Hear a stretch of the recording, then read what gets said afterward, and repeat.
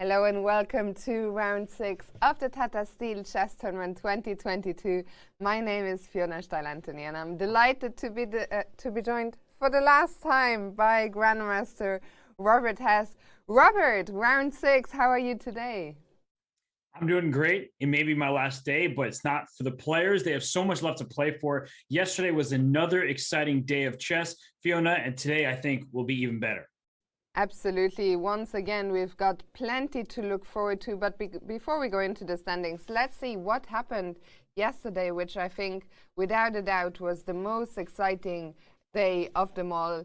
It might not look like it when you look at the results and you see 5 draws, but there were things happening everywhere. It ended up with only 2 decisive results. Shahriar Mamedyanov beating Jorden van Foreest. You can check that. It was our rapid recap of the day, so you can find it on the chess.com YouTube channel. And Richard Rapport in the longest game of the day beat Pragnananda. But Robert, maybe you can tell us a few words about the draws. Yeah, at some point we thought we could even get 7 decisive results. That's how interesting the games were. There were no quick draws, no friendly handshakes, even though good friends Anish Giri and Vidit Gujrati played. I thought that Vidit put up great defense in that one. Fabiano Caruana had the advantage against Yesipenko. Niels Grandelius, Magnus Carlsen, that was a back and forth affair. First, Niels had the advantage, at least according to the engines, but he said, if you say so. I wasn't sure. Magnus didn't seem so sure either, so a draw in the end was a fair result. Yeah, and there we see the standings. After 5 rounds, we have a 3-way tie at the top with Mamedyanov and Rapport catching the early sole leader, Vidit Gujrati. So those are the 3 men to catch. But in the chasing pack there, we see a certain Magnus Carlsen together with Andrei Yesipenko, and then just half a point behind Fabiano Caruana, Duda, Van Foreest. And, well, you said it, Robert, such a long event. Pretty much everyone still has a chance at this stage. They certainly do. And you never want to count out Magnus Carlsen. He's only a half point behind. And I believe today he's got a chance to jump some of the leaders. Indeed, as we see those matchups. And, well, right there he is, Magnus Carlsen. He will be playing Richard Rapport with the white pieces. That's the one to keep an eye on as well. Shahriar Mamedyanov, another leader. He's playing Niels Grandelius, who hasn't had the best start to the event, but Niels said in his interview yesterday, in a way, it's like the start of a new event after the rest day, so we'll see what he can do. This is another big one, Vidit against Duda, and of course, Fabiano against Anish. Every day we have so much to look forward here, to. And Robert, what are the matchups that you're most excited about? I have to pick just one. No, I don't. You said matchups. I heard a plural in there, and that's a good thing because, of course, Carlsen versus Rapport in their first game, I think in 2017, if my memory serves me well, Rapport won with the white pieces against Magnus Carlsen. So Rapport has proven that he can take down the world champion. Magnus in this game has the white pieces. He will look to jump in the score group. And then Vidit Gujrati, white against Jan Krzysztof Duda. That, Fiona, for me is a really interesting one because Duda had his chances. He was at one point at +1 score. Then he lost that game to Mamedyanov, which probably was really heartbreaking for him. So it depends what Duda shows up today. The aggressive, creative style that we love to see from the Polish #1, or a more solid approach with the black pieces. And I think Duda, I mean, one can only commend him. I saw that on Instagram. He posted something about the game yesterday against Karyakin, where in the end, suddenly the engines were jumping up with this crazy move, Rook F1, giving a winning advantage. And Duda said something like, was I winning in the end with Rook F1? Maybe, but not so easy to see with 2 minutes on the clock and having to find 4 unique 4-zone moves in a row. So I like his attitude, the same as Niels Grandelius. They were not too fazed by missing a computer line to win their game. So plenty to look forward to today, Robert. And as always, people at home can get involved as well. They can indeed. They just have to remember to vote. And you can get involved by going to chess.com/events. And that way you navigate to the tournament, select a game, click vote, and then choose your winner. You can win a piece of the $1,000 prize pool for best voters or free diamond memberships. Voting ends after the 10th move of each and every game. So do not miss your chance. And remember, vote on all the games. There's prize money at stake, diamond memberships. You would want a piece of that. And we will be back in just a couple of minutes here with the start of round 6. So don't go anywhere, and we'll see you in a sec.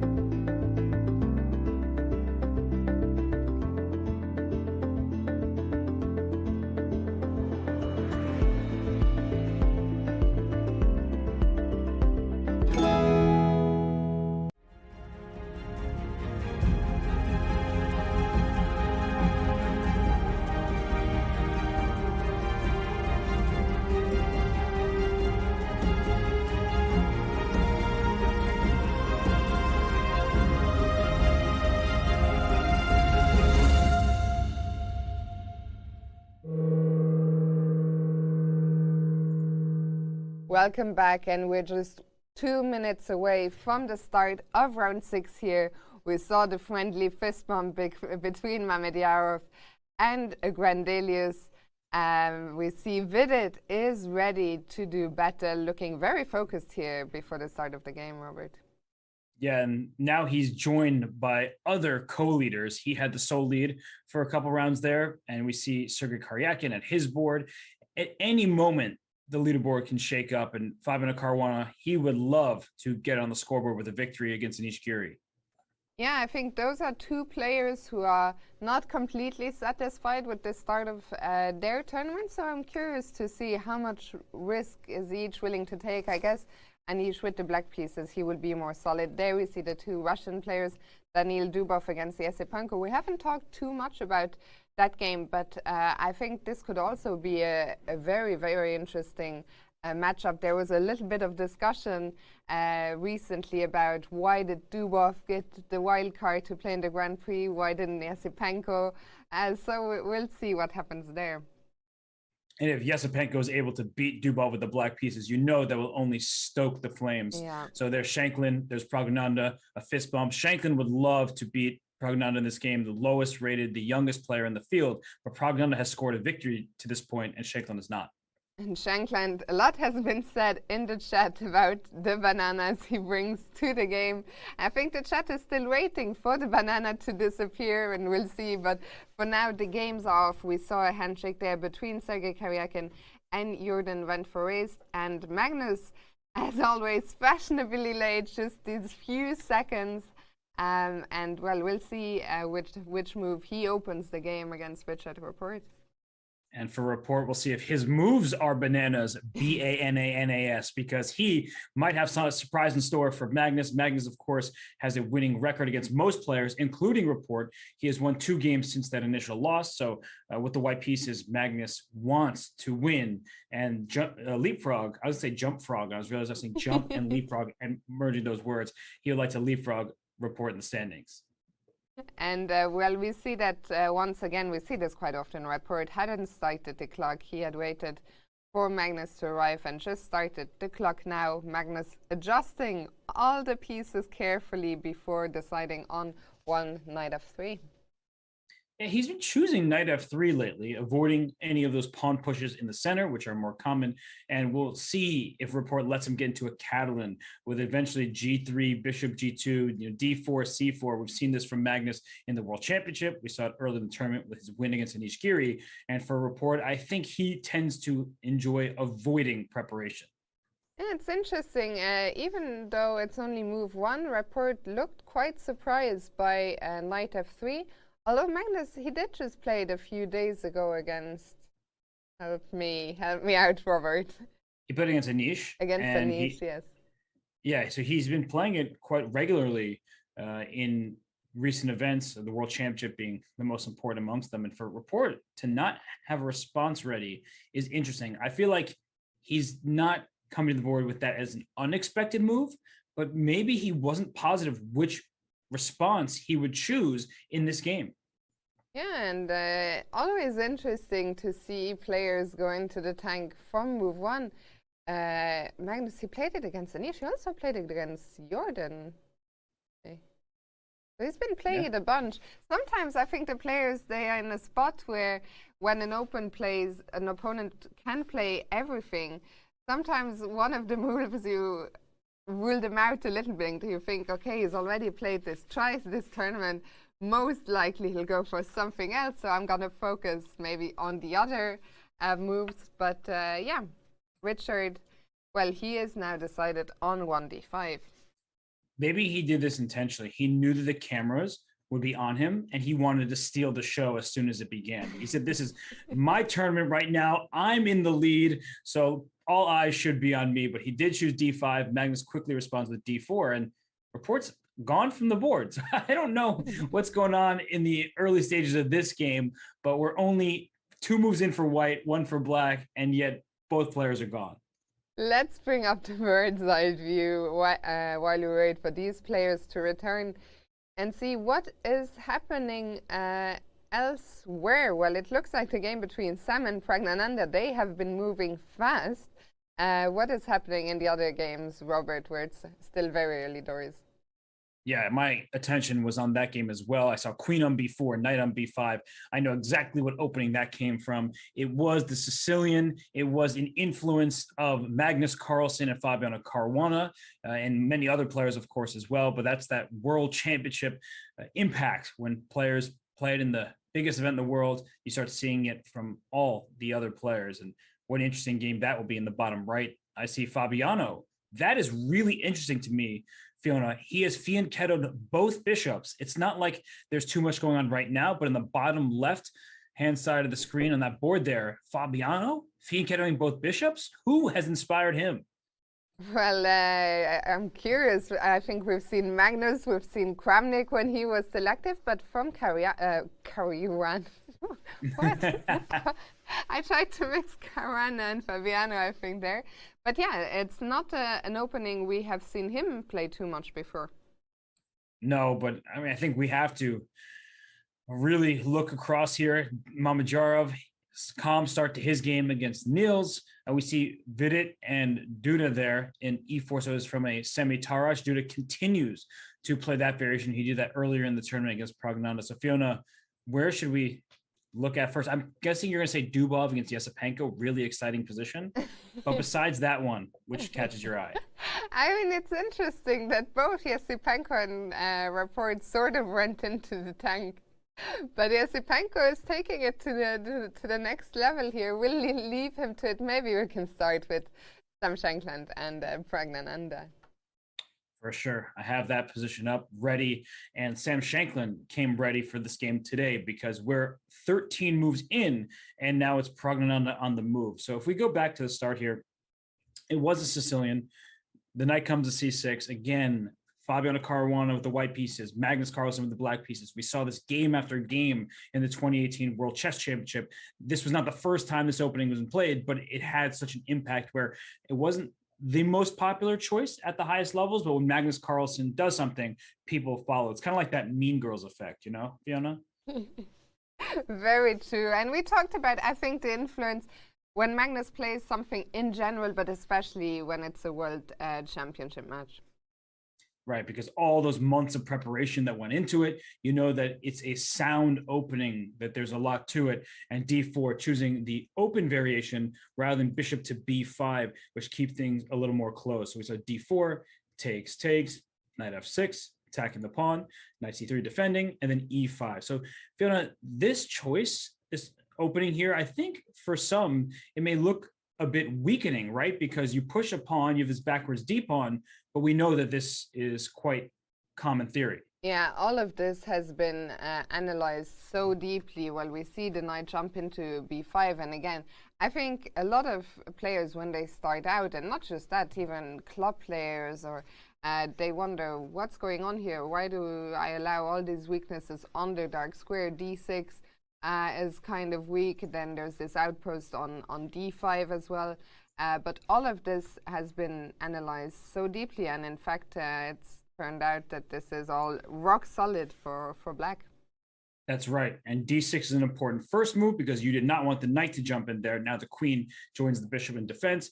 Knight to d5, very clear. So this move, Fiona, it threatens knight to c7 check. That much is clear, but it also forces black to change the pawn structure after knight takes d5, e takes d5. And I think I know your answer, but I'm going to ask the question anyway. When you see this change in pawn structure, do you prefer it from the black side or the white side? I think I prefer it from the white side. In general, I see this pawn on d6. In my mind, I think that can be a long-term weakness. I also think maybe I can get my bishop out, castle, and at some point throw my f-pawn up the board. But in general, I like the pawn on d5, which is going to be solidified, well, not solidified, but strengthened by a c4 push, which actually was white's next move. So I like white here, but what about you? I agree, although you also have to appreciate that black can get some play on the king side in the center, because if we cut the board in half, which I like to do, I wish I could draw a line right down the middle. Chess.com, if you're listening, let's get that as a feature, please, because I have to do through the file. I would like to go right in between the king and queen and cut the board in half. And the point is that black has an extra pawn from the E through H file. So when you play F5, you have 2 pawns here in the center, and white plays on the queen side. We have C and D pawns to only a D pawn. So white would like to eventually start pushing these pawns. We see in the game queen A4, bishop D7, queen B4, hitting the D6 pawn. Black does not want to part with the bishop pair, plays queen to B8. All of this has been played before. H4, trying to play H5 and kick this knight out. And black plays H5, white plays bishop E2. Black now kicks the knight and knight C3. So Theodor, this is where the game has led us. And at this moment, I was about to say the H5 pawn is under attack. Black goes for the H4 pawn, but it seems that white can protect the pawn, whereas black has a bit more of a difficult time protecting H5 because the knight is on G6. And well, we see Sam has already gone G3. He is up almost 6 minutes from his starting time, so he really hasn't used even a few seconds. Just been playing everything instantly. And yeah, the question is indeed for black. Oh, Robert, your wishes. We got to thank our producer. That's awesome. See, that actually makes it much clearer, right? You see the line splitting the board in half, and black has that extra pawn on E5 on that side of the board, and then white has the C4 pawn. So I really like that. Thank you very much. That does look great. We can keep the line there. I'm sure it'll come in handy later. Not keep there, but I mean, keep it in our back pocket, and it'll come in handy again later on, I'm sure. And yeah, so G3, defending the pawn on H4. And the question for black, how is he going to deal with the H5 pawn in the long term? Also, a question that I'm always curious about is where do the kings go? And here I'm curious for both sides. Are those kings going to castle king side?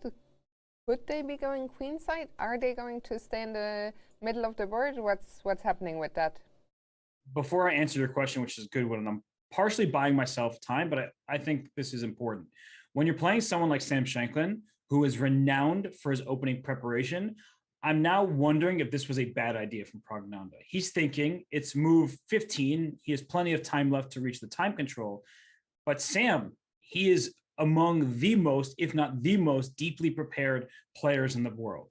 So where 15 moves in, Sam not even thinking, he's using his pre-game work and he's applying it at the board here.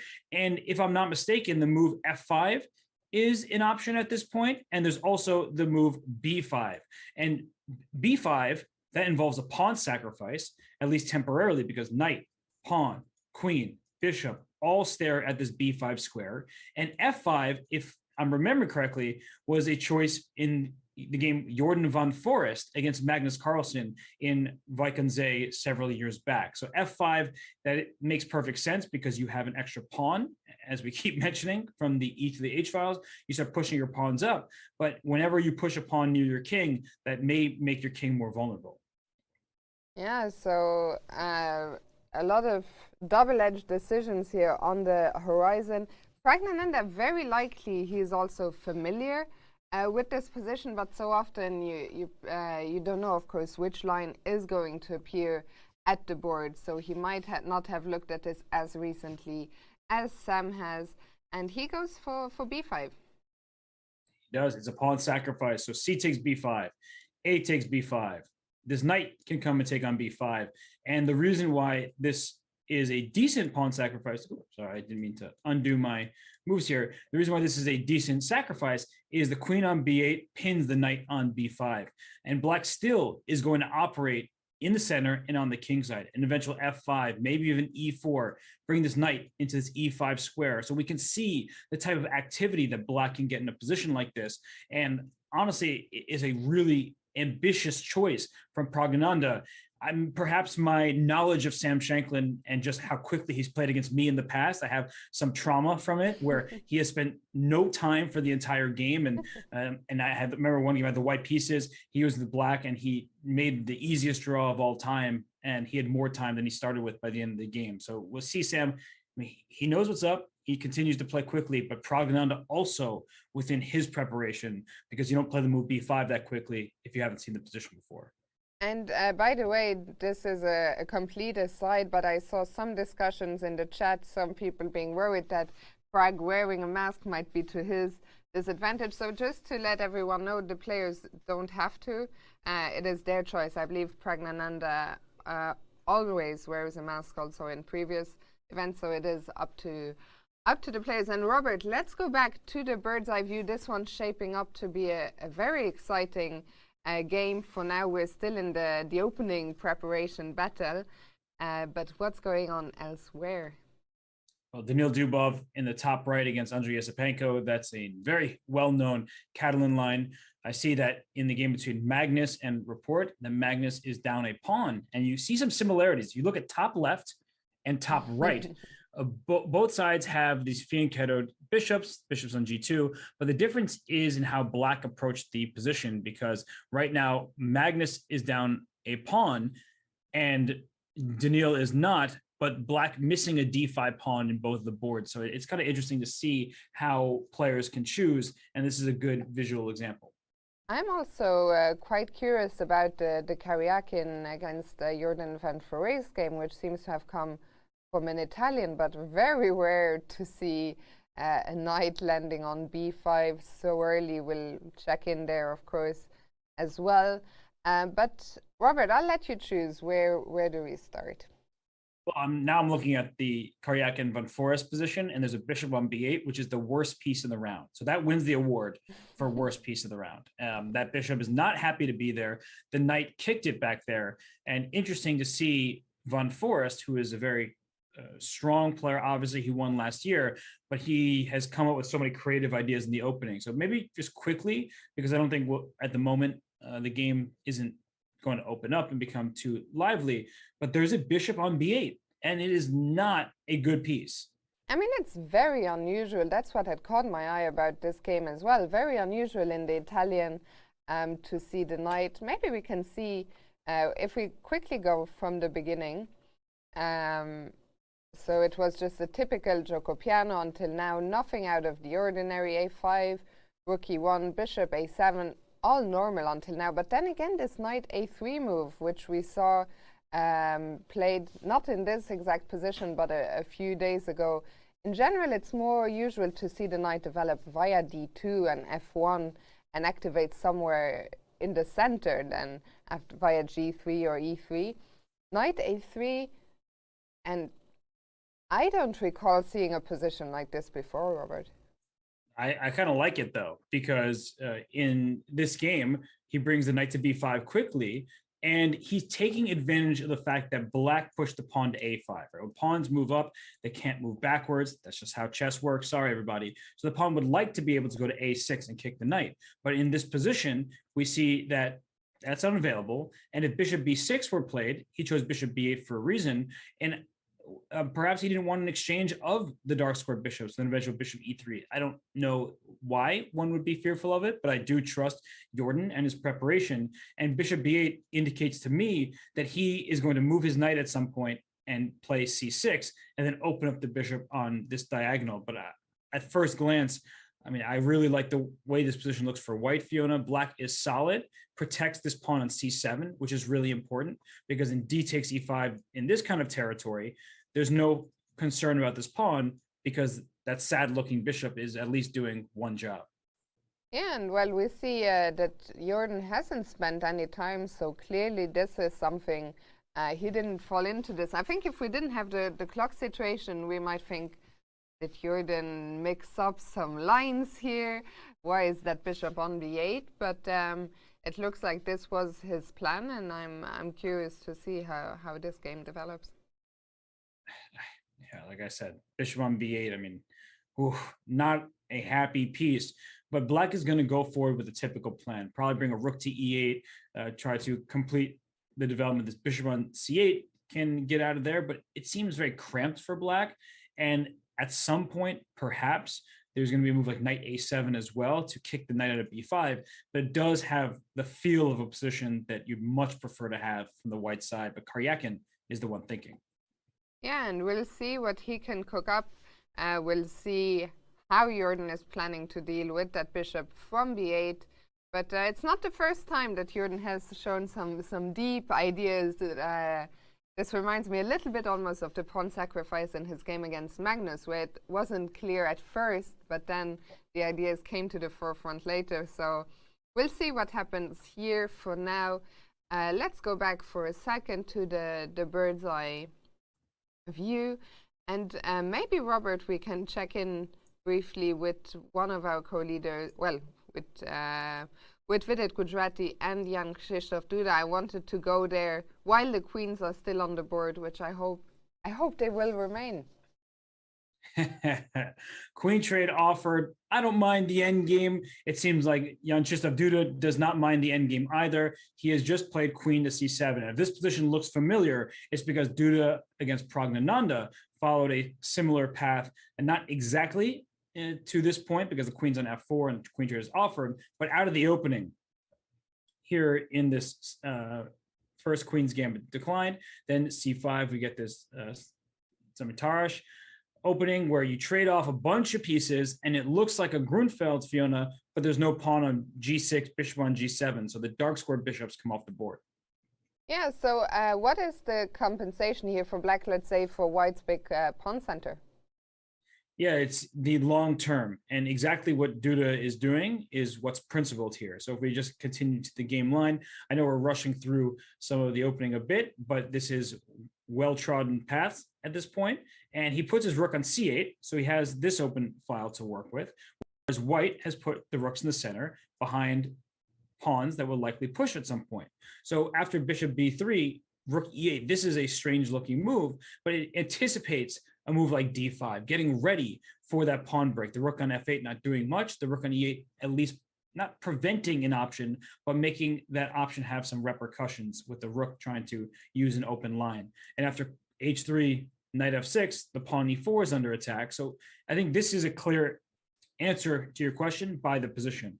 Black has applied pressure in the center, has a rook on an open file, has the extra pawn on the A and B file. So if we get to an endgame, that will be to black's advantage, because when you have pawns in the center, you restrict pieces. The fewer pieces that remain, the fewer pieces that can be restricted. And thus, after queen f4, queen c7, you're offering that queen trade. The pawn on e4 will be a target if the queens trade. You really don't want to make the move e5 and hand black the d5 square and open up the diagonal for the bishop. So I think that both sides are doing things absolutely perfectly thus far. And now if I'm Vidit, I'm avoiding the queen trade to the move like knight e5. I guess queen h4 also comes to mind, but I really, really, really do not want to trade those queens. I like knight e5. Robert, tell me if I'm being too optimistic here. After knight e5, can I dream about applying some pressure on f7 in the long term, or is that never going to happen? I don't think it's that big of a dream. Your bishop is on a good square. At some point, the position will likely open up, and black needs to be very careful, because if d5 happens and we see a trade of pawns here, let's just throw a random move on like h6, which is not a move you just play offhandedly, but like let's say we get some situation here, you're trying to get d6 to work and use this diagonal to your advantage. So black needs to be careful in these positions. You'd have to blockade with queen to d6. You cannot afford to allow that pawn to push. And queens are notoriously bad blockaders, but only if you can attack them. And the reason why they're bad blockaders is as soon as the queen's attacked, it has to move. Unfortunately for white, in a bit of a tangle, so you're not going to have time to just kick that queen out of there. So an interesting decision here. I think almost already the first critical moment of the game for Vidit, where he decides how is the course of the game going to look like for the next while. Are the queens going to stay on? Am I going to play knight e5? And yeah, we see him there looking to the side. And he's the one actually who has spent quite a bit of, well, not quite a bit of time, but 10 minutes, while Duda has played everything instantly up 5 minutes on the clock. Duda's in his comfort zone. He knows these positions very intimately. And for fit it. We saw him play G5 and H5 yesterday. That's part of the plan in this position from White's perspective. You asked about the F7 square. Sometimes White starts throwing these pawns up the board and tries to go for G5 to remove this knight from F6. And it was what I was dreaming of, but I didn't even dare asking you, can I go G4, G5? There are no such thing as bad suggestions when you're not the ones making the moves, because that's how you come up with good ideas. Like sometimes you make a move, it's a huge blunder, but you keep that idea in your back pocket and you're like, wait, I'm trying to make it work. And actually G4 in these positions can be a good choice, because the knight on F6 does not want to move. We could show in this position that knight D7 is a huge blunder because the F7 pawn. So that's the point of playing G4 and trying to play G5, is that the knight would have to go to the rim and it can't go to D7 unless you protect the F7 pawn. So these positions are really interesting. I have not studied them that deeply, but I've commentated a bunch of games. I've mentioned Wesley So, Leonard Dominguez. They've had battles in lines either exactly like this position or a similar, but with some different moves played to this point. But either way, this G4 push has to be considered once we put the knight on E5. An interesting battle on the horizon for sure. Let's go back again, see what's happening elsewhere, and maybe we should go back to world champion Magnus Carlsen. We saw that Richard Rapport had left the board after the first move, but a few things have happened here. We did transpose to Catalan, and well, let's take a closer look. Sorry, my eyes also were on that Shankland game against Prognano. That one's really interesting, but we will stay here for now. The Carlsen game against Rapport. We're only 7 moves in, and Rapport has done quite a lot of thinking. So we saw D5. D4 was the immediate response from Magnus, and then knight F6. So C4, E6, this is all normal, good stuff. And here at G3, the start of the Catalan. And Rapport says, I'm not scared. I'm going to take your pawn on C4. And we get this dynamic finner that we've seen so many times in recent high-level chess. And of course, Vladimir Kramnik played the Catalan for a long time, and he wrote a book about it. But the bishop on G2 has an open diagonal to work with, but Rapport chose one of those lines where he's trying to keep his extra pawn. Yeah, so he started with knight C6, and after castles got his rook to B8. So out of that long diagonal, meaning that in the long term it might be easier to play a move like B5 to try and hold on to the pawn. Of course, you have to be very careful because B5 removes the defender of the knight on C6, so that's something to look out for, but he is making preparations for getting his pieces out of that long diagonal. And look at this move by Magnus, bishop to E3. If you showed somebody this game and they saw the bishop on E3, like, what is that bishop doing there? This is not a novelty. It has been played before. At this point, the move knight C3 is more popular. The line continues knight C3.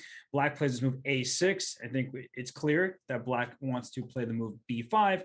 There's E4 from White. I think Black refrains from playing B5 for the time being. First plays bishop E7. The pawn's not under attack. And only after the move queen E2 does Black play B5. So these kinds of positions are extremely sharp. White plays rook D1. You have these pawns in the center that can start moving up the board. And I mean, if this might be the peace sacrifice line. Like, I know I'm getting really deep into the weeds. So some people are like, what are you doing? Others might appreciate it. But there are positions where White goes D5 and then plays E5, hoping that this knight moves so that you can just take this pawn on D5 with the rook staring down against the queen. And then Black plays D4.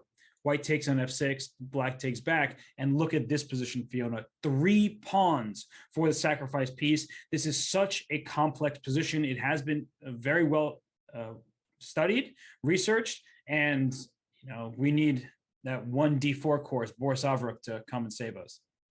Yeah, very wild stuff, but Magnus saying none of that today. I'm not interested.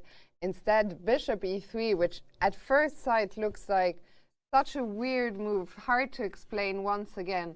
When we develop our bishops in general, we put them on F4, maybe on G5, but very rarely do we put them in front of a non-pushed E4 pawn.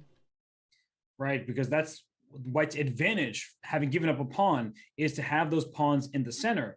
bishop e3 does have the benefit of protecting this d4 pawn, which can free up the queen to go to a square like c2 and not drop this pawn to the center. And from Rapport's point of view, if he says, I want to attack this bishop, it's close to me, knight d5, the bishop will move, but if you move the knight from f6, then e4 becomes easier to play. So for example, knight d5, bishop d2, you've allowed me to play e4 with a tempo against your knight. So you don't want to just chase a bishop just because you can. And instead, I would consider developing my dark square bishop, playing a move like a6 to prepare b5. You could ask, why prepare b5? Then I put my rook on b8 to do just that. Then we see why this bishop is on e3 field. Look at this a7 pawn over here. It's sort of hidden and under attack because of the bishop, but after b5, there's a move knight to e5 available, or a4 first, but after knight e5, if you decide to take, now your pawn on a7 is in some danger. So these lines can be really interesting and sharp, and the bishop on e3 you see is clear purpose in a variation like this, aiming at that pawn on a7. Yeah, very interesting setup chosen by Magnus Carlsen, and he clearly has taken Richard Rapport by surprise, who's spending quite a bit of time here in the opening. Robert, shall we update the Shankland game, and then we'll take our first quick break of the day? For sure, I'll pull it up right now. We see that Shankland and Praggnanandhaa, they're deep into this game. It's already moved 21. There's a bishop on g6. And look at Sam's clock time. Yeah, I mean, look, this is, I said it as like a friendly piece of advice. In general, would avoid going into deep theory against Sam Shankland. However, Praggnanandhaa didn't get here by accident. He has looked at this line. If this queen is able to slide over here, checkmate is going to be a problem for black to deal with. There's no h-pawn. And if we just go back a few moves, b5 was played. We saw this.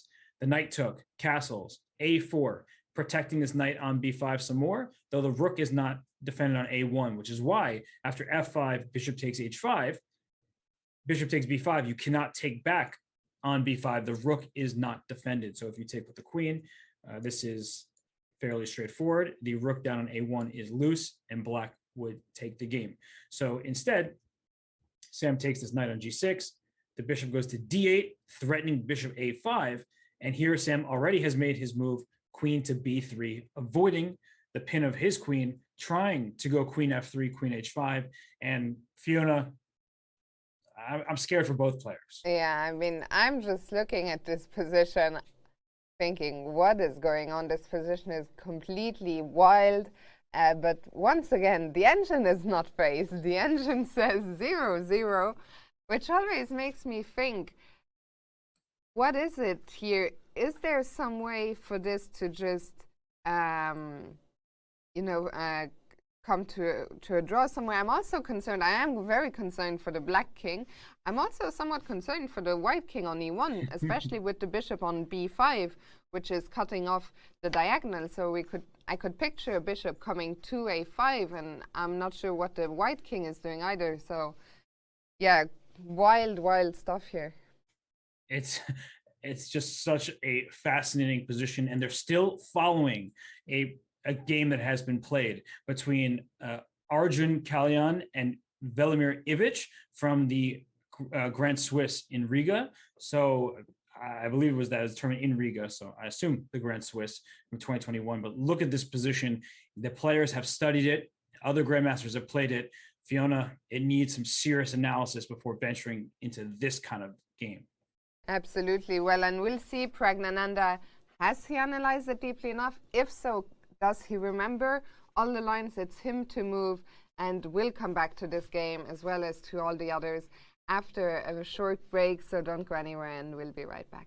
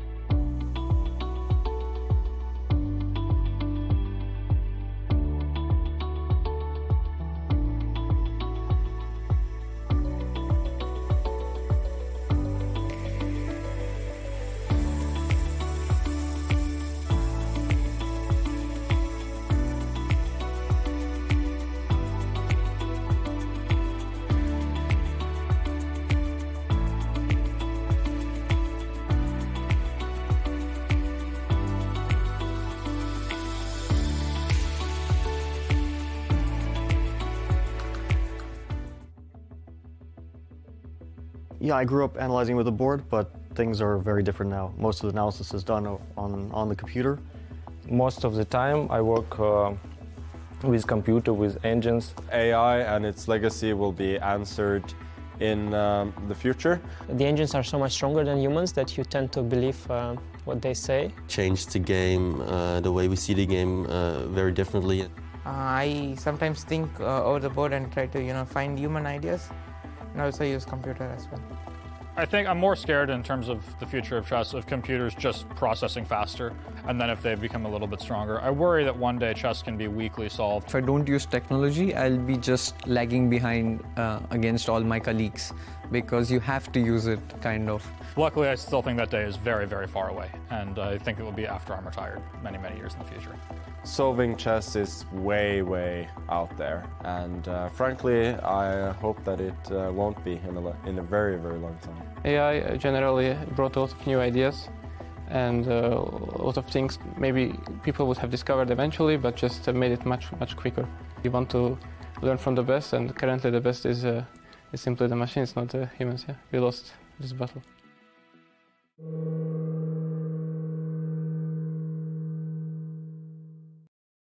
Welcome back, and really interesting to hear the players' thoughts on how they use technology and the progress of artificial intelligence. We also have here in Wijk in just 50 minutes the Game Changer conference starting. You can all watch this live. It will be broadcast to YouTube. There will be two experts in the field of AI, as well as Women International Master Natasha Reagan from England. She co-authored the Game Changer book alongside Matthew Sadler, and the final participant is none other than Grandmaster Peter Heine Nielsen, who is the main coach of Magnus Carlsen, among other things, but also very invested and interested in all these topics relating to AI in chess. Well, I think what you meant, Fiona, is that they can watch that later on YouTube on their own time, because they'll be busy watching the action of these 7 games that they see on the screen in front of them. That's exactly what I meant. You can go back tonight and watch the event on YouTube. We'll leave the link in the chat, I believe. But yeah, don't go now. Check it out later. And Robert, we are back in the bird's eye view. What is catching your attention? I mean, how could we not pay attention to the Shankland versus Prognon game? I know we were just there. We were talking about it. The first novelty was played by Shankland on move 21. So I think just quickly, can we look at this? Then we'll switch to any other game that you want. Of course. Yeah, the first new move was queen to b3 in the predecessor game between Kalyan and Ivic. Bishop d2 was played, stopping bishop a5 from winning the queen. So this is the first new choice, trying to potentially get Prognon in unfamiliar territory, but he responds with bishop a5 check. The king cannot move because king d1 is met by bishop to e2 check, and your queen is under threat. You see the evaluation bar go very in black's favor, because after this, rook c8 is rook c8 check. The king has to move, you lose your queen. That's just the end of the game. So that's why Sam responded with bishop to d2. Prognon took it, and after king takes d2, this bishop is under attack, but that doesn't mean you have to move it. I think when our pieces are threatened, we feel like we have to do something about it, but this king is in the open. So I was looking at the move queen a7 as a way of attacking the f2 pawn. It looks really scary for that king on d2, and now I think you have to deal with that threat, because if you take on b5 with the queen, in comes one of these rooks, maybe this rook, to b8, b2 is hanging, f2 is hanging, and throwing in this rook b8 move, Fiona, I think it may not come naturally to most players, but if you get hungry for this pawn f2 right away, the queen can block. So I wanted to attack from every which way. Yeah, and rook b8 makes sense because the white queen cannot defend both the pawn on f2 and the pawn on b2. So those pawns, the pawn on f2 isn't going anywhere. And yeah, this would just be completely winning for black. I had one question in the position in the game. Does it make a difference? I like your move, queen a7, looking down at f2. Does it make a difference whether we go to a7 or b6? It's a very good question. I didn't want to stay in the pin any longer than I had to. So I was wondering if white protected this pawn on f2, would there be something? And another big difference is after queen takes b5, you don't have rook b8 first. So you get queen takes f2 check. And if the king moves, then you will get rook to b8, but the queen can drop back here. And I have to admit, haven't calculated this all the way through. There may be some kind of repetition. I see the eval bar is at zeros. But if we just try to go queen d4 check and keep checking the king, we see the bar go up because you're running out of checks quite quickly. So maybe there's a way forward where black scoops up g3 and then gets checks in the future, queen f4, trying to come over here, rook to b8 still as an option, the bishop's under attack. And it seems that there's a dynamic equality, but you have to be very careful in positions like this. But of course, why not play queen a7, which is what Pragg has done, and keep the extra option of rook b8 alive. And well, queen a7 is on the board. Sam has been playing incredibly fast, but I guess already here in this kind of position, when we see 0-0s, we tend to be more concerned that there might just be a perpetual on the horizon. Sam certainly is looking for more and was looking for more with his prep, but how does he deal with the threat of queen f2 check? And I thought that Shanklin was the person whose preparation you should be afraid of. Now I'm going to just have the utmost respect for Pragnanda's preparation. He's a young player. He's studying hard, and we're at 23 moves deep, and he clearly knows exactly what to do. So how does he deal with this threat? If you take on b5, you're in trouble. Queen e3, trying to trade queens, makes sense to me because white is up a pawn. But first of all, we can trade queens and take a4. I think we can also try to continue the attack with queen a5 check. And if the queen comes to c3, we probably drop back to a7. And this might be one of those awkward draws by repetition of the queens going back and forth and avoiding the trades. I think, well, I'm not ruling out that we could see this draw here. And I think you have talked plenty, we've talked plenty about how we wish we didn't have draw fizz. But I think here, once again, it's a different story because this just happens in chess sometimes. Sam clearly was super well prepared, had some fresh ideas. Queen b2, b3 was a novelty. And sometimes it just happens that in these lines, if your opponent knows everything, in the end, it's just going to be a draw. And when he knows everything, it looks like, oh, why didn't you try something else as white? But that doesn't tell the whole story. If Pragg hadn't found the most precise moves at every turn or known them, either known them or found them, then it could be a crushing victory for white. So I think these things just happen, Robert. It's part of the game, preparation, all the hard work that goes in before the game even begins. That's a part of chess. And it is, in fact, a skill to be able to work that hard to find these variations, because this is not like a popular line at this point. They've deviated from that earlier in the game, and now they both know it. They both studied very hard, and if they draw the game, they draw the game, which would be a victory in a sense for Pragnanda. The black pieces against a strong player, that's a great result to draw without too much of a sweat. Indeed, and well, we'll see if Sam does go for queen e3. Not so clear to see what else he could do, but we'll keep an eye on this. Well, let's bring back the bird's eye view, and I'm going to pick a game we haven't looked at all, and I believe Caruana against Anish. We talked about the double fianchetto, but we haven't looked at it in detail, so let's go there. It reminds me of my online blitz games, and that's not a good thing, I promise you. You know, you don't want to be in those kinds of positions, but this is how I play in online blitz. And if we see how we got here, it's simply fianchettoing both bishops.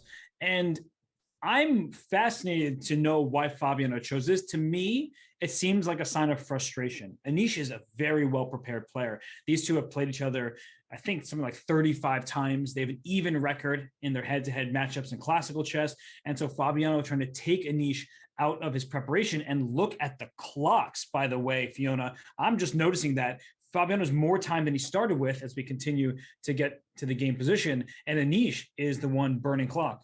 I hadn't noticed that either. And it just tells you that sometimes even these positions, if we look at the black position, all the moves seem to come natural to black. And you might be wondering, why has Anish spent over half an hour to get to this. But first of all, it is absolutely clear he did not expect Fabiano to go for this line. And second of all, I think there's just so many ways in which you can set up, and with every little white move, you have to think, okay, what is Fabiano? What does he want to do next? How do I best prepare against it? So it's not as obvious as it looks. Not at all. And he drops the bishop to h7, e4 played anyway. The knight came to d7, queen to e2, queen to b6, and only now does white play a4. And the thing about this position is people will be tempted to play a4 as black. You went a5. Why did you do that? Probably to play a4. But then white pushes through to b4, and you see the evaluation will start to creep up because this pawn a4 will be a long-term issue for black to defend, and white just gained important space. So you don't want to push a4 often when white establishes the pawns here, because the pawn a4 is going to be a target later. The bishop on b2 really strong, slicing through the position, and white has a bit more space. So that's why queen b6 was the choice, and then Fabiano played a4. Part of the reason why white chooses a4 now is that this bishop on b2 is a bit loose, and if you get a4 and c5 and all these types of moves in, that can be annoying for white here on the queen side. So a4 shuts down black's play, and then Anish played the move rook f to c8. So Fiona, I think we often think our rooks need to go in the center. Maybe you could explain why the f rook decided to come over here to c8. Yeah, I think, well, it's a great question. It looks, I think, a lot of players would be tempted to move the a rook and then move the rook from from the f file to d8 or to e8. But I guess it indicates that Anish is preparing to get some play on the queen side, maybe try and push the b pawn or the c pawn, and the rook on a8, although it isn't doing much, it is supporting the b pawn, it is defending it, and I think we will see those pawns start advancing, and that's why the rooks here, Anish determined, are well placed on a8 and d8. Yeah, when there have been precisely 0 trades, trying to figure out where your rooks belong is not always easy, because no matter which file it went to, it's sitting behind a pawn. But your idea with b5 makes perfect sense. That queen can slide back, and then you can play b5, and you'll need this rook on a8 behind the a5 pawn. Or, as you mentioned, the rook can come to the b file and try to support b5. In some universe, there may be c5, c4, not in this game. Playing the move c5 will be a very bad choice. Let's say I make this move h3, a calm move, and you say, oh, I put my rook on c8, I have to push my c pawn. After pawn takes d5, your bishop is loose on e7 in these positions, in many of them. And if you take with the knight on d5, you give me the c4 square, and you have all these holes for black on the light squares, and white has great control. With this bishop still very strong, a knight coming to e5, white's pieces are just better. Yeah, so absolutely, Anish, he will be looking for a pawn break, but you have to be very careful. Especially, it's interesting that Anish, he didn't choose to fianchetto any of his bishops in response to Fabiano's double fianchetto. So right now, the 2 bishops are unopposed on their respective diagonals, which means you have to be even more careful when making a pawn push. And the good thing for black about the current pawn structure, this triangle pawn structure, limits this bishop on g2, and the bishop on h7 is also limited in scope. So white has the best minor piece on the board for the time being. This bishop on b2 has the most access compared to the others, but where to go from here? I mean, even a move for white at this moment isn't that easy to spot. And for black, you're so solid. If white's trying to crash through, like a move like e5 would need to be played, but then you release the tension in the position. So after the knight retreats to e8, that's the only place it can go to. Now black has some options, because c5 can be played without the tension on d5 and the capture, or the queen will move, say to c7 or d8, and the pawn will go to b5, and that's how black needs to strike in a position like this, especially if white is just trying to take space on the king side and maybe push some pawns and try to attack.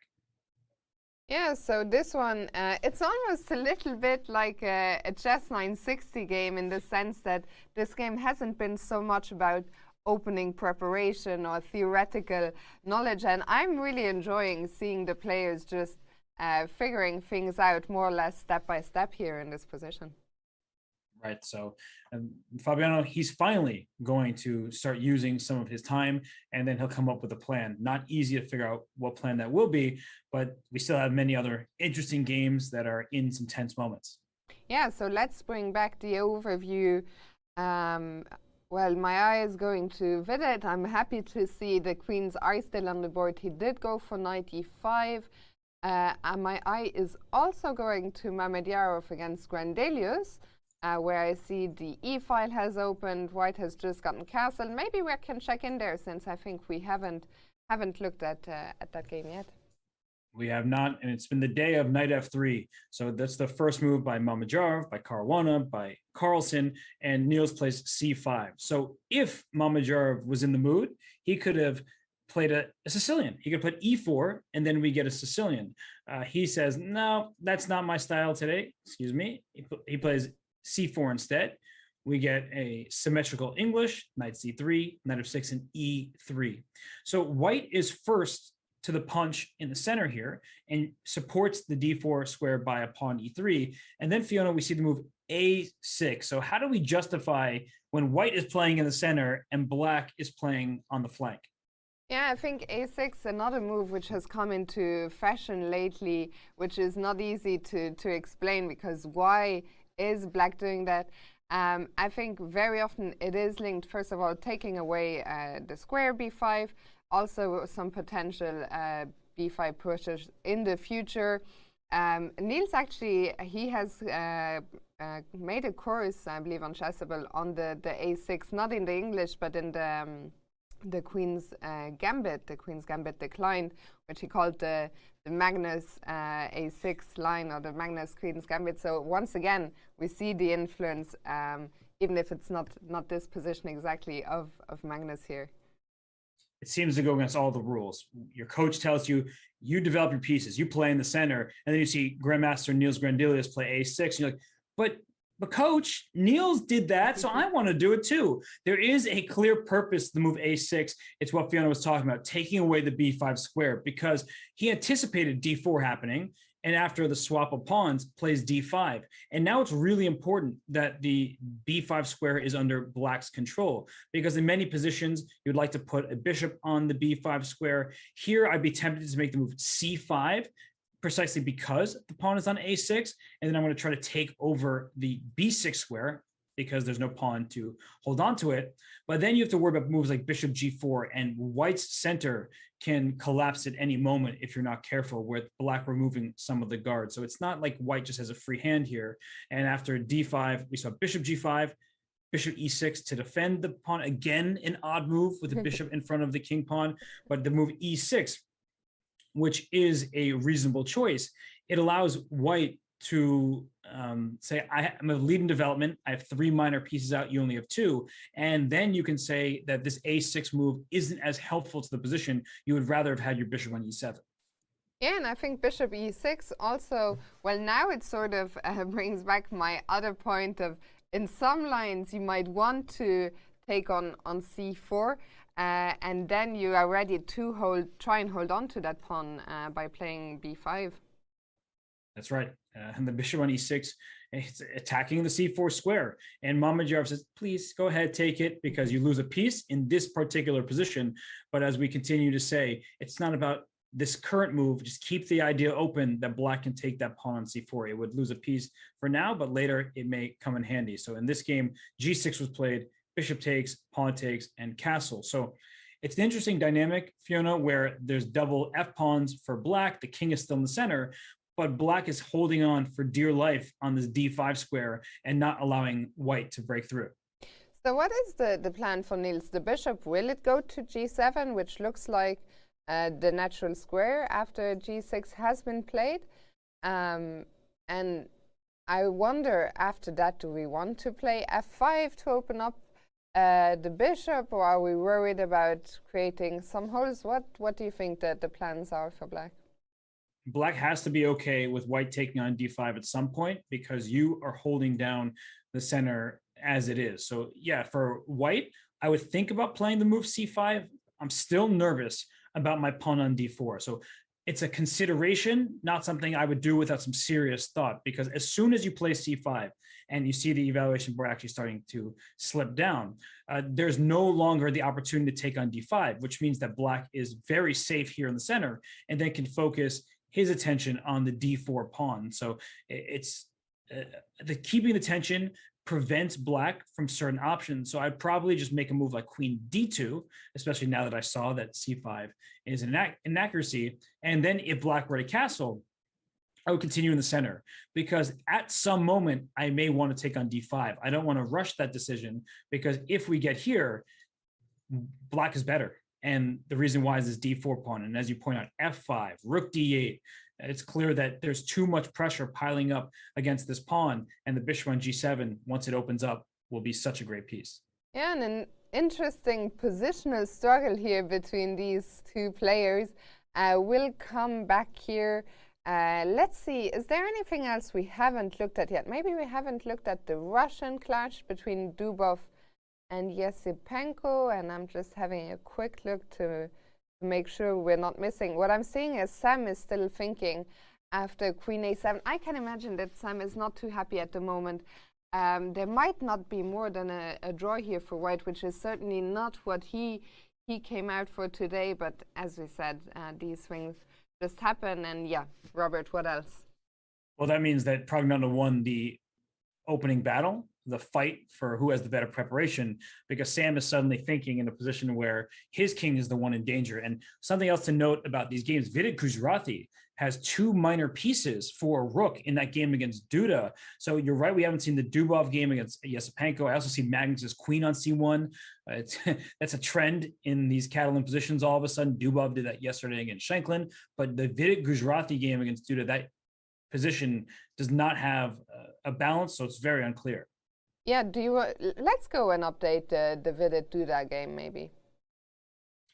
Absolutely. So I just am pulling it up here. Duda has 5 or 4.5 more minutes than he started with, so he's gaining time with the increment. He has studied this position. Vidit in perhaps completely new territory, and the last time we looked, knight e5 was played. The rook went up to e7. I think we can understand why, defending the 7th rank, in particular the f7 pawn. And after queen h4, b5 was played due to getting a head start on his queenside expansion. Rook d3, Fiona. I mean, when I look at this position, I like the look of it for white. I do too, Robert. I've been dreaming ever since we came to this position the first time. I've been dreaming about getting some attacking chances against the black king, and well, the rook lift is aimed at doing just that. We see that after Duda's next move, a5, the rook swings over to g3, looking down at the black king, as Robert was just highlighting. And now things started getting tactical here. Honestly, at first glance, it almost looks losing for black, because if you try to avoid the pin, because queen takes f6 is a threat with the pawn on g7 pin to go king to h8, there's going to be a nice little move here, and it's rook takes g7, because you remove the guard of the knight, you give a rook for a pawn, you throw in queen g5 check, the king has to move, say, to f8, and after queen takes f6, there's checkmate in one threat. So you want to deal with that checkmate threat, you move your rook back to e8, or if you move your king to g8, it wasn't just about one rook lift. Here comes the second one, and that's going to be a checkmate unless you sacrifice your queen for the rook, in which case white has a completely winning material advantage with the attack. So you cannot afford to go king to h8. So that leads me to be like, wait, if you can't go king h8, you're in some big trouble. King f8 meets the same fate after rook takes g7, and knight takes e4 is what Duda prepared. Robert, having had looked at this at home with the computer. Because from our human perspective, the position did look very, very scary. But Duda, he didn't break a sweat. No, and knight takes e4, giving up 2 minor pieces for rook and pawn. And at first, the evaluation bar is saying white is favored. But with that deep preparation, studying it for hours and hours, letting the computer sit and think for such a long period of time with their supercomputers and their neural nets and all the good stuff they work with, you see a4 played, the bishop drops back to d1, and then after f6, the knight has to retreat now, and it's clear what Duda is going for. He's the one with the initiative. He's controlling the open file. White's king isn't in danger, but the bishop being on d1 is a little bit awkward. And the d4 pawn is isolated, can be targeted. The rook on e7 defends the e6 pawn and the g7 pawn. So black doesn't really have anything to worry about in terms of weak pawns or king safety. But we tend to like the minor pieces against the rooks when there's a clear target to work with. And right now, it doesn't feel like white has things to target. And on the other side, black can go after this d4 pawn, for example. Yeah, it's a weird position where I feel like I would evaluate the position differently if I saw the clock times and if I didn't. I think if I didn't see the clock times, I would think, oh, I quite like this for white. And we see Vidit has just played knight d3, at least stopping the queen from coming in to c1 for now. But yeah, with the clock times, it feels like Duda, and we see him make another instant move, queen d6.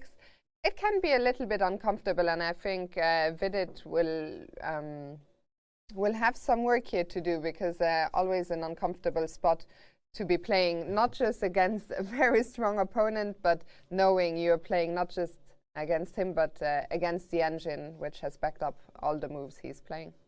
That's scary. And you could tell on Vidit's face, he is trying to calculate, he's trying to remain objective, but it's hard not to think in those terms of, what does my opponent have in store for me? And then you're starting to get worried, but you need to remove that fear. You should be skeptical, but you shouldn't be worried. And of course, Vidit is a consummate professional. He is going to dive deep into this position. He is down quite a bit of time, but they only have 15 moves to make until the time control. So he has plenty of time left. He has 2 minor pieces. So before we hop to another game, let's try to figure out where those minor pieces should go. The bishop on d1, I'm not seeing where that bishop belongs exactly. The knight on d3 is kind of needed where it is to stop a rook c1, though that knight, if you stabilize the d4 pawn, could make its way to a square like c5, but I don't believe in that move, as the d4 pawn is absolutely not stable. The knight comes up here.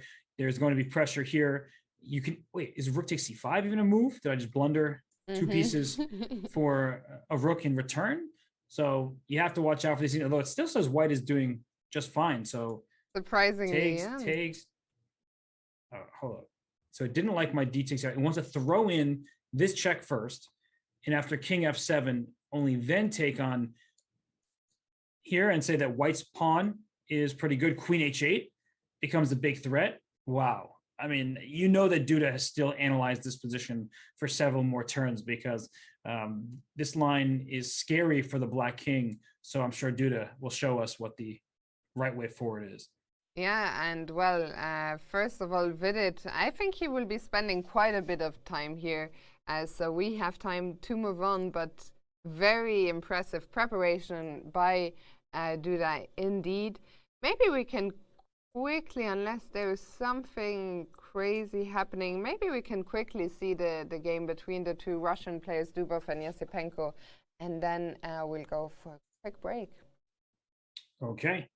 Well, there's a queen on f4, not the first queen we've seen there today. And we can go from the beginning because we haven't tuned in, but it was, guess, be surprised, a Catalan. And it's really, I mean, interesting to see how much into fashion the Catalan has become again. QQ World Championship match, Carlsen, Nepomniachtchi, and the influence. I think it was really interesting, that Catalan game in the World Championship match, which was the first moment where everyone started thinking, oh, Dubov is probably still on the team. And Jan Nepomniachtchi said that, right? He was like, as soon as I saw some of these openings, I was like, Daniil, that seems like his influence. And it is. And here Daniil plays queen a4, which is common theory. You're winning this pawn back on c4 directly, but you've moved your queen once, you're going to move it twice, and you're going to have to move it a 3rd time after b5. So you've opened up your diagonal. The rook on a8 is loose, but that's why black makes this move order. b5 hits the queen with tempo, the queen drops back, and then bishop b7. So Fiona, I played this position from the black side many times. Do you have any experience in these kind of Catalan lines? I have actually played the Catalan from the black side as well, unfortunately, and it was one of the reasons I moved away from 1d5, because I got so depressed. I got so depressed defending this from the black side. I never had too much fun here. I know it is supposed to be very solid, but it's quite rare for black to have too much fun in these lines. That's right, because normally the way it works is, can you get this move c5 in? And after you do that, you've probably equalized. But if you every move, like, does c5 work? Does c5 work? Nope. Okay, next turn. Does it work? Nope. There's a drawback. And then you see in this game, bishop b2 played, bishop e4, the queen drops back to c1. So the queen wants to be on c1 here. If you move off the c file with like queen to b3, then we see that move that we're talking about, c5 is played, and after pawn takes c5, you could take back with the bishop, but even better is the move knight to d7. You win this pawn back. It can't move anywhere because it will be captured, and there already are multiple pieces attacking it. So you get to develop and then bring your knight to c5, which is really nice for black. So queen goes back to c1 for that reason. Bishop b7 back, and I've seen so many draws with queen c2, bishop e4, and back and forth. Players, if they're not interested in playing, they do this repetition. But here we see Dubov, he doesn't want that. He wants bishop f4, knight d5, and knight c3. So Fiona giving up the bishop pair. Dubov says, that's all right with me because I'm fully developed and the c5 push is not going to be easy to make work. Yeah, and well, we can see from the live position in the bottom right corner that the c5 push still hasn't happened. Getting the bishop pair must be worth something, but I guess you're liking White's position here still, or what do you make of it? Yeah, in general, I still think there's a slight pull for White, and the move knight e5 was played. Dubov knows these positions very well. If we take a quick peek at the clock, he has more time than he started with, and the bishops were swapped on g2. This is our live position, and there's a big problem for black. c5 is hard to make work, and we're not joking when we say that this is what the position is all about. And the reason why, if you give White just even 2 free turns, let's say the move king h8, just to show you what happens, rook c1, king g8, and then this knight moves away, say to knight e4, you have this huge problem. Oh, I blundered a piece or something with f6, I guess. But the point is that there's a huge problem down the c file. So maybe this exact move order doesn't make the point I'm trying to make. But if we pretend that f6 doesn't exist, we see that the c pawn is just a target. White controls the c6 square, and that's the issue. And now, speaking of f6, in the current position, f6 looks like it might go and win a piece, but White has the move knight c6, and that's why the rook can't be on c1. That's the big difference, is because after bishop takes f4, knight takes d8, there's no rook to capture on c1. So that's the reason the eval bar went crazy when I was giving White free turns, and it was still good for black, because in this particular situation, once the queens are traded, not for each other directly, but through minor piece captures, that if black takes the knight, you take the bishop, and c5, guess what? Still hard to make work and to equalize with it. Yeah, and well, the chat was just pointing out Esipenko was staring into our souls, looking at the camera there. But it seems to be the theme of the day so far. A lot of players up so much on the clock, having played everything instantly. And well, Esipenko, he still has his work cut out for him here. We are going to take a very quick break. We will have our producer Big checking in with the challengers, seeing what has been happening there, and we will be back in just a few minutes, so don't go anywhere.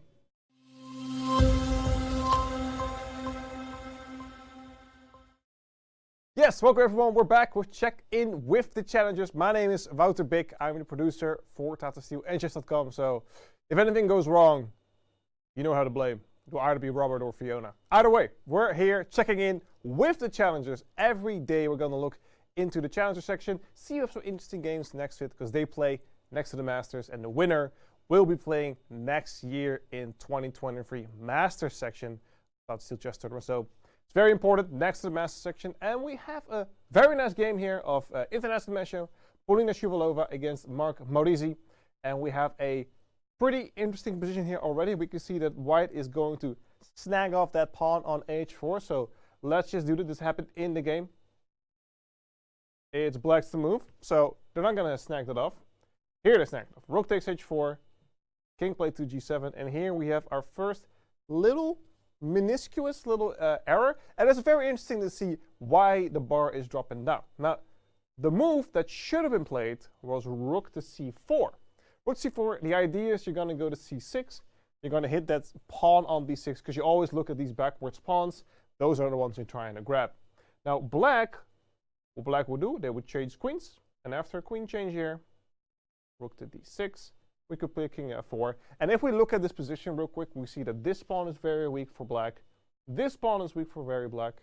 Black has this pawn, which is also very weak. We have 3 pawn islands next to the 2 pawn islands of white, which are all neatly defended. And that's the big change of what happened in the game. Because what happened in the game, and if you think about that position that we just had with all these pawn islands, whenever after rook f4, black played a very smart e5, already pushing down the board.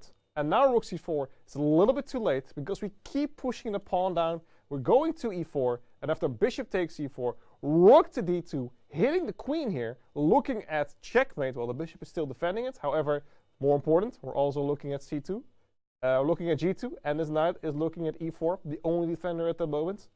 So after queen to e1, we had a nice queen check. We had an exchange of queens. We took this bishop, and we took the pawn. Now the big difference here in the position that we just had is not only are the knight and the bishop traded off. In addition, there are only 2 pawn islands for black now, where are 2 for white as well. The big difference here in that is that this is a lot easier to draw. This is already, I think, a theoretical draw with perfect play. Now, perfect play did not happen. I can tell you that. There was a beautiful move after black played b5 here. Now, once you look at this position, I'm going to give you 5 seconds. And just Barbara, white played a brilliant move. Beautiful. The idea of black here is simply that if you take here on b5, I'm going to put my rook here, and there's no way to defend this pawn or attack my black pawn. And if you start running, I'll just sweeply jump behind it. You're not going to be in time. I will catch you. And now this is pretty much a very easy draw for black to gain. However, this is not what happened. White played a fantastic move. Rook f4 check. I'm sorry, there was a little intermezzo, but we already had to move. Rook f4, a little intermezzo, just to tickle a little bit, you know, get away from this side of the board. Here it comes. Here's the big finale. b4. Now, the idea, this is what happened this is not what happened in the game, but the idea is that if you take here on a4, b takes a5, and there's no way to really catch this pawn, because I will grab your pawn here. And if you say like, well, you know what, I'm just going to start running for myself, then you play rook a4, still going for the pawn. Now the same thing applies right here. What happened in the game was a little pawn push, and then you take here. The same thing applies. If you start running, I will put it behind. But black had one final trick up its sleeve, which I love very much. After these moves, after b2, you cannot play b6. Do not be taken for a fool. After b6, black has the very sneaky idea of playing rook d4 check, distracting you from this position here, making sure that you can queen. And if you take, I will queen, and black is not easy. It's not over. You can say that, well, after, let's say, b7, here and here, we might even get some sort of fortress. Like, this is not an easily won. I would say that this should be a draw with correct play of white, but it's very difficult to play against. Maybe we can make a fortress. But Paulina did not fall for that. And after b2, he quickly played king f3. Make sure that we didn't have any problems. This pawn is going to run.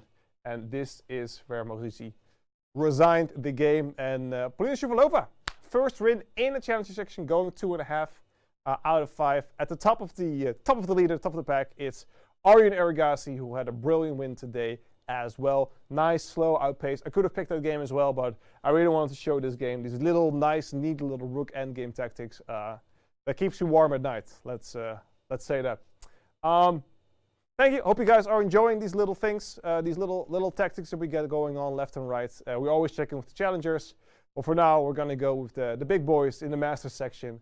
And let's bring it back to Fiona and Robert.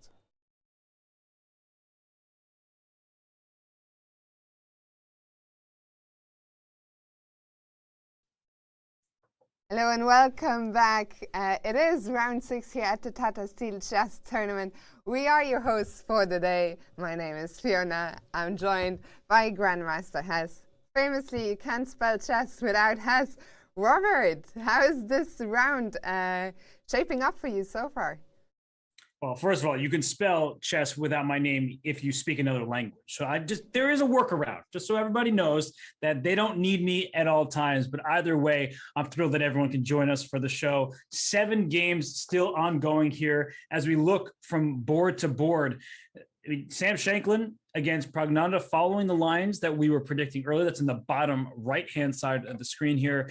The game up top there, the top right, it looks like Dubov has planted his knight on c6 and Yesepenko has pushed his f-pawn. That's interesting. Mamedyarov has decided to venture forward with his c5 push. That's in the top row, the second from the right. So Fiona, we really have so many options. Even Magnus Carlsen, he's sacrificed a pawn and now is trying to win it back. So I don't know where our attention should go, but we can't go wrong. That's the good news. That's good news indeed. I suggest we maybe start with world champion Magnus Carlsen. He has once again sacrificed the pawn. We talked about his Catalan opening. We talked about Dubov influence. And do you think that's what's happening here again? I think it is. And the last move played was b3, because after queen c1, Black tried to protect the pawn. And then Magnus said, I will go and win it. You can't afford to get greedy because you lose your knight on c6. So that pawn on c4 is pinned. If you move it, you lose that knight. And at first glance, I would say that it's typically the case that when you gain your pawn back in this manner, that white should be doing pretty well. But this bishop on e3 is particularly awkward, and the rook on b8 is perfectly situated for when the b file will open. Yeah, I think at the moment, Magnus has yet got some work to do to convince us of the soundness of putting the bishop on e3 in front of its own pawn. And I'm also, one thing I'm curious about is Magnus's time consumption, because he is down to an hour, meaning he has spent 40 minutes already to get here. And I think that probably indicates that this might be, at least in some part, an over-the-board inspiration rather than it all being in the books. I'm trying to think how much I believe him. Not believe you, but believe him, because sometimes players will go and think they're just trying to recall preparation, or they're making it seem as if they don't know exactly what they want to be doing, because it was at this point here with queen to c1 that Magnus started thinking. So it's possible that bishop d6 caught him off guard, very possible, but it's a normal looking move by report. It shouldn't be all that shocking to see it. So queen c1, b5, b3. I think the game will continue with castling, and after pawn takes c4, you have to take back with the pawn, otherwise white has too much control with these pawns here. And I think that white doesn't have to capture on c4 right away. We saw that in a sideline in the game between Dubov and Yesepenko, that the move knight to d2 makes more sense to me. I would like to take this pawn with my knight rather than bring my queen out into the open. And white does have the healthier pawn structure, Fiona, because black has 2 isolated pawns to just 1 for white. Yeah, something like that would look good, but yeah, I'm very curious to see what happens here. So far, I'm not convinced. Richard, he looks very focused here. He's also not too sure probably just how much he should believe Magnus. And well, I think we'll come back here. He's taking his time, as he should, to figure out how he wants to meet b3. And both players being intentionally deliberate. They don't want to make any big mistakes here, because the structure is one where, yeah, the c file is going to be open. The c7 pawn, the backwards pawn, could be a nuisance to deal with. So you're right. Report will probably think quite a bit, so we can look at some other games. I know that the chat wanted to catch up with the Sam Shanklin. I think a lot of people are very interested with what's going on there. So have they repeated once? Maybe we can very quickly update that.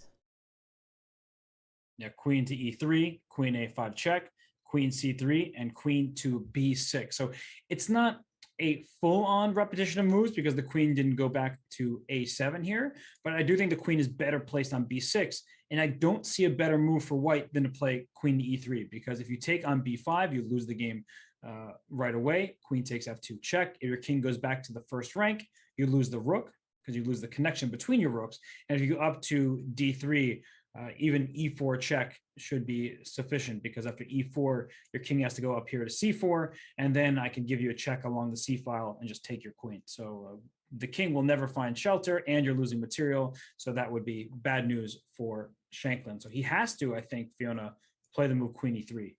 Yeah, I think that Sam is, it's a different kind of going through the motions. Sometimes we see it happen before resignation, but I think here, unfortunately for Sam, maybe he will have to resign himself to this not being more than a draw. I think Sam, he's still looking. I think he wants to avoid the repetition, but maybe there just isn't anything. And I think most likely we'll see a handshake here in the near future.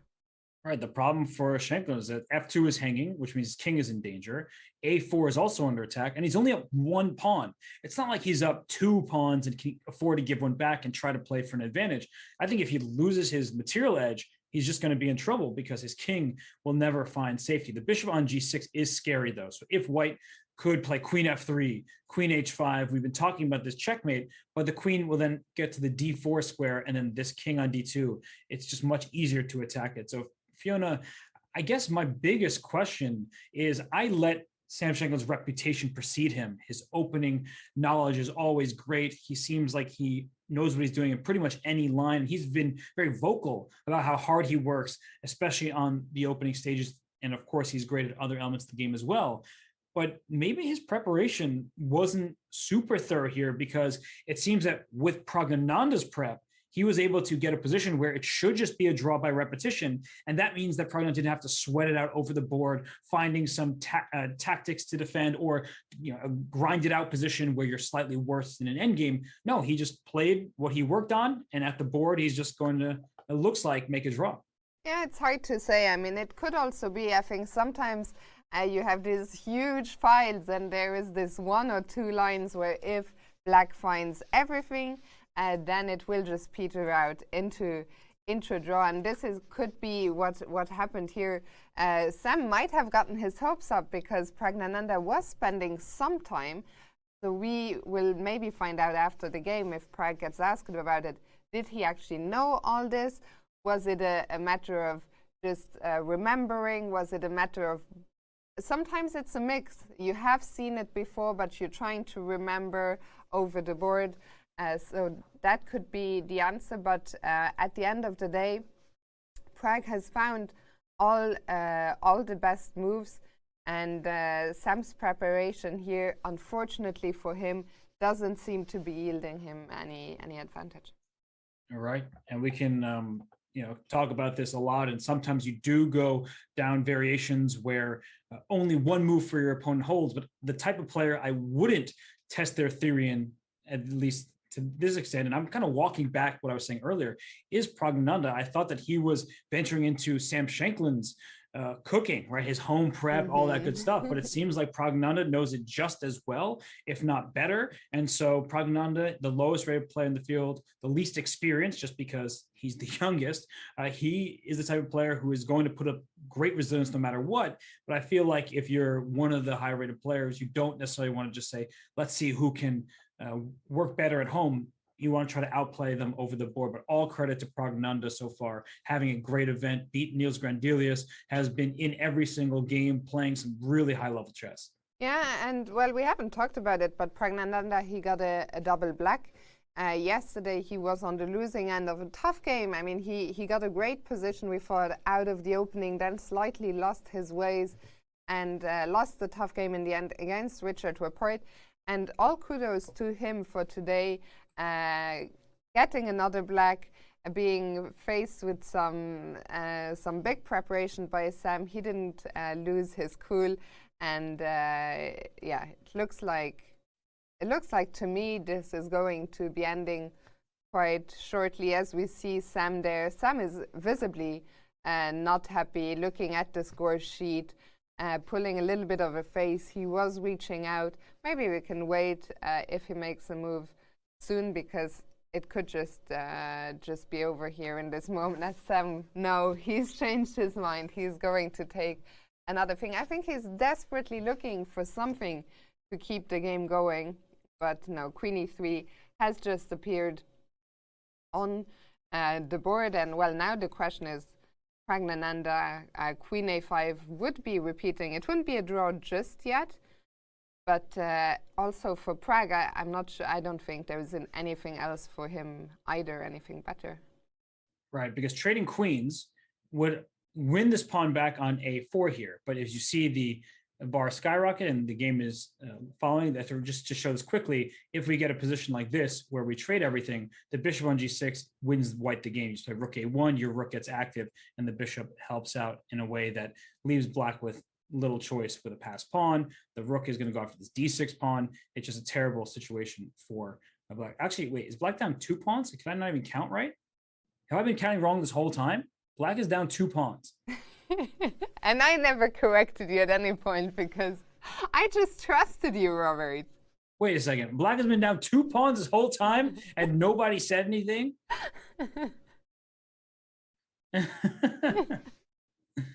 Oh, well.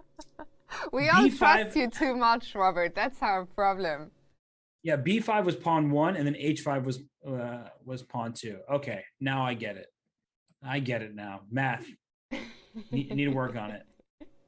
And by the way, we are now in the position where the moves have been repeated a couple of times. f2 is under attack again. The black queen is back on b6.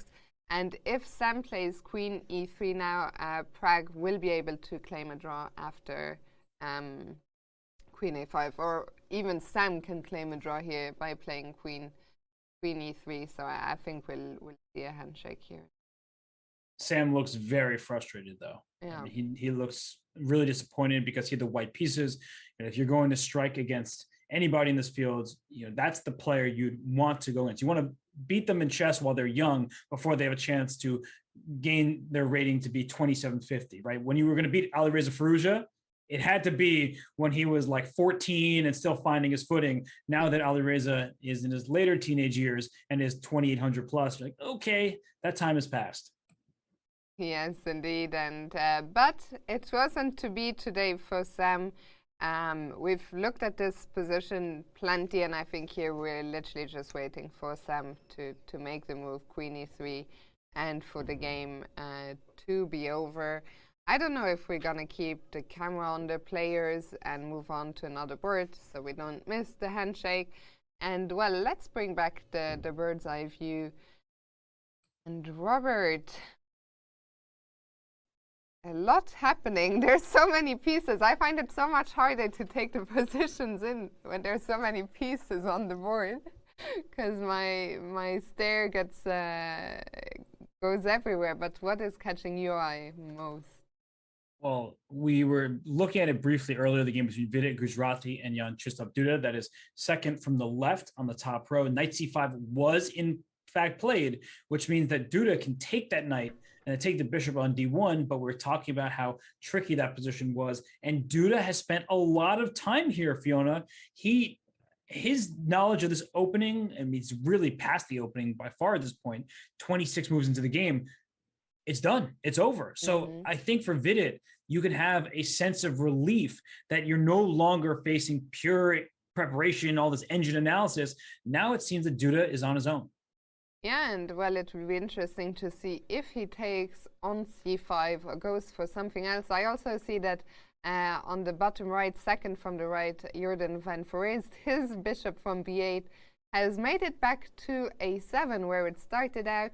And Jorden has just played the knight to the rim. Of course, the knight doesn't want to stay there. It will be looking to jump into f4. Maybe we can briefly check in there. Sure thing. Knight on h5. Knight on g6. I think we know where those knights are heading. They share one square in common. It's the f4 square, and that usually gives black some serious chances for an attack because the bishop on c8, it may not look developed, but it still threatens the sacrifice on the h3 square. This queen could come to f6. I typically enjoy playing these positions from the black side, but you have to acknowledge that white has this wonderful center and control with these pawns from c4 to e4. Like you, Fiona, sometimes I just get in the mood for some kind of vicious attack. And with the queen coming in, the knight joining the party, and a potential sack on h3, I think white needs to be very careful. Yeah, I mean, this is the typical position where I tend to get a little, sometimes too optimistic. Sometimes my optimism gets rewarded, sometimes it isn't. But yeah, I love what you were showing there, bringing the queen to f6, the knight to f4. And I think that's exactly what Jorden is going to be looking to do. On the other hand, if you are white, how do you want to start preparing for this onslaught against your king? One of the moves you're going to play at some point is bishop to f1 because it defends your king side and also opens up the d file. White wants to play energetically, but with the position the way it currently sits, and in particular, the bishop on d3 is not a very good piece. Bad bishops defend good pawns, and this bishop has two pawns, very good ones that it defends, but it's in the queen's path on the d file. So a move like bishop f1 as a starting point makes sense because after this move, white can decide, do I want to take on e5? Do I want to push this pawn to d5? You have two different styles of play here. And one thing that really annoys me is this knight on c3 is dominated by this pawn on c6. So the knight can't jump forward, even though it's good on its current square. And honestly, I'm still seeing this move, queen f6, Fiona, bishop takes h3 on the horizon, knight coming in f4. I would enjoy to play this from the black side more than from white. Yeah, for sure. We see the engine disagrees with us. It prefers white position, but I think from a practical point of view, black just has the more active choices. There's a lot of threats in the position, and I think Jorden will be quite happy with what he got here. And one big question that I'm trying to figure out is, can white defend the king side by attacking something else, distracting black's pieces? I'm trying to make a move like d5 work. And the reason why I believe it does work is because bishop takes h3. If white were to take back on h3, you see that's bad because the queen, that's not the queen, that's the pawn. Queen takes knight and black has won a pawn and the king is in a bad way. But instead of just taking back on h3, you take on a7. And after the rook takes back, you don't want to be down a piece. There's this move queen e3, hitting that rook that is now hanging, protecting the knight on f3. And this doesn't finish the story. Black can continue sacrificing with moves like bishop g2. And after bishop g2, just move the rook away and say, your king doesn't have pawns in front of it. I have the f4 square for my knight. So I can see what the eval bar says. But as someone trying to get in the mindset of the players, this does look a bit nerve-wracking if I'm thinking about it from white's perspective. Of course, Caruana, a very objective player, and he's great at defense, but it would be scared, I would be at least, to see a knight coming to f4. I think a very interesting matchup here of styles as well, because Caruana, he, as you said, is not afraid to defend positions. I was going to say worse positions. This one I don't think is worse. So he is on the defending end, but Jorden also not afraid to give up some material and try and get some attacking chances. So bishop f1 has been played. I think there is very good chances we'll see either queen f6 or knight f4 first. And I think this game is about to spring into life very soon. And not a single piece has been traded yet. That does not mean that there isn't quite a lot of action, and there is. So this, a7 bishop, it came back to life from b8. It likely will be traded off in the future. And I think that white is going to have to do something in the center, try to open up the position, but not, I don't think, take on e5. Because if you trade on e5, I think even in this manner, it's awkward for a moment for your rook to be on a7, but controlling the f4 square is really important. I think that black doesn't have any targets that white won't be able to target black's pieces with this pawn on e5 here, whereas when you play d5, at some point you may take on c6 and go for this d6 pawn. That d6 pawn isn't super healthy. Yeah, and well, we'll see what Jorden decides on. We'll see how does Sergey react in the center. Very interesting stuff. We will come back here. Let's bring back the bird's eye view one more time. We see that Sam there, the head has just gone down. into the arms, and I think he is about to resign himself to going queen e3, and the draw will be agreed. Elsewhere, what do we have going on? Dubov against Yesipenko. We see that Yesipenko never got around to getting in c5, and now the white knight has found its way into c6. And could Yesipenko be in some trouble here, Robert? This is certainly worse for Yesipenko, and he is not going to be happy to have this position. I could already envision the post-game interviews. Dubov saying, I got everything I wanted. I was better with white, the control of the c file. And the last few moves, f6 was played. And after knight c6, Yesipenko didn't want the endgame. He could have taken the queen, given up his own. And after the trade on the d8 square, let's say with this rook, take here, you could play for c5. That's what we keep talking about. But even these endgames are worse for black. And the reason why is this move b4, the knight is kicked back to an uncomfortable square like b7. You don't want to go in front of your rook in the open file and allow white to infiltrate. So these types of positions can be just worse for black despite the even material, and white having the double pawns. The king is slightly more active. The knight will hop into e4. So this would be slightly better for white, even if black could hold a position like this. But the way Yesipenko is playing, he kept the queens on the board, Fiona, but I think his position is just so unpleasant now, where the c pawn is the permanent target. And is that the position on the board? I thought it is.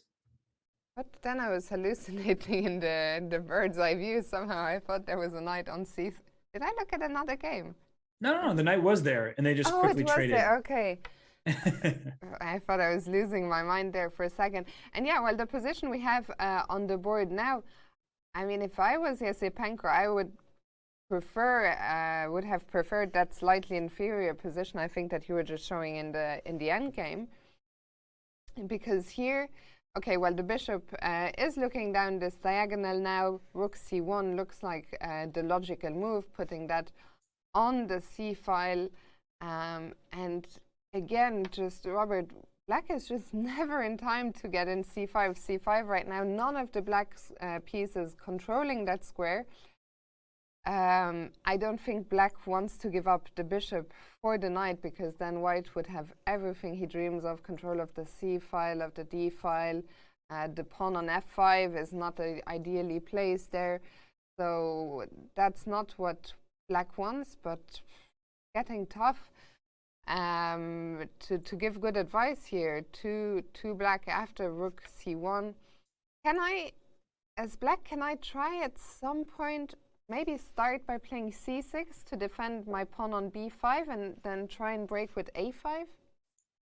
It's definitely a worthwhile attempt, and you also take away the d5 square from all of white's pieces. I mean, the knight was threatening to hop there. Queen d5 check could have been annoying, even rook d5 to put pressure on the bishop. So c6 is a good first move, but we see that there's going to be a permanent problem with this pawn on c6. I mean, I want to move my knight to b1. Knight retreating moves are always fun, and now c6 is under attack. This knight can come to d2 to b3, and this is not an enjoyable situation for Yesipenko.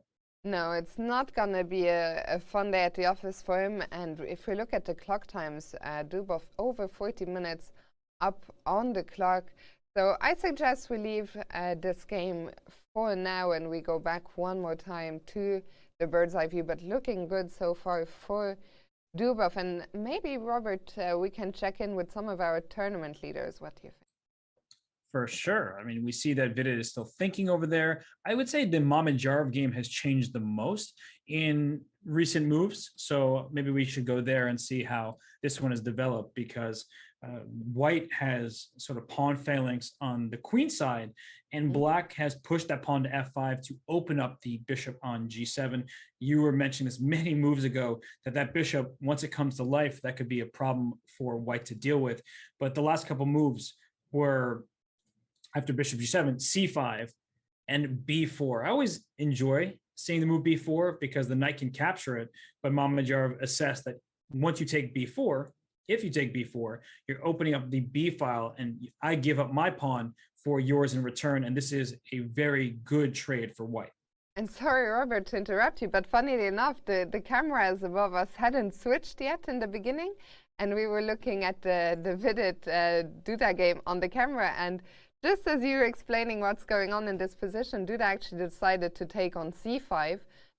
So we're gonna go down that queen ending in this game. Okay, so just to quickly finish off the thoughts about this one, you're not going to take on b4. He doesn't want any part of that. And the position is one where the bishop on e6 doesn't look great, but it does hold black's position together for now. White may advance on the queen side with an extra pawn, but let's go to that Vidit game against Duda. I mean, that's just, we have to with the change in the position and the material.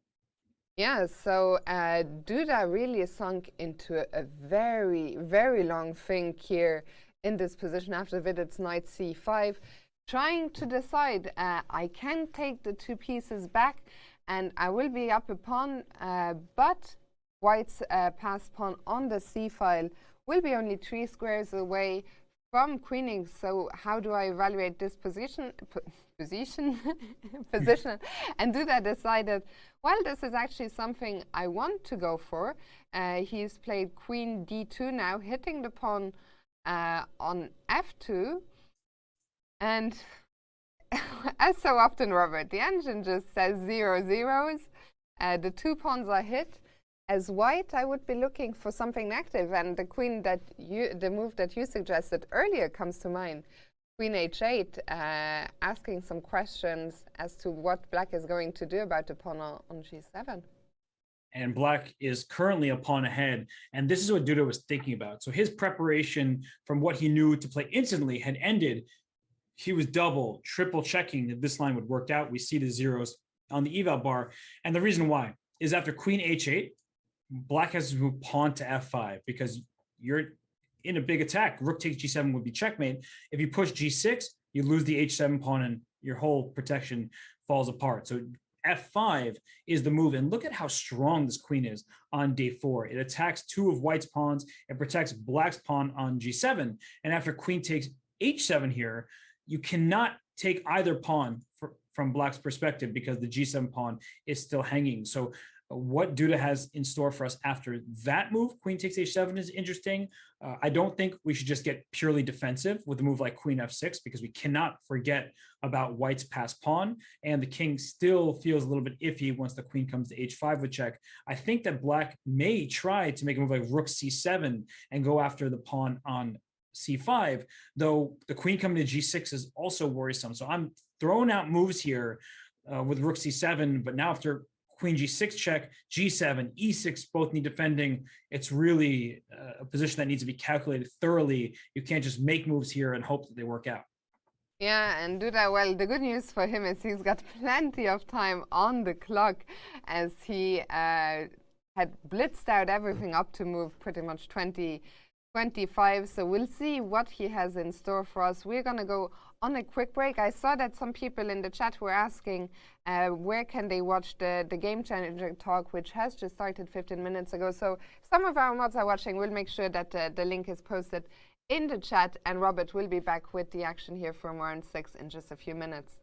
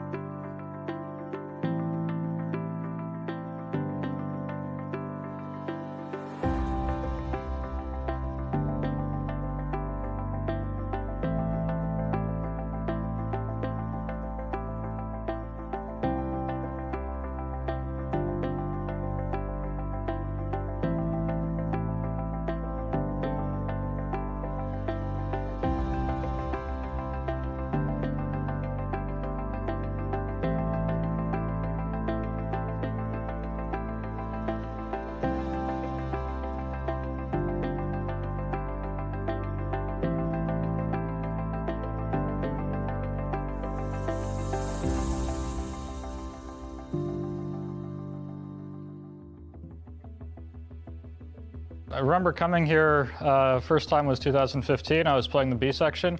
I had a fantastic result. I made +5, but Wijk was an absolute terminator. I played him with white in round 1, and it was a draw, and it was just, I never had a chance again. If I had known that he was going to go nuts, maybe I would have pushed a little harder. I remember at first it was chorus chess before it was Tata Steel, and I always remembered this was like the most important tournament of the year, the biggest, the best one. Tata Steel Chess Tournament, they call it the Wimbledon of chess, and I think they've earned that name. It's just the best tournament in the world. Obviously, with Magnus in the field and I'm in the bottom half, the odds are against me, but, if the best player always won, chess would be a very boring game. I'm just going to play my best, and if the points come that way, they will. So I use technology for opening preparation for sure, but that's more or less the only thing I use it for. I think I'm more scared in terms of the future of chess of computers just processing faster, and then if they become a little bit stronger. I worry that one day chess can be weakly solved. Luckily, I still think that day is very, very far away, and I think it will be after I'm retired, many, many years in the future. It was a very memorable tournament for me, both with positive and negative attributes last time, but I'm really looking forward to playing again this year.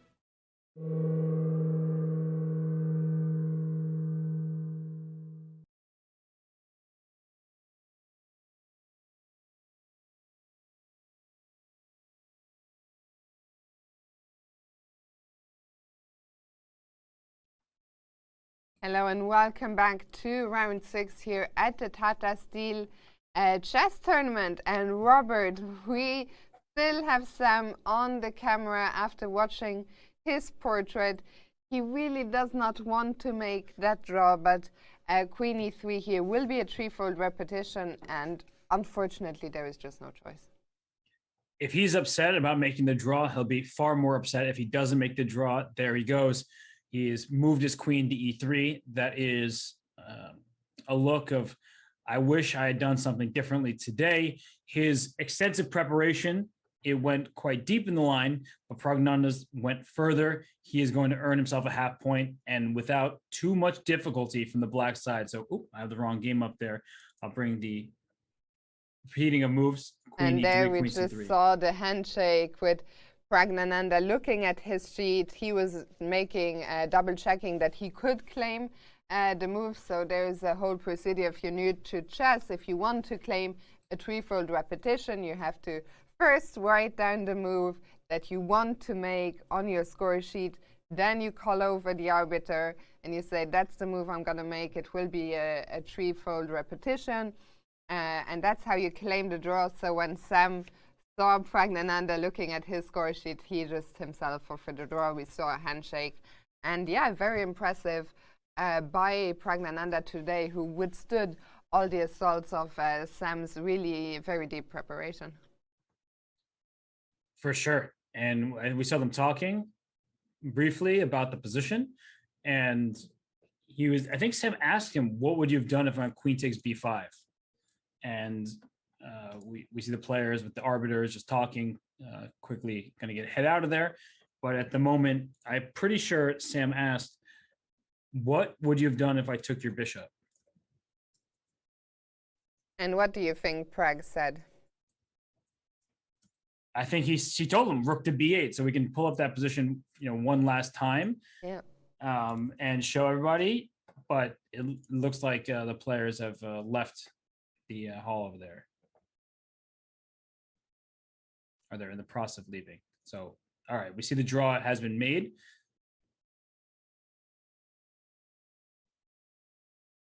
What are you confused about, Robert?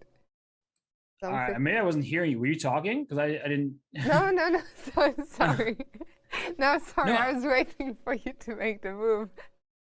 Oh, no, I don't have a board in front of me to make the move. Strange, because I can see the board. No, you don't. Okay, let's. Hey, maybe we can just leave this one because I can see the board fine, so I'm not sure what's going on. Maybe we just bring back the bird's eye view and we can check back in here later. Well, I think it's on my end, so I'm gonna try to fix things here and get back in this call real quick because I'm not seeing anything that you are. Sure, no. So I'm gonna have a look at the bird's eye view, and what do we see? Well, the first thing that catches my eye is, of course, the Vidit Gujarati against Jan Shishov Duda. Nothing has happened there. Vidit is still thinking after Duda's last move, queen to d4.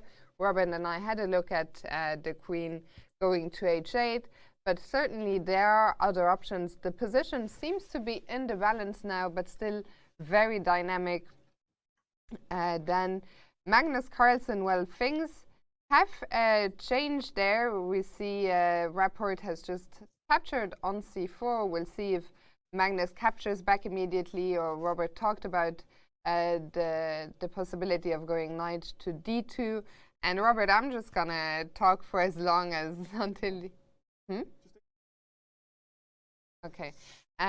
So I'm just gonna decide which game do I go to. I think I'm gonna go to the Dubov. You know what? I'll go to Jorden van Foreest. Sorry, I know we came from there not too long ago, but we left things off here after Sergei Karyakin went bishop to f1. We were talking about a queen coming to f6, a knight jumping to f4. Jorden decided to start with queen f6. We talked about there now being some threats of bishop takes h3 with the knight hanging on f3. And actually, Sergei went down one of the lines that Robert had shown us with d5.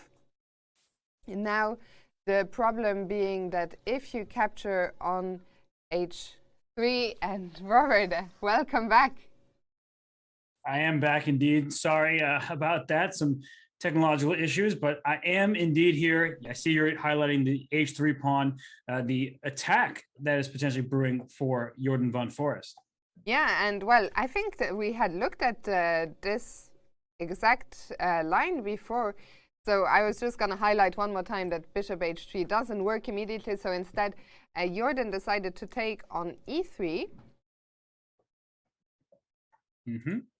And decided to keep the center closed by going c5.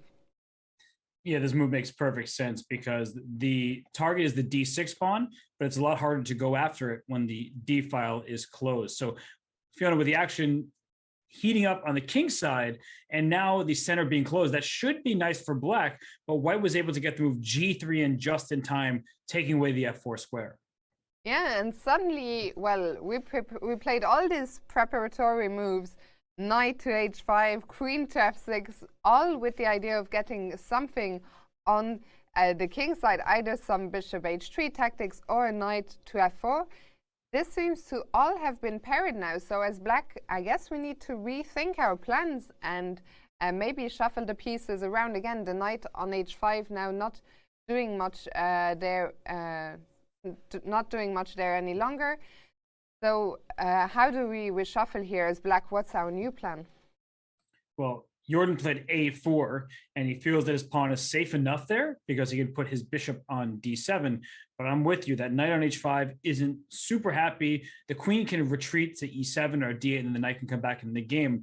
But white is the one calling the shots. The side that controls the pawn breaks is usually the side with the advantage, and white can try to break open on the queen side at some point by bringing the rook to b1, trying to play a move like b3 or b4. So I do like Sergei's position. I think he's done a great job. Yeah, agreed. And well, we'll have to see what Jorden comes up with here. But I'm glad you're back, Robert. And this game, well, we'll leave it until a little bit later. We're going to go to the bird's eye view. And there's a couple of games I feel we haven't checked in with in a little while. Okay, well, we have all 6 remaining games on screen. I see Vidit's pawn has gone up to c6. He doesn't care about the attack. He wants to promote that pawn. We'll see if Duda will be able to take care of that. That's the second board from the left in the top row. And Magnus and Rapport, they've been honestly not moving very quickly. So they both are thinking, spending their time and trying to figure out the proper way forward. And then I see Niels. Yeah, I was just going to say that, Robert. He made the move G5, which is only a temporary pawn sacrifice because, and there it goes, Mamedyarov takes the pawn on G5, D4 can be captured. And Niels said in his interview yesterday after his game, I'm thinking about this as a whole new tournament. It's looking like a whole different Niels. Indeed, I mean, Niels, and I think he really has got that strength of character. He is a very optimistic person by nature, very cheerful, and it's impressive to see how he just moved on from what has been a bad start from him. Started on half out of 4, drew Magnus yesterday, and today he's really going for it with the black pieces against co-leader Shahriar Mamedyarov. As you're highlighting there, he's putting that pressure on the pawn on d4. Mamedyarov defended with rook d1, and here comes g5, a bolt out of the blue. The pawn is only defended by the black queen. It's hit 2 times, but if you take it, then the pawn on d4 is going to fall. Right, and the threat is to go G4. And one little note here, but an important one, that Mamedyarov chose the F rook to come to D1. If you went rook A to D1, we're talking about after knight takes B4, there was rook to B1, but then you'd have to spend another turn moving this rook back towards the queen side. And guess what? You've lost the defender for your D4 pawn. So Mamedyarov decided to deal with both threats by bringing his F rook to D1, moving this rook here, G5, knight takes G5, and Fiona, after knight takes G5, right here, queen takes D4, forces the queens off the board because the knight on C3 is hanging and the rook behind it. So after queen takes D4, white will have to deal with that by playing queen takes D4, knight takes D4, and I like this bishop on G7. Yeah, black, of course, has damaged his pawn structure by playing G5, and that pawn was traded for the pawn on D4. So Niels now finds himself with an ugly-looking pawn structure with the pawn on the double isolated pawns on the F file, the isolated pawn on D5, and an isolated pawn on H7. But I think what you're saying, the bishop here, and especially the bishop on G7, controlling that long diagonal, white doesn't have a dark squared bishop any longer, so he cannot contest that diagonal, more than makes up for the damaged pawn structure. And I thought you were going to mention the pawn on E6 as well. It's a great pawn there. This actually is holding all of black's position together. This bishop on E6, protecting D5, protecting F5, protecting F7, protected by F7. So if the knight were ever to take on E6, the pawn replaces it and does what the bishop is doing. So black is going to play A5 at some point, trying to open up this line for the rook. If you ever push the B pawn, C5 becomes a target. So I really like the look of this position for Niels Grandelius. He has been a completely different player in these last 2 rounds. Yeah, I mean, really energetic play here by Niels. I like his position. We see Shahriar Mamedyarov looking somewhat concerned. I don't think that this is a position he wanted to find himself into. I think if the players could choose, I think both of them would like to play this from the black side. But for Shah, can he? No, the trade of queens is forced, and I think Niels here the one in control. He is, and Mamedyarov certainly knows it. The pawn structure may not look pretty for black, but it's about the piece activity. The queens have to come off the board because of the threat on the knight on C3. And as we were just showing, once this knight takes back, the knight's on D4, you get out of this diagonal because the threat is to go knight takes E2 check. The knight would have to take back and you lose the rook on A1. So let's say you play rook B1 or rook C1. I think the move A5 is happening because if you push B5, I was talking about this before, now I can show it. The C5 pawn is loose. You cannot move your knight to defend the pawn because this knight on D4 attacks the bishop. So I think this would actually cost white a pawn. And the bishop pair, especially this bishop on G7, Fiona, it looks like all of Niels' pieces are working together so harmoniously. And I think it's so important for Niels that he managed to save that draw against Magnus yesterday, because it suddenly looked like he was in huge trouble leaving the first time control, and I think that makes a big difference for your self-confidence and going into the next game in a good mood. Whether you lose another one and you're on half out of 5, or whether you take a draw of Magnus Carlsen, and I'm very happy for Niels. He is back, and well, he is giving Shahriar a tough test here. And on paper, this was one of the more favorable pairings of the round. Mamedyarov, 2 straight wins. He joined the leaders, Vidit and Report, and now he just trades queens, and you can see by his face, he's like, I need to figure out a way to equalize this game, and he can do it. Let's not make it sound like it's just winning for Niels. Of course not. But the problem for Mamedyarov as this game continues is that Black's pieces are going to be far more active. And once Niels takes back, let's say put the rook on b1, because we keep talking about a5 as the move, and you play a3, let me just trade off the pawns, you lose a piece because rook a3 takes the knight, then bishop on e2. Wow, I mean, I didn't see that one coming. This tells you that even in the position, even after the queen's off, you have more positional considerations in mind most of the time, but very careful, especially, well, loose pieces, drop off the bishop on e2 here, being very loose, so always be on the lookout for tactics such as this one. Yeah, this is just not going to be enjoyable for Mamedyarov. But if anybody can dig deep and hold a position like this, it is Shakhriyar. He is known for his creative style and his tactics, but he obviously is fantastic at all stages of the game. In fact, one of the recent criticisms of Mamedyarov is that maybe he's gone too much in the direction of being solid and being practical. So he can do it. He's really been working hard on his game, and somehow he's just overlooked by the chess community. But for those who have followed top-level chess for a long time, they know just what kind of player Mamedyarov is. And just because he may be worse right now, you mentioned those bad pawns for Black. If Niels doesn't keep up with his piece activity, if he isn't finding the accurate moves forward from here, he's the one who could be in some trouble just because his pawns are weak. Yeah, we'll come back to this game. I'm very curious to see how this one develops. Can Niels make use of that big bishop on g7? Will Schach find enough counterplay? We will come back here.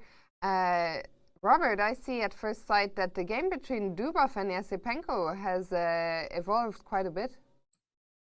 It really has. And he being Yasipenko, used your continuation. He was able to break free with the move a5. It hasn't solved all of his problems, but I do appreciate his position more now that he has broken open the A file. So we just go back a few turns. C6, your suggestion, knight b1, rook f6, making sure you don't drop a pawn. And after knight d2, played a5. So Fiona, you saw it all coming. You realized that Black can't sit passively because White was one move away from playing knight b3 and clamping down on both the a5 and c5 squares. Yeah, it's such a relief for Yasipenko to get a5 in before the knight lands on b3. The pawns were swapped on a5, and finally Yasipenko getting some active play of his own. Now the first question is that pawn on a2, which you have just highlighted. What happens if that's captured? That took me way too long to see.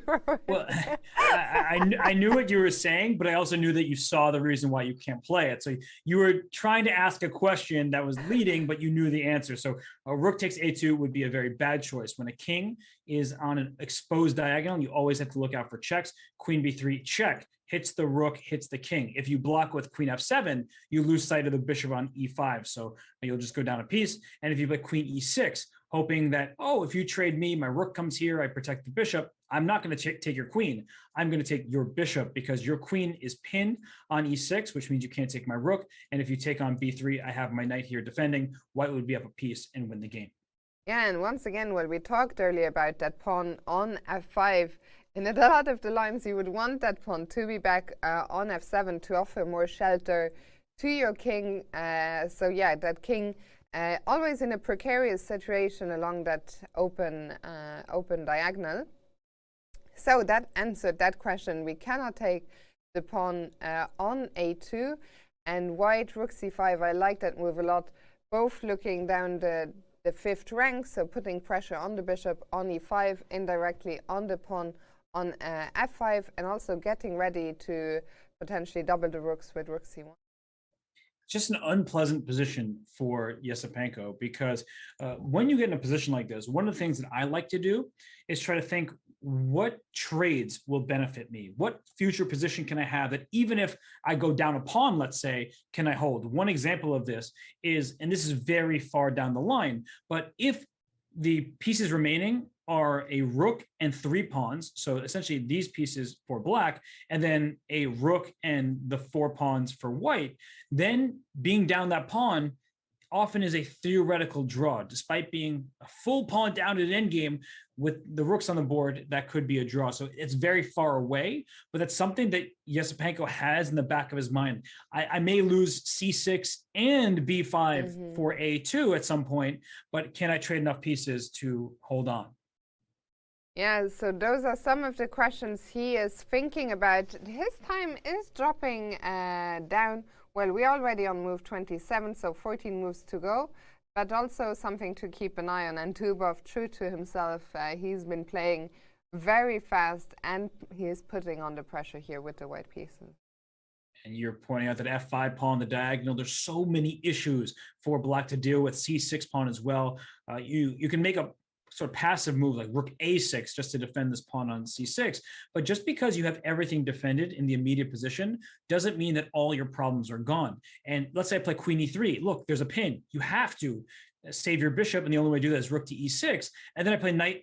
Did I just blunder with knight f3? Is there bishop? No, there's no bishop d6 here, because while it looks like you are getting my rook on c5 while attacking my queen, I thought I blundered. But then I'm realizing that even though it's not check, with the knight coming to g5, the king is in just harm's way permanently. You win a rook. That's such an incredible move, queen b3, just giving up the full rook on c5 and saying, well, I'm going to take yours back, and there's nothing you can do about it.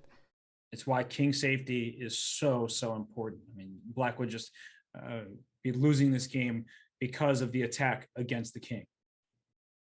So, yeah, Yesipenko, he's got his work cut out for him here. Let's bring back the overview. I saw that a lot of people in the chat would like to check in with Anish Giri. It's true, we haven't been there in a long time. So let's go to Fabiano and Anish. Okay, well, it looks like Anish is the happier camper of the two, and Anish beat Fabiano in the candidates tournament. So I mentioned that they played about 35 or so classical chess games. I believe the score is even between the two players, but Anish won a very important game in the candidates that eliminated Fabiano from his chances to win it. And as we look at this position, Fiona, 0 pieces have been traded still. Yeah, what a mess. I feel like, Robert, can we please go back a few moves and see how we landed here? Because there's pieces absolutely all over the board. And Fabiano, went for e5. The bishop came to c5. Some pressure here, so he decided to play e5, kick the knight back, and then went knight to f1. So it's like the king's Indian attack in a way, where white wants to play h4, maybe knight to h2 or knight e3, and start attacking the black king, because there aren't that many pieces over towards that black king. And that's why Anish first plays queen d8. It helps the king's safety, but more importantly, more forcefully threatens b5. And we saw him play knight c7, and after king h1, b5. So the move king h1, Fiona, it's not, it's a slow move going for an attack, but Anish's attack, if you want to call it that, is coming first. Yeah, so king h1, stepping out of that diagonal that the bishop on c5 was looking down at. Maybe an idea is in the future to move the knight from f3, push the f-pawn, but as Robert just said, black's play is coming a lot faster suddenly. b5 is on the board, and Fabiano has made his next move, which is knight to d4. So knight to d4, attacking the pawn on c6. But things are getting messy here. The opening of the queen side is bad news for white. Just like I was mentioning that the black king doesn't have too many defenders over there, although there's no attack, so it doesn't need to be protected just yet. White has moved all of his pieces away from the queen side. So if, for example, white had taken on b5 rather than playing knight d4. After pawn takes b5, a4 is coming. The rook on c8 perfectly placed. The rook on a8 in the right position so the pawn can march up the board. And that justifies completely Anish's understanding to play rook f to c8 so many moves ago. He knew the direction of the game. He knew that he needed to play for b5. His knight that was on f6 wrapped around to c7, and he is doing everything correctly in this game, Fiona. Yeah, Anish really seems to have demonstrated so far the superior understanding, or, well, he has just gotten to the punch faster, shall we say, and I'm very curious to see his next move. I wonder, do you have to defend on c6? I don't think you want to take on d4 and give up this beautiful bishop from c5. Although the engine seems to think that even this is favoring black. And the reason why is because black continues pressing forward moves like c5, and the bishop has to go back to the corner. So the bishop on a1 isn't that great because the pawn on e5 is here, right? If bad bishops defend good pawns, it's a great pawn. I like it there, but it's seems to be a position where black will then use the open file, and then start trying to make progress. But I agree with you. I would not take on d4. Anish also agrees with you, and he takes on c4, says have c6. I move my queen out of the way, and once you recapture on a4, this knight comes to b6. a4 is under attack. c6 is under attack. This is really bad situation for Fabiano. Yeah, this really looks like trouble, and I wonder, is Fabiano already going to lose some material by force, or can he hold on to everything somehow after he takes a4? So maybe, I'm not comfortable here, but maybe you have to take c6, take a4, and black will get that pawn back that was sacrificed temporarily, but black has the outside pass pawn. Black has the pressure in the position. Fiona, I mean, this is a dream situation for Anish Giri. And Anish, well, Anish, he is currently, what's he on? He's on 2 out of 5, -1. He hasn't won a game yet, but if he can beat Fabiano here with the black pieces, that would be a huge win. And we talked about how Neil said, this is a new tournament starting. I can say it is such a long event, 13 rounds. And that it would be absolutely the result that Anish is looking for to restart his tournament in a way. Yes, this would be a great win for Anish, and it could kickstart a second half that could see him even go further up the standings, because he's already played Magnus Carlsen. He's playing Fabiano right now, who's the second highest rated player in the tournament. So Anish has played many of the top players, and that means that while we know how strong players all through the event are, and he did play Prognon in the first round, but those are the players, if everything is on the line, you typically want to play lower rated players than the higher rated players. But something, Fiona, I want to say here is I've been really confused by Fabiano's opening choice. I mean, he played this double fianchetto position. It's not what he typically does, not just in terms of, it's a rare choice at the high level regardless, but from his style. He's such a principled player, and I really wonder why he decided to play b3, g3, and all this stuff against Anish Giri. I feel like he's been frustrated that he hasn't been winning games, but as we see here, he's looking like he's going to lose a game before he'll win one. Yeah, and you've got to feel for Fabiano, because I get what you're saying. You're surprised by the opening choice, and Fabiano himself right now is surely not happy with what his little opening experiment, where it has gotten him. So we'll see. He'll have to dig deep here. Anish clearly in control. We'll come back to this game, but we potentially have quite a big upset on the cards here. That's right. And it's an upset not because of player strength, but because with the black pieces, you don't see Fabiano lose from the white side very often. But as we check out the remaining games, we know we had Sam Shanklin and Prognon to draw.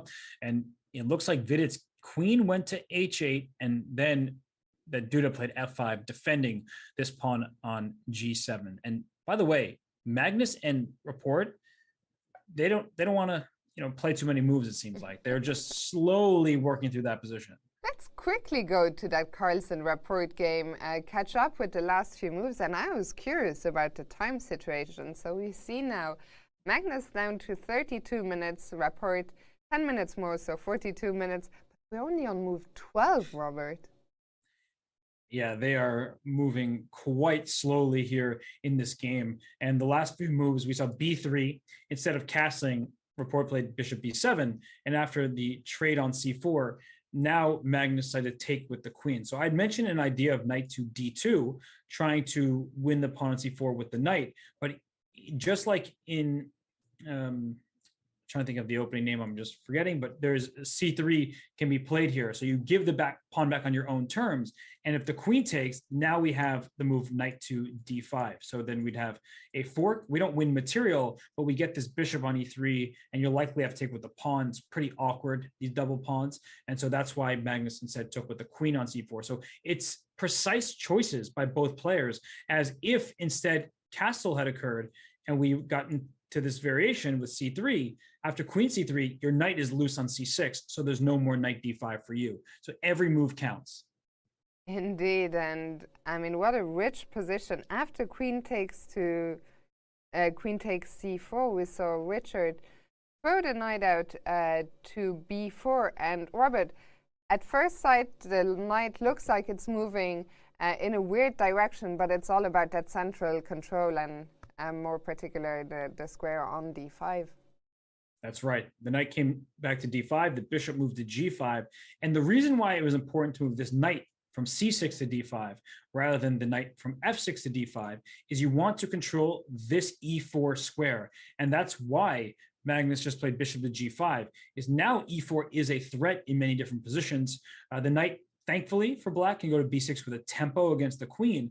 But if you get e4 and the knight were to move not to b6, then e5 is the follow-up with a fork of the bishop and the pinned knight on f6. So this is why the knight from c6 went to d5. And just like we're mentioning in the Dubov-Yesipenko game, c5 at some point is what black would like to go for, because these are two isolated pawns over here on the queen side. And if we can trade the c pawn, that isolated pawn, for the very nice, healthy d4 pawn, that would be to black's benefit.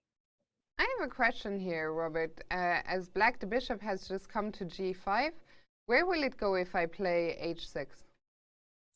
It's taking. h6 is taking on f6. So after bishop takes, knight takes, it's one of these positions where black is happy to have the bishop pair, but with these split pawns, that's what gives white some really good chances. Well, so we will see how does Richard try and engineer this as c5 liberating push. An interesting game. I think both players will wind up being a very long time at some point. We're only an hour and a half away from the first time control, so we're going to take a quick break and we'll be back with all the action here from round 6 shortly.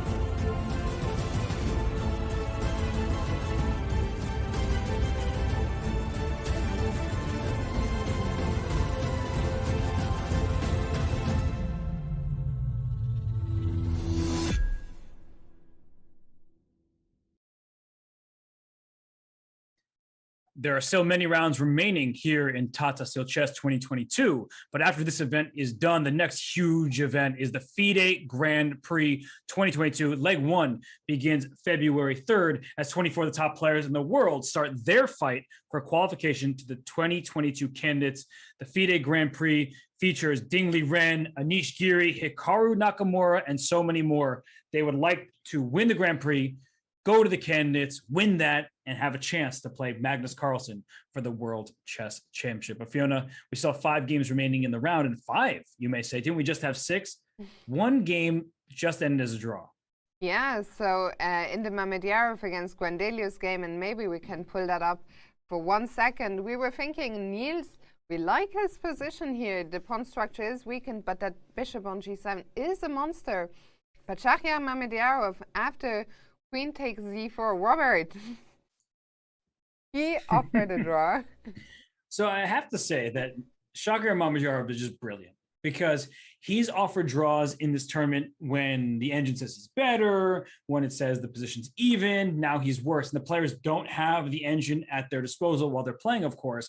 So Niels, who has played a nice game thus far, is like, yeah, okay, it looks about level. And with best play, the game probably should be level. However, all of a sudden, Niels was the one with the momentum here. He drew Magnus Carlsen yesterday. Shahryar didn't get anything out of this opening. So you know how much I love the draw offer. I'm trying to justify it from Mamedyarov's perspective. This is not on the players. It's on organizers, I believe, to ban the draw offer. I can only say it so many times.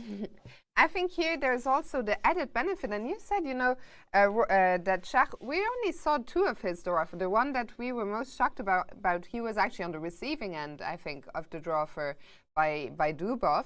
And I think he's used it quite cleverly. He offered against Duda in a position where he was worse, making Duda spend some of his time on the clock and then turning that around. And today, and again, in a position that was maybe slightly inferior. And on top of that, he also mentioned in the interview yesterday, he's been suffering from a slight cold. So that might also be playing into it. But Shahryar Mamedyarov here, one of our 3 leaders, he has made a draw. He was maybe under a little bit of pressure, but yeah, still 5 very exciting games remaining. Yeah, and like I said, I don't blame him. I don't blame Niels. I just hope that going forward, draw offers just aren't allowed. And that would, I think, make more fighting chess. And we understand from the player's perspective, they're trying to maximize their chances and what they feel will help them gain points in the tournament, go up the leaderboard. Mamedyarov, right now, he's in first place. So he's doing well. But we have 5 other games going, so we don't need to talk about draw offers for that much longer. Indeed. So let's bring back the overview. And you know what? Maybe we can start with Vidit against Duda, since Vidit is another of the tournament leaders. And are we having a move repetition there? No. Let's catch up with the action. Okay, I mean, it looks like a really exciting position, but of course, all zeros all the time. That's how top-level chess works when they play so accurately. So Vidit started with move c6. The rook came to c7, did not want that pawn to keep going, trying to come after it. Queen h8 going for mate. f5 played. The queen on d4 protects. And after queen h7, b4 was played by Duda. He says, I don't want your pawn on c6. It looks like it can be captured. It is hanging.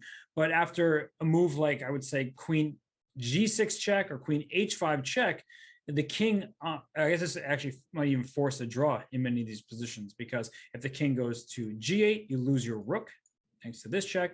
If your king goes to f8, the queen goes right back. And even if the king goes to e7, the queen goes back to h8. So I think we're going to see some kind of draw with the queen going back and forth along the h file and the king shuffling to protect the pawn. Yeah, that's exactly what is happening now.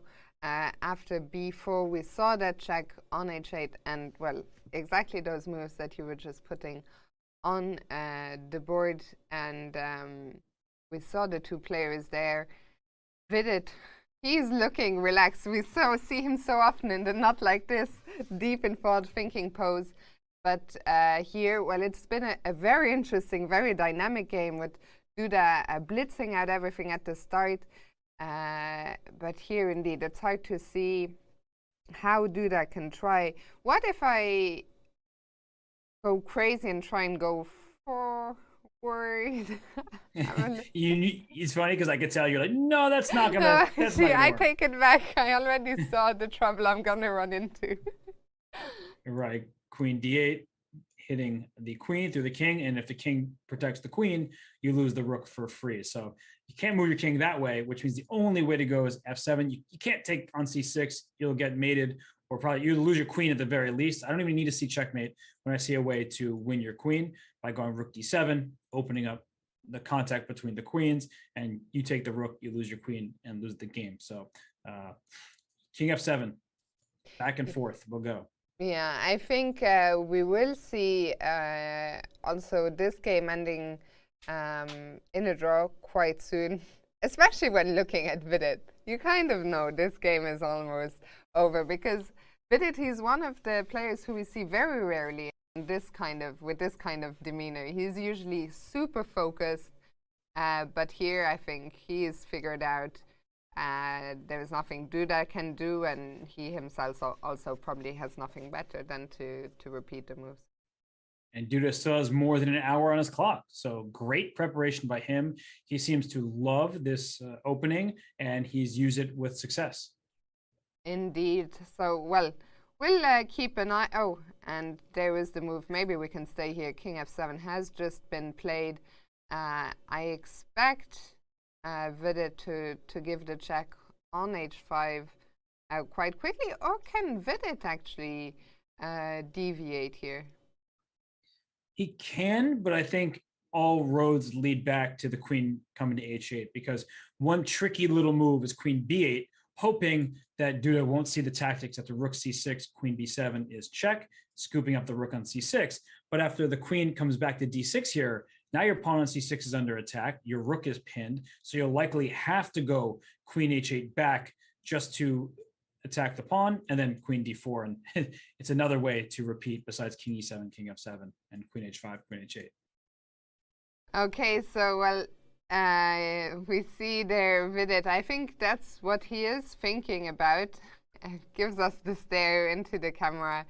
But we'll come back here. Even if that's only no, we will stay because queen h5 has just appeared on the board just as we were zooming in. Some great work by our producer.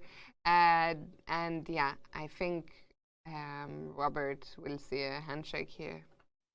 Right, that king can't go anywhere else. It has to go to squares like e7 and f8. And for Duda, he's not going to take any risk because you're not obviously not going up to f6. That would be just pretty ridiculous at this point. The queen would come into square g6 or g5, and g6 looks way better. So yeah, the king going to e7 or to f8 because the draw is the same regardless. Queen h8, queen h5. So I don't know if we're gonna stay here, wait for Jan Krzysztof Duda, or if we're gonna keep these players on the camera. I suggest we go back to the overview, see what's happening elsewhere, as the king has just gone back to 7, and maybe we can stay even in the overview long enough for this game to conclude. But Robert, what's happening elsewhere? Nothing too surprising in Magnus against Report. And then we see Vidit going back to h8. So the draw is about to be agreed upon. But yeah, here we go. King f7. Is it? Yeah, it's just, I'm waiting for them to shake hands now. There it is. The draw agreed between Vidit and Duda. And that means that only one of our co-leaders could take the sole lead, but he is playing on the black side against Magnus Carlsen. That's Richard Report. An interesting fight between Vidit and Duda, where Duda showed some big preparation, but Vidit finding enough active counterplay. And they're analyzing and talking about variations, and Duda is kind of coolly saying, yep, this move is my response. I'm good here. But now it seems like he finally has something to think about. But it's interesting. Game, great preparation by Jan Krzysztof Duda. And for Vidit, he still remains tied with Mamadjarov if Report wins his game with the black piece against Magnus, then Report will be the sole leader. Otherwise, Vidit, after 6 rounds, remains at the top. Yeah, absolutely. And well, we'll have to see. Can Rapport make a big statement here with the black pieces? But both these, Vidit, well, continuing with his very solid performance. Shall we check in with Magnus Carlsen and Richard Rapport? Okay, we can go there. And the only other change I see in positions is Karyakin and Van Foreest, which we'll head to in a bit. But this position, Magnus has given up his bishop. You asked the question, what's going to happen if the pawn goes to h6?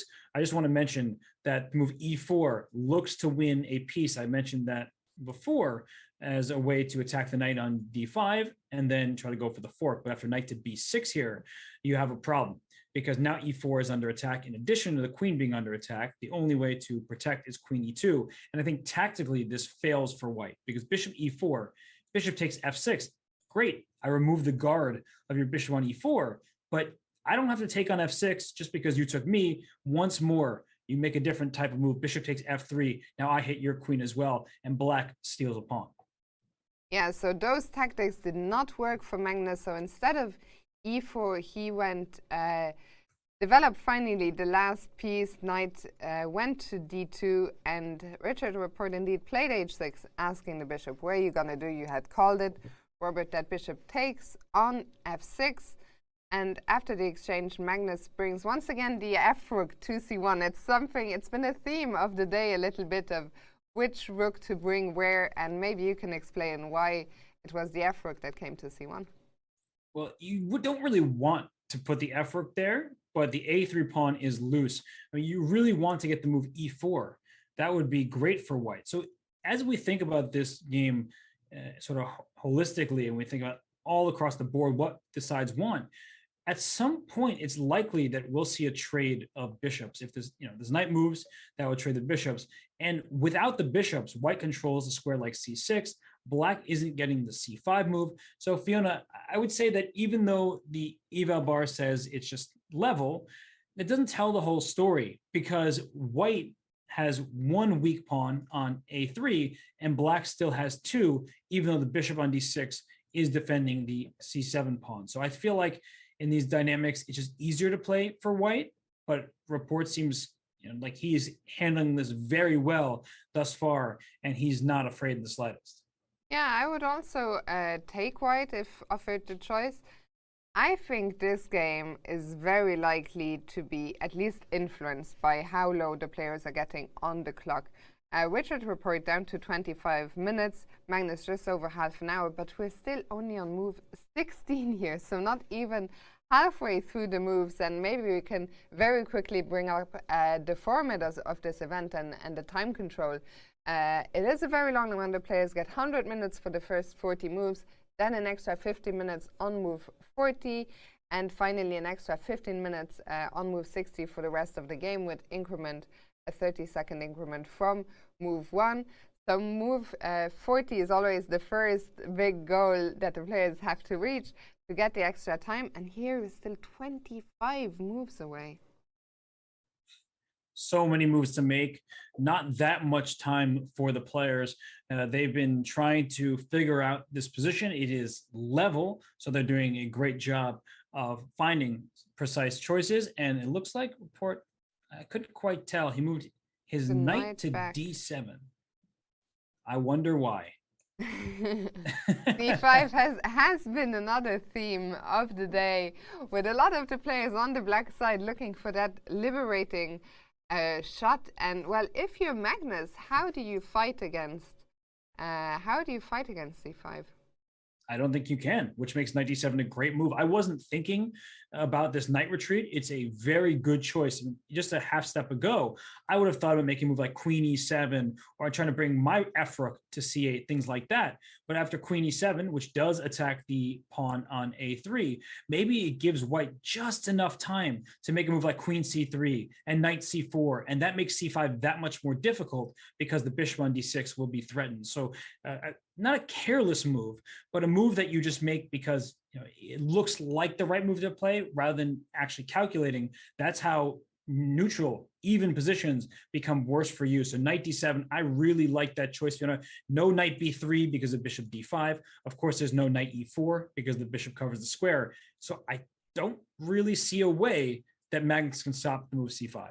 Yeah, very impressive play so far by Richard Rapport, who with the black pieces hasn't given Magnus any real chances so far. We'll see how this develops. But Robert, I'm with you. Let's go back and check in with Sergei Karyakin and Jorden van Foreest.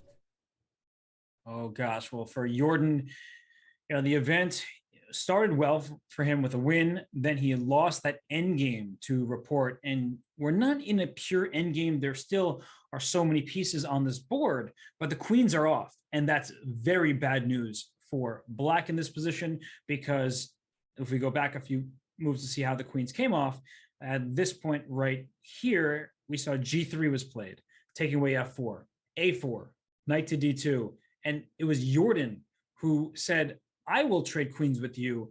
And it turns out that after the queens came off the board here and White played b4, which is a temporary pawn sacrifice, here comes White's pieces to the queen side, and White controls the pawn breaks, Fiona, so White has to be better.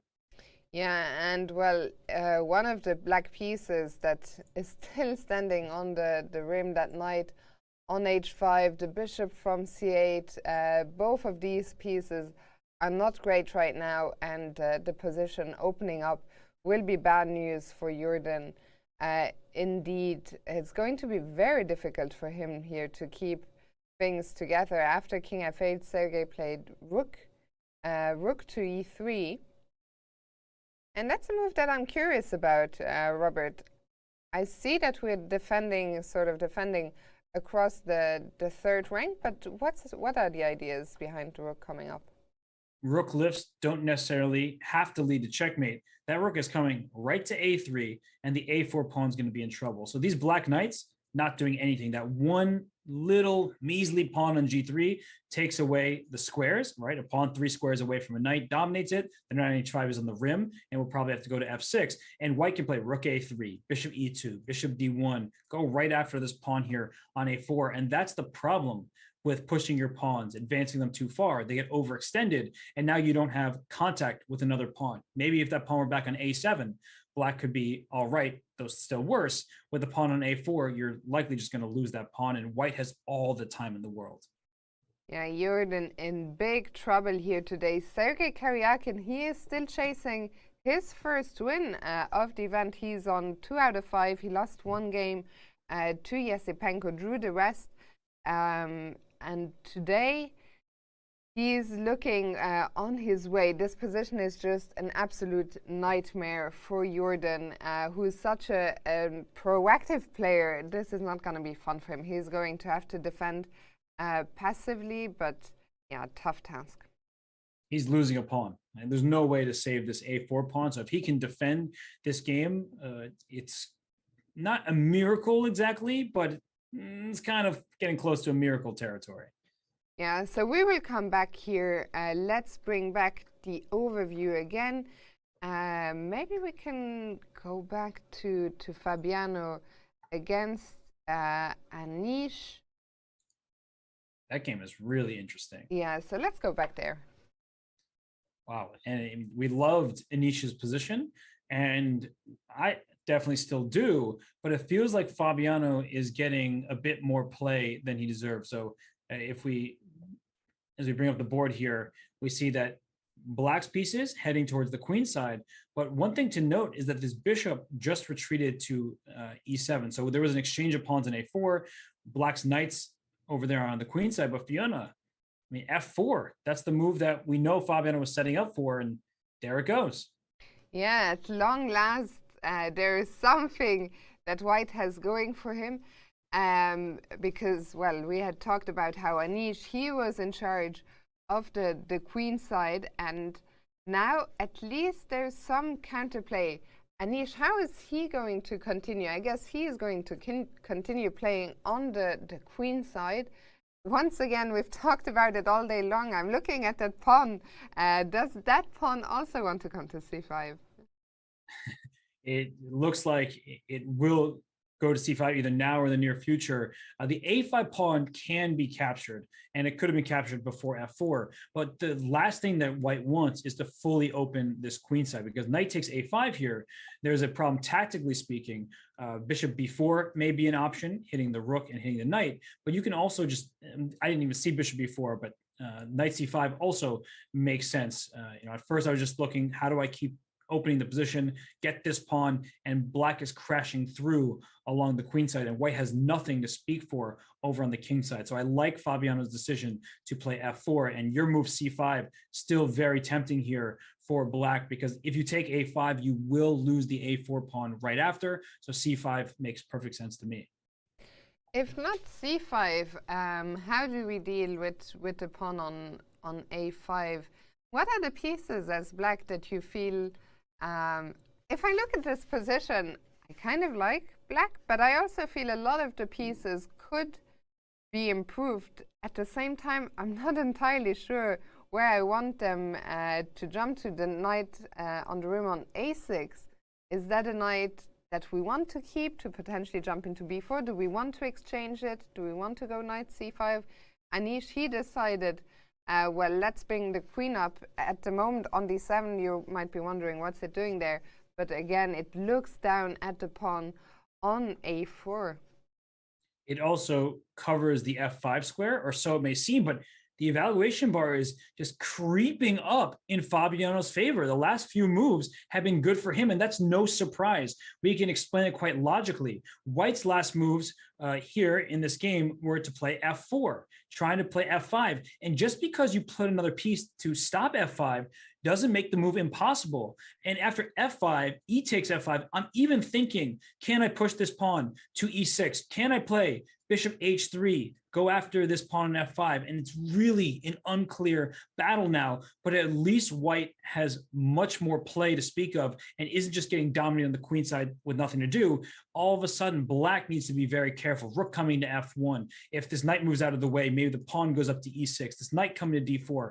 We could see so many possibilities here for Fabiano.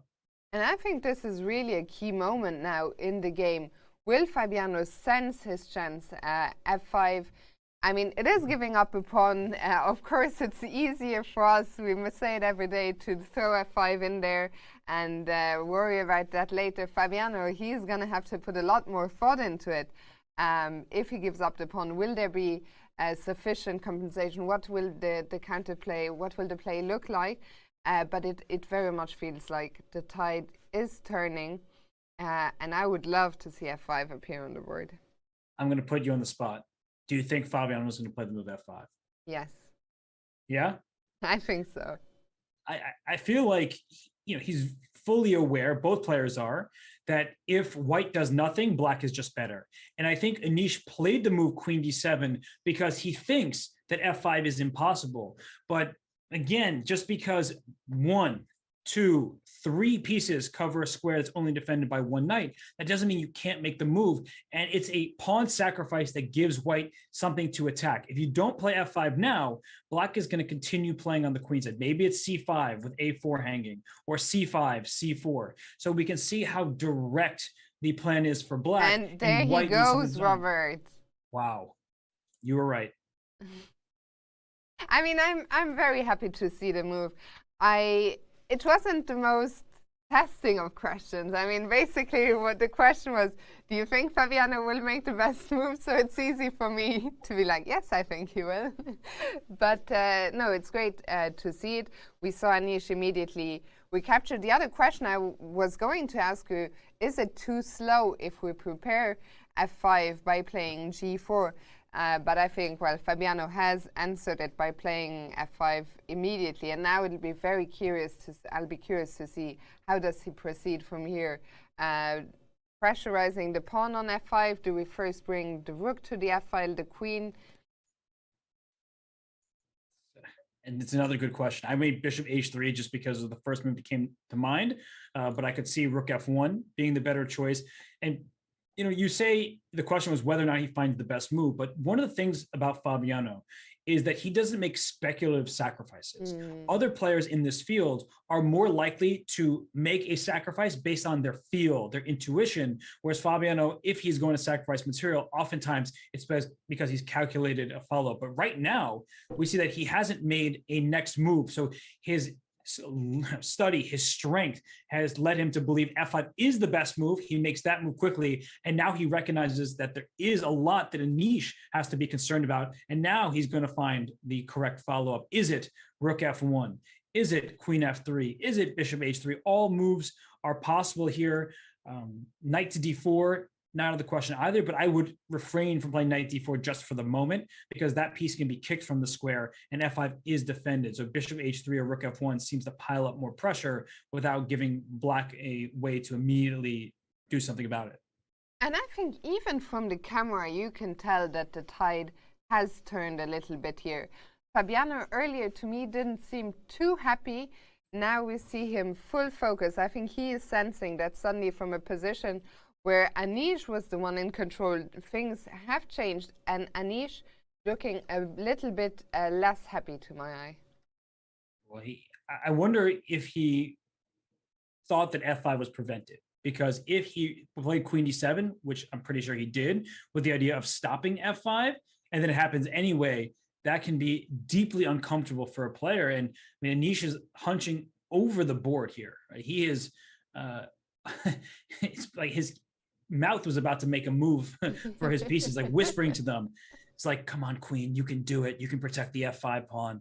You're going to save my position. But Fiona, it really does seem like you're right that all of a sudden that Fabiano, he's upright. He's like looking, he's ready to pounce. And Anish is like, uh-oh, this could be trouble for me. Yeah, I mean, if we compare this position that we have on the board to, if we go back, let's say 5-6 moves to where Anish played the move b5. Here it was all play for black, no fun for white. It didn't look like there was any counterplay, and yeah, Anish was the one having all the fun. And with every move, Fabiano improved his pieces a little bit, then defending here on a4, a few clever moves, and then came this f4, f5 push, and it happened so quickly somehow. It's one of these games where if you're quickly going through it, after the round is over, you don't have the engine on, like, okay, this looked normal. And then you're like, wait a second, how did white get a better position? I sometimes do that when I'm just checking games on my phone, where I'm like, wait, let's go back. That looks really good for black, and now it looks really good for white. So was I misevaluating, or did something happen where a player wasn't playing necessarily in the spirit of the position? And I think that Anish, who was playing so well to this point, he made this move, first bishop e7, a retreating move, and then queen d7, which had the purpose of stopping white's play. And then we see f5 happen, e takes f5, and he goes queen to f3, Fiona, following it up by putting pressure on the f5 pawn, and white's pieces have come to life. Indeed, and well, this one really coming to life now. Also here today, I think we'll have quite a bit of time trouble action, because we are on move 25. The players are around the 25-minute mark. 15 moves to make still, and that's a lot of moves in this position. We're back in the overview. And Robert, maybe we can check in with Daniil Dubov and Andrei Yesipenko. Although before we do, isn't this the bathtub formation? Like the pawn structure? Very well spotted. I believe it is indeed. For those of you who aren't sure what Robert is talking about, look at the 4 boards remaining. They do form a bathtub. Robert, we'll also hear from Duda in just a second. So there is, let's go there. Jan-Christoph, you just played a draw with Fidit. It was a very sharp game, and looking at the time management, it looked like a very impressive opening preparation from your side. Yeah, indeed. I mean, more of the game was my preparation, but yeah, I mean, many semi-Tarot lines, I mean, the preparation goes to, 25 or even 30 moves sometimes, so Yeah, actually, I surprised my opponent with this line. Also, kind of couldn't recall like all the details. Yeah, and after knight d3, queen d6, actually, my knowledge ended. After that, knight c5 was, I mean, I'm not sure if it was the best or not, but it was very practical, I guess, for white, because in this end game, I mean, with rooks and queens after rook takes c5, okay, I was maybe pressing a bit, but white should be active enough, I guess, to hold the draw. And yeah, but I think I played decently, but also played this before, kind of stupid move. I mean, I thought it was like the only move to have a game, but I mean, it was some absurd actually, and I could have just taken on c6, I think, and there was some wrong game, maybe drawn, but I mean, there were some pass pawns, you know, some races and so on, so it was anyone's game, I think. But I was ahead of 1 hour on the clock, so that, yeah, would have made more sense, I guess.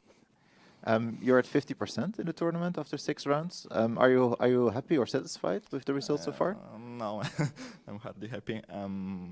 I actually, I mean, I spoiled, of course, my game against Medjarov, which I probably should have won, but instead I did harakiri, and that's why I'm on 0 actually score, not +2 or +1 even. So yesterday was also a very crazy game against Kryakin, but most of the time I was worse or lost. So okay, draw in the end wasn't that bad, I guess. Yeah, still there are many rounds to play, so anything can happen basically. Yeah, because like yesterday when I checked for a game with Karyakin in the final position, you're +2 somehow. Like, can you explain what's going on? I mean, yeah, we both assessed position correctly to be a draw after some repetition, and he played knight c6, knight e7, which was one way of repeating the position. But then he wanted to be fancy and play rook g4, which felt very natural for me as well. And yeah, and it was, I mean, the move contained a hole, and I was just winning after rook f1. But I just spotted, you know, earlier that after bishop e3, it's also repetition. So I even didn't look, you know, for something better because I was also in Seinot. So yeah, that was very annoying, of course, to see that. I mean, rook f1 wasn't like the most difficult move in the world. So it was pretty annoying. Also the fact that he, you know, repeated this twice. I mean, played rook g7, could have played rook g8 with free-hold repetition after bishop h6, but played rook g7, and I could have still win by means of rook f1 the second time, but I just didn't see it.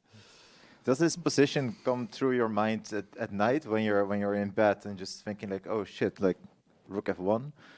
No, I mean, of course it's annoying, but also I think Sergei clearly misplayed his position earlier on.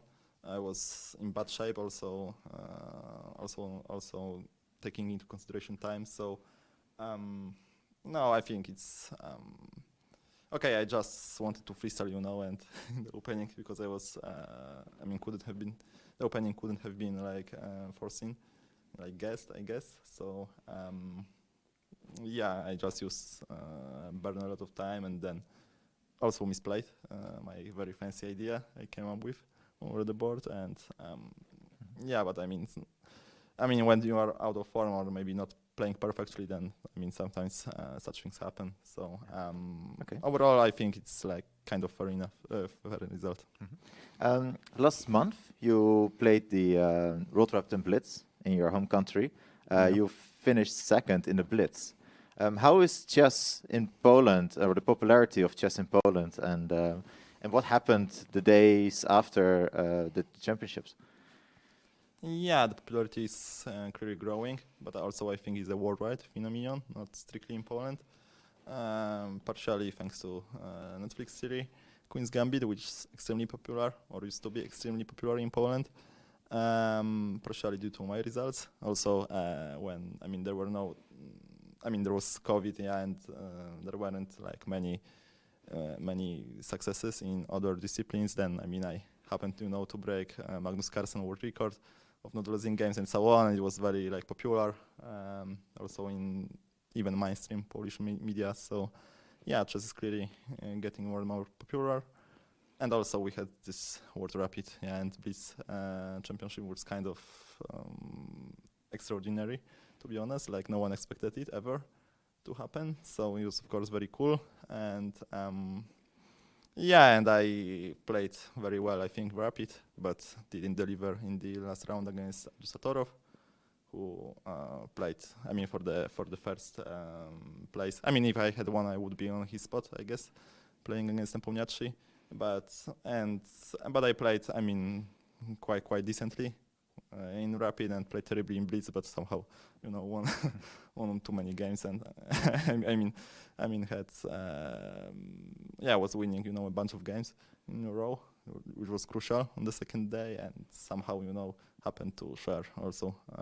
I mean, this time to share, yeah, first and second, but lost to MVL. So yeah, it was crazy, crazy days, and but also, I mean, you know, it somehow felt like I wasn't playing in Poland. I mean, it was so different, you know, because I'm usually, I mean, I've played World Rapid and Blitz, you know, several times in many countries, many continents, you know, and somehow I didn't feel, you know, particularly that I'm like in Poland. But there were many fans, like perhaps too many. Because and you were voted like the third best sportsman in Poland. Is that correct? Or like there was like this sports gala with. No, I wasn't in top 15. I mean, I wasn't qualified to this, but okay. Well, yeah. But you're getting more famous now in Poland, I assume. Yeah. No, it was Olympics year, and you know, it's highly important, I guess, in sports in general. So we have many good athletes. I mean, many medals on Olympics. So yeah, I mean, but I just want to popularize chess in Poland and not strictly be like, you know, in mainstream media, because I don't particularly enjoy it. Okay, thank you so much. Thanks. Always great to hear from Duda, who's taking everything with a smile. It was funny to hear him talking about the harakiri he committed against Mamedyarov. Robert, we still have 4 games going on here in round 6. Maybe you can very quickly tell us what your expectations in each are before we go on a quick break.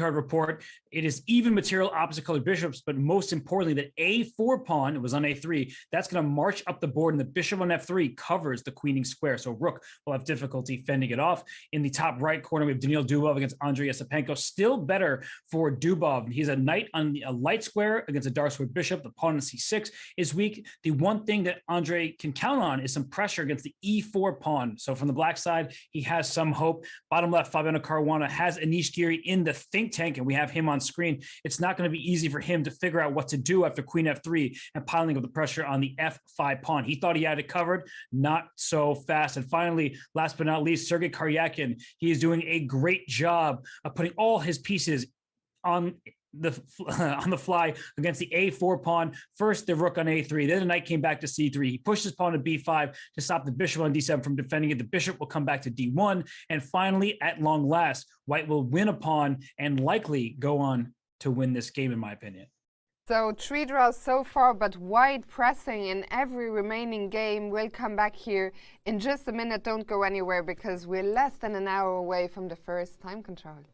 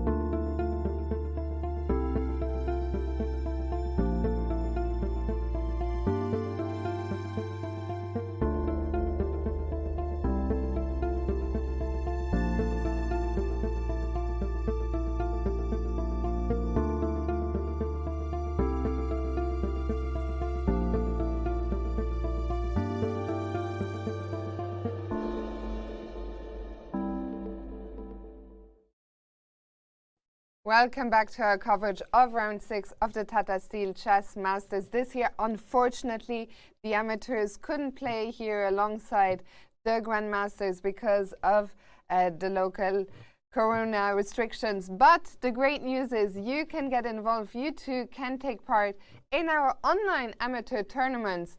There are 3 tournaments to choose from. You can play all 3 if you want to. Tomorrow we will have a rapid event starting at 2:30 local time, that's Central European time. And then on Sunday, 2 more events starting with a blitz event, 3+2, and also 1+0 bullet events, and that will be fun. You can join for free. To sign up, head to chess.com/club/Tata Steel Chess Tournament. You see the link at the bottom, and there will be prizes for the top 3 finishers. So we are hoping to see you, many of you, take part. And Robert, for now, back to the action here in round 6, where we've had 3 draws, but we could just see every other game end decisively. Yeah, my first question is, can I join those tournaments? I really want to win those signed chess boards. Funny that whenever I go to a tournament, those top players, they never sign my boards, but we have had 3 draws here, 4 games still remaining. And as we look from board to board, we could even get 4 decisive games. I mean, it's crazy. White is pressing in every single one of the games. One of the games where the bar has swung a lot in White's favor since we left it is Magnus Carlsen against Richard Rapport. So we could start there. Yes, and look at this A4 pawn. It's a passer. There's a rook behind the passed pawn. That's always a good thing. The bishop covers the promoting square, and Black's best move, it may be D4 back to D5. Can't get away with that. Can't close the diagonal. And that means that White is ready to just walk the pawn up the board. And there's very little, it seems, that Black can do about it for the time being. And this D4 pawn can be captured. So much available to White here. Fiona, this is not looking good for Rapport. And he doesn't have much time either. No, and I mean, this is a game that's very strange. I was having a quick look during the break. If we just go back 1 move before A4, Richard's last move was a move that the computer didn't approve of, Queen E7, but it's really hard for me to understand why. And I think my follow-up question is, I'm surprised that this position should be equal because it already looked very difficult for Black. Right, because if Black does nothing, there's going to be a problem. The A pawn is just going to march forward. That seems quite straightforward. So with that in mind, it looks like Rapport had to play the move Knight E5, trying to take this bishop. And if the bishop moves, then strike with D3. Now, it's not nearly as simple as just equal, and it's actually a complicated line. Some of these positions may require at least a temporary pawn sacrifice with pawn to D3, and you're just banking on activity to hold Black in this game because D3, pawn takes D3, well, you just gave a pawn away, didn't you? But now F5 is the strike, hitting the bishop, trying to get this pawn on D3, and things are still a mess. D4, pawn takes bishop, pawn takes knight, bishop takes, and then we get a position that is sort of reminiscent of the Yesipenko-Dubov game, or Dubov-Yesipenko, I should say, where Dubov has the knight against the bishop, and this looks bad for Black, but when you're armed with an engine and you know that it should be level, then you know that Black is doing okay, but at first glance, it still looks like White is doing well. Yeah, and good luck finding that engineless at the board with only around 15 minutes on the clock. So we're not going to judge Richard too harshly, of course, but in the game after now, Queen E7, Magnus played A4 as the moves are coming in a bit faster. Rook D8, and well, Magnus, he has just gone and captured that pawn on D4. He is now a pawn up and not just any old pawn, Robert. It just has the looks of a pretty clean path forward from here. What Rapport's going to do is he's probably going to try to play bishop c5 next and drum up some counterplay. And the bishop on c5 can at some point retreat to a7 to block the pawn's progress, because we know what White's next moves want to be. a5, a6, a7, a8, and it really is not going to be easy to stop. Absolutely not. Magnus must be a huge favorite to win the game here. which would make him join the leaders, and we would probably have a four-way tie at the top. Let's go back to the overview one more time. I was seeing in the chat, I think the clock will play a decisive role in almost all our remaining games, but maybe especially so in the game between Fabiano and Anish. Let's go back there. The bar in this game, it's been everywhere, Robert. It was all the way down, giving black a huge advantage. Then it liked Fabiano after his f4, f5, and now it's back and just giving zeros. The last few moves, knight c5 by Anish, trying to attack his a4 pawn. So we see a trade. And after bishop takes c5, here Fabiano played d4. He did not want Anish to capture on e3, remove one of his attackers, the f5 pawn, but that move not approved of by the engine. So d4, to my eyes, looks like a very natural move, but it does give black this c4 square. And I think that's the major point, that if the bishop retreats, to helping the king become safer, after bishop h3, you're just about ready to win this pawn, and black does not want to play this move g6. As you see, after g4, white is just crushing. So after d4,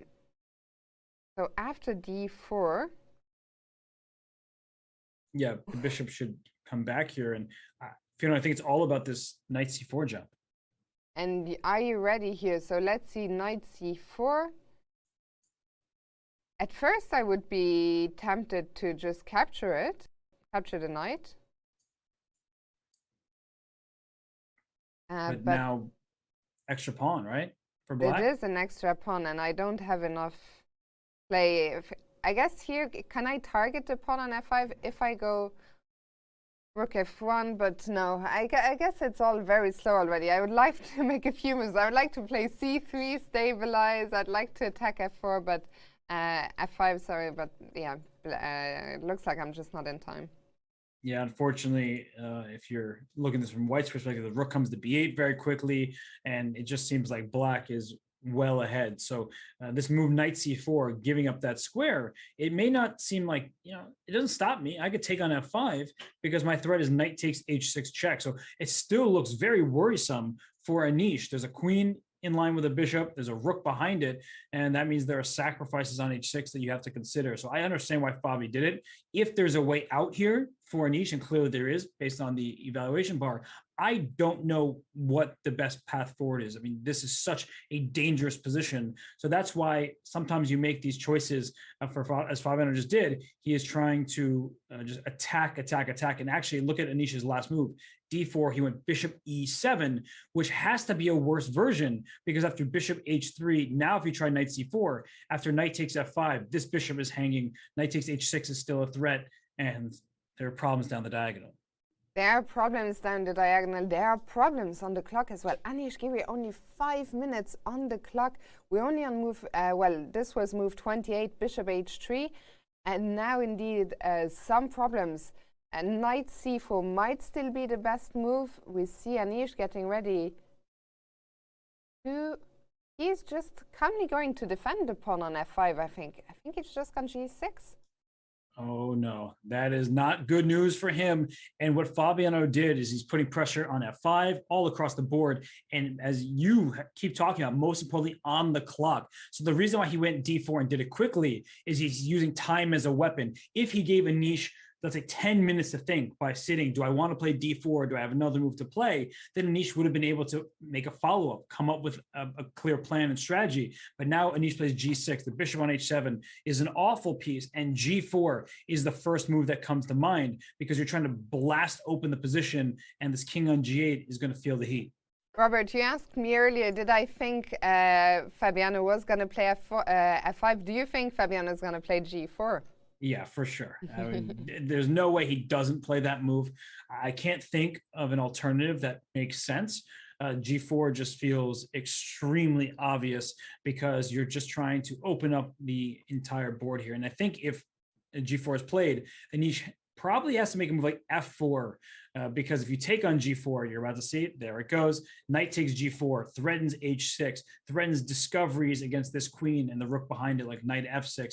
The f7 pawn is in danger and white is just cruising. So that's why f4 is going to be played to shut things down. And then you don't even have to take, you can play G5 and attack the queen, attack the rook. I mean, G4 looks so promising for Fabiano. And I think he's taking some time, maybe already, to prepare a follow-up move. I will come back here, but Fabiano now clearly the one in control.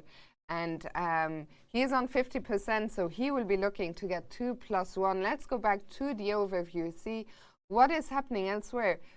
From the bar, and maybe we can check in there, it looks like Yesipenko is doing a great job holding things together in a difficult position against Daniil Dubov. He certainly is. It looked really difficult for him before, but his last move was a tactical strike. He is giving up his rook. You give one to get one. And right here, after rook takes on c6, it looks like white is taking upon maybe trying to win this game here, but rook takes a2, a really nice shot, because after queen takes a2, then there's the move rook takes c6. It's just a rook trade. And if you take this rook on e6, the queen can capture back here, and this rook is defended, and that's bad news for white because the f2 pawn will be lost. Very impressive stuff by Yesipenko. I don't know if we have time to go back to where we left it off, because we thought Dubov was pressing and things looked very complicated for Yesipenko. He put the king into safety, and then the strike in the center, e4 and f5. Yeah, I mean, this move here, knight f3, we have... Sorry. No, you're all good. We have we establish a knight on a light square against a bishop on dark squares, but I like what Yesipenko did. He just went rook 8. If you take me, I just take back. I'm happy to make that trade now. And he used his activity. He makes love for the king, so it's now back rank checkmates. And then he went bishop c7, bishop b6, and he sort of forced Dubov's hand. And now we're seeing mass simplification. And white still has some outside hope of using the light squares against a dark square bishop, but black has this outside pass pawn, Fiona. So I don't really think that there's much hope for Dubov to win this game.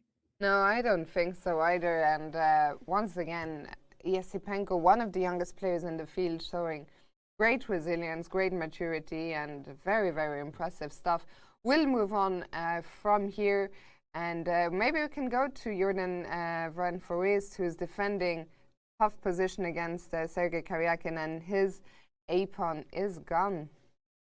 His a-pawn is gone. His knights are still very bad. He has no space for any of his pieces because of the pawn structure with all these pawns forward here. The one thing that could go wrong for white is if somehow the whole position gets locked up. So for instance, a move like g4 would not be a good choice because you close down the king side over here and you already see the evaluation is going down. The reason why is this knight is going to get to b7 and to a5. So you go knight h6, knight f7, knight d8, knight b7, and you stop the pawn push to a5.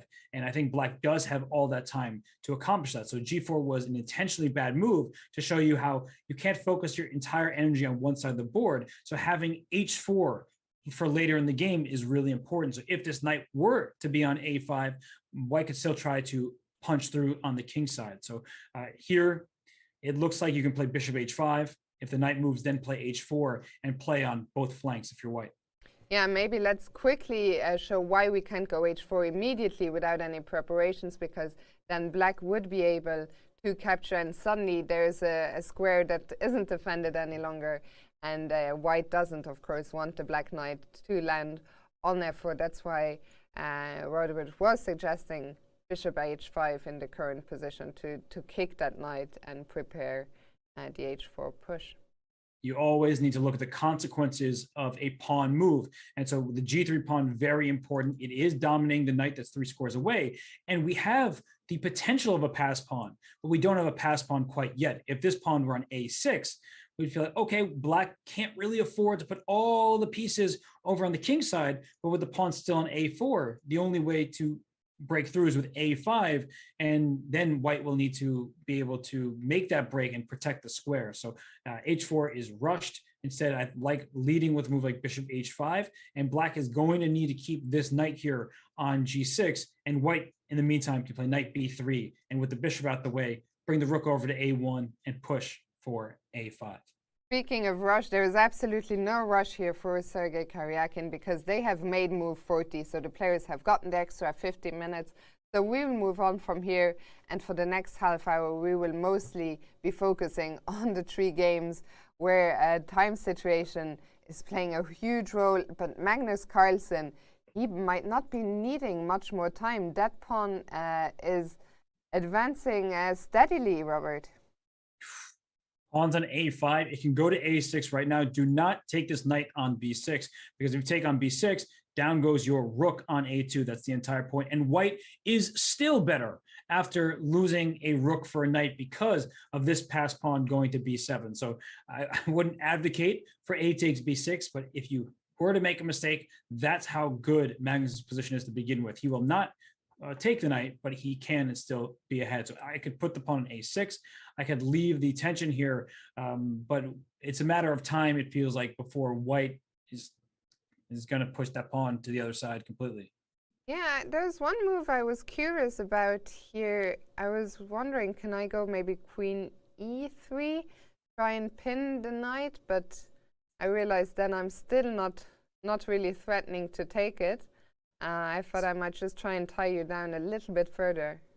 It looks like a great move. I mean, black can barely do anything at all here. In fact, knight c8 doesn't even work, and knight c8 tries to protect the queen because of tactics. Yes, your knight is defending the queen, but I can remove the guard, and you don't move your queen, you lose your queen on a7, and if you take on e3, I will not take you back yet. I will take on d8 with check, and only then take your queen, and white steals a knight and a rook and wins the game. So your queen e3 move, Fiona, is fantastic. Queen e3 is tempting, but there are plenty other tempting options as well.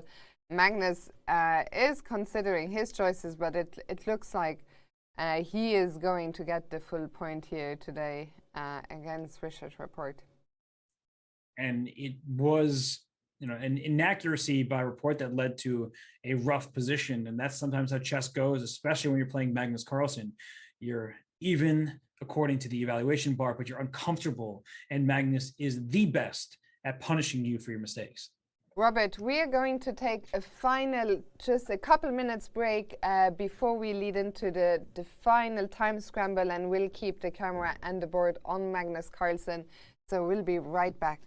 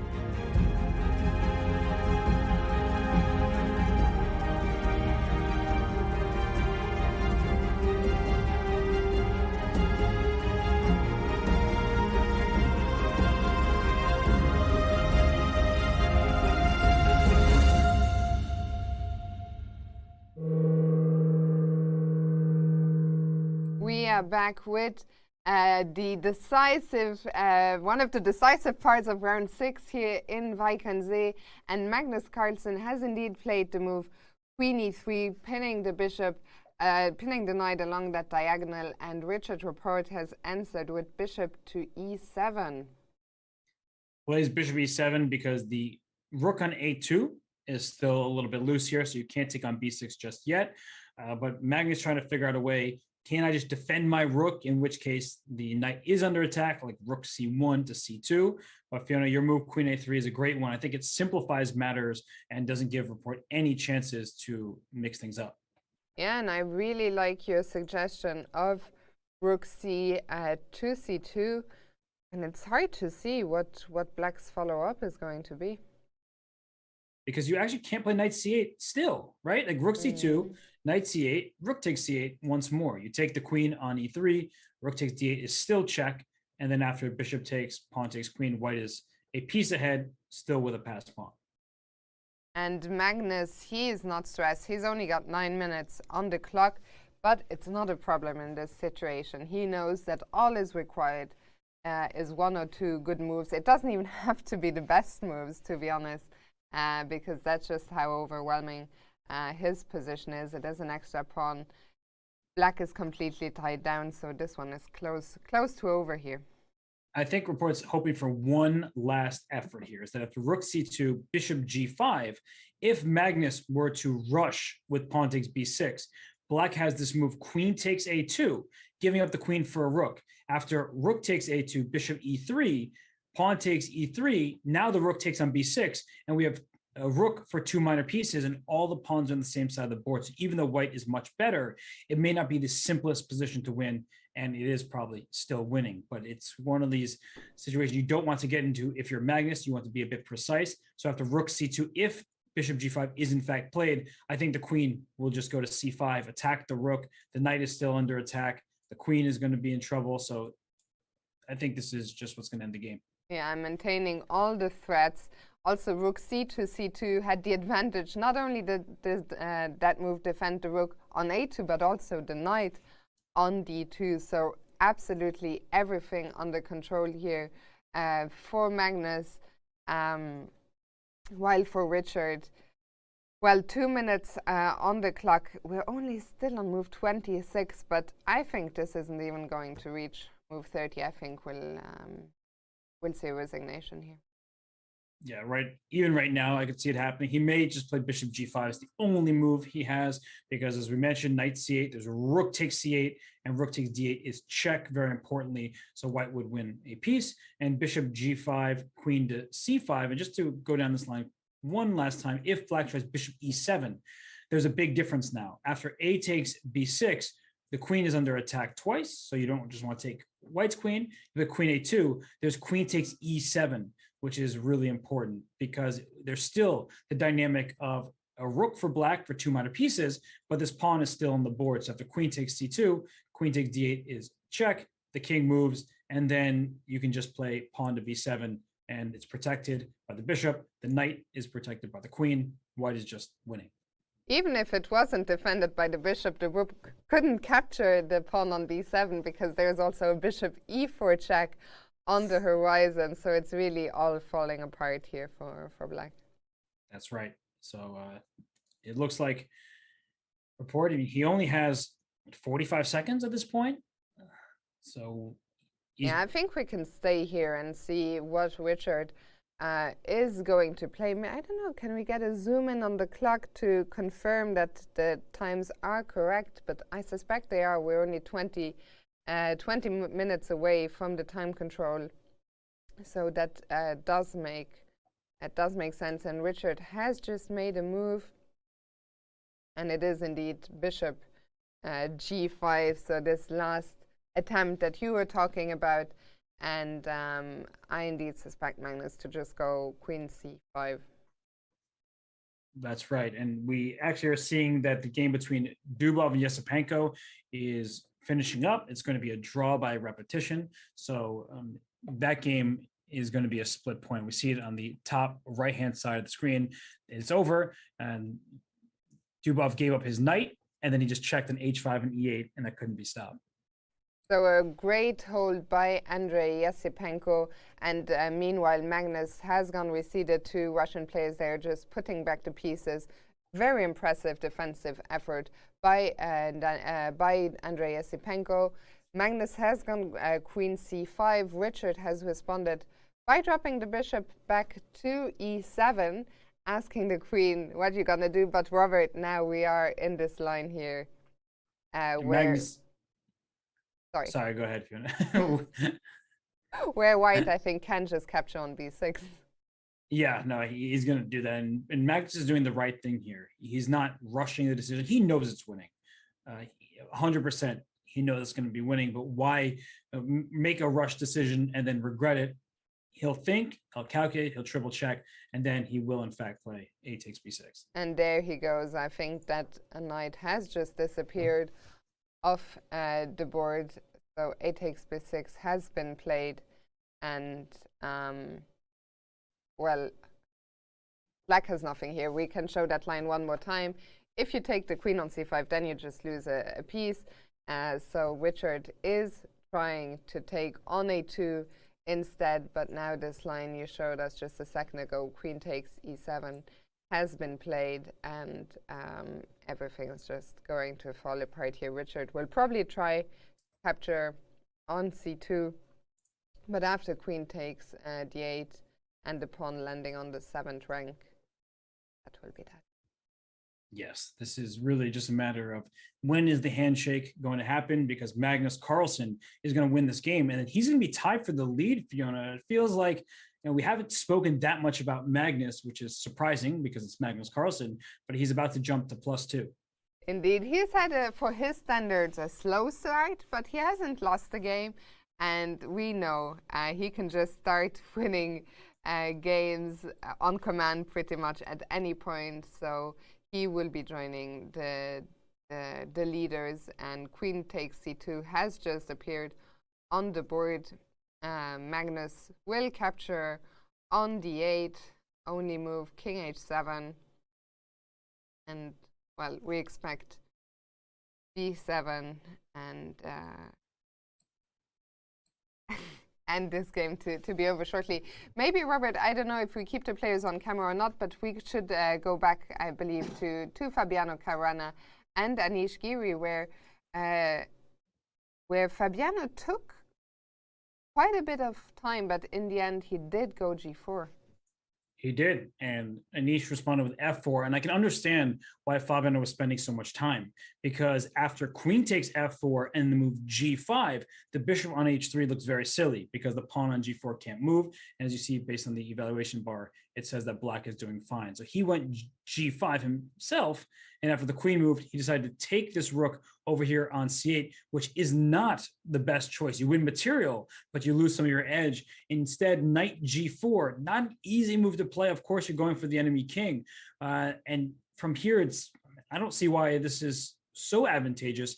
This pawn on g5 can be captured. It's 2 extra pawns for black, but white is aiming his pieces towards black's king. The bishop on h7 is particularly terrible. Yeah, I think it's completely understandable that Fabiano, instead of this, decided, let me just cash in immediately. And there is the resignation by Richard Report after Magnus's move b7. And what a game by Magnus. I mean, it looked like nothing for the longest time. And suddenly it just went from nothing to winning in an instant. That's what happens if you don't play with extreme care and accuracy against Magnus Carlsen. He can just win these positions out of nowhere, and Report seems disappointed, but it's a sort of a typical Magnus type of game where he just showed the better chess today. Yeah, and it was a nice touch there. Richard had already kind of left, and Magnus started putting back the pieces, so Richard brushed back to the board to also put his pieces back. And yeah, Magnus, as you said, he has joined the leader, and I'm sure we'll be hearing from him shortly. For now, let's go back to Fabiano's game against Anish. There's not much time. It's essentially a blitz game until move 40. This was only 31st move. Pawn takes e3. So just to show that instant replay, the rook on c8 was captured. Instead of capturing back, Anish takes this knight. He doesn't want that knight to hop into squares like g4 and start attacking his king. And now I'm wondering, do I need to move the bishop? Can I make this move pawn e6 to go after the king? And then I'm noticing the queen on a7 is perfectly placed in some of these lines to defend the 7th rank. Yeah, so what you're saying, I guess this is after e6. I don't even have to react to that. I could potentially just move the bishop from e7, and well, that bishop from e7, it's looking at a pawn on g5, which is undefended. And I mean, this game, Robert, I don't know what to predict. All 3 results possible here. We are only on move 31, so still 9 moves to be played from either side. And I think we'll see a lot more clearly here after we've made move 40, but it's going to be an intense 15 minutes for the players. I think Fabiano's in trouble. I think if he doesn't find whatever the sequence is that keeps the balance here, he's the one in rough shape, because this pawn on e3 is going to remain there after bishop takes g5. And if you try to bring your bishop to c1, in comes this knight to c4. We see that except for the bishop on h7, black's pieces are coming to life. And right now, if we do a quick material count, right, black has 7 pawns, white has only 6. And if you take this, that's going to be 2 pawns and a knight for a rook, and that pawn on e3 is a really, really good pawn. And I mean, this game here between the 2 players has been such a back and forth, and I think I agree with you. Anish, after being better, he's handled the pressure that Fabiano was putting on really well. And yeah, now what will be Fabiano's next move? Such a crucial moment here. He can drop this bishop back to g4, and then bishop takes g5. That's the worry, is you're going to lose this pawn on g5, and I'm not sure how you're going to get this pawn, because after bishop g4, bishop takes g5. I mentioned how bishop c1 looks great. You're going to try to go for the pawn, but in comes this knight to c4. It's an outpost. It's defending e3. d4 is now under attack, and I don't see what white is doing on the king side. So Fabiano did just move. He played e6, and I think Anish sort of has to take on g5, and I'm liking the look of this for black. Yeah, suddenly black's pieces all coming to life, and what looked like a great attack for Fabiano, suddenly after bishop takes g5, and is that what Anish has played? Yes, it is. We were liking all those pawn pushes on the king side, f4, f5, g4, but suddenly the pawns are all gone. And look at this black pawn wall that is suddenly facing the black king, the bishop on h7. Right now it is not doing much, but if we imagine the bishop from g5 moving and black playing g5 himself, Fabiano's king could also find himself in a lot of trouble, and I'm looking especially at that square on e4. Yeah, it's been living a lie. There's nothing inside. Bring this bishop back to life. I see where you're going with that. Evanescence would be proud. The king on h1 is in some danger if this pawn can be removed from g6. But yeah, this is really anyone's game at this point. If queen takes f7, we get into an end game where it doesn't really feel like an end game because so much material is there. Bishop b7 hits the rook, hits the pawn. The game goes on, but I have to imagine that black's activity and pawn on e3 has to be nice for Anish. For sure. I mean, Anish's pieces here would suddenly all be coming to life. The knight from b6, which isn't doing much, I think, as you highlighted, that is looking to jump into c4 as soon as possible. But it might just be the lesser evil for Fabiano to go into the end game, because if you keep the queens on the board, as I said, I think the white king might be the one that's in more trouble. But Fabiano, he goes bishop d7, and we see the bar not happy at first with that move. But it makes sense because you cut the queen off on the 7th rank. And where did Anish just go? He took on e6. Okay. So opening up things, Fabiano recaptured. And I guess the king is just going to go and hide in the corner on h8. Maybe there's something to be said for king g7 as well. King g7 does make sense. I guess after king g7, you have to watch out for some kind of rook f1, queen f7 potentially, but that would just be a queen trade, and the king can later tuck itself on h8. So yeah, so Anish, he decides to go into the corner. He's on h8, and I mean, look at this position. Suddenly, the black pieces, that pawn on e3 is such a thorn in Fabiano's sides. His bishop on b2 isn't playing. The rook on a1 hasn't moved yet suddenly. And look at Anish's pieces. The knight from b6 will jump into b4. The queen will suddenly get activated from a7. It's looking then both at d4 and along the 7th rank. So Fabiano's suddenly in big trouble here. he is, and this game is going to come down to the wire because of the time trouble. If this were move 40 already, we'd say that Anish really has the advantage. We can see the evaluation bar off the side of the screen here. And until you reach move 40, you don't feel comfortable. So how can Fabiano make Anish's life difficult? What kind of moves? H4 is always a temptation because you're attacking the bishop, and if the bishop takes, then you get the e3 pawn. But in this situation, after bishop takes h4, you can take on e3 with the rook. The knight comes into c4, the bishop's under attack, the rook's under attack, and black is just doing super well. Yeah, it's a tough one, h4, a tempting move, but maybe here it just doesn't quite work. For those of you in the chat wondering what move we're on move 34, so 6 moves still to be played for both players, both of them down to only 2 minutes. And yeah, Fabiano needs a good move now. Can we try and put pressure on the pawn on e3?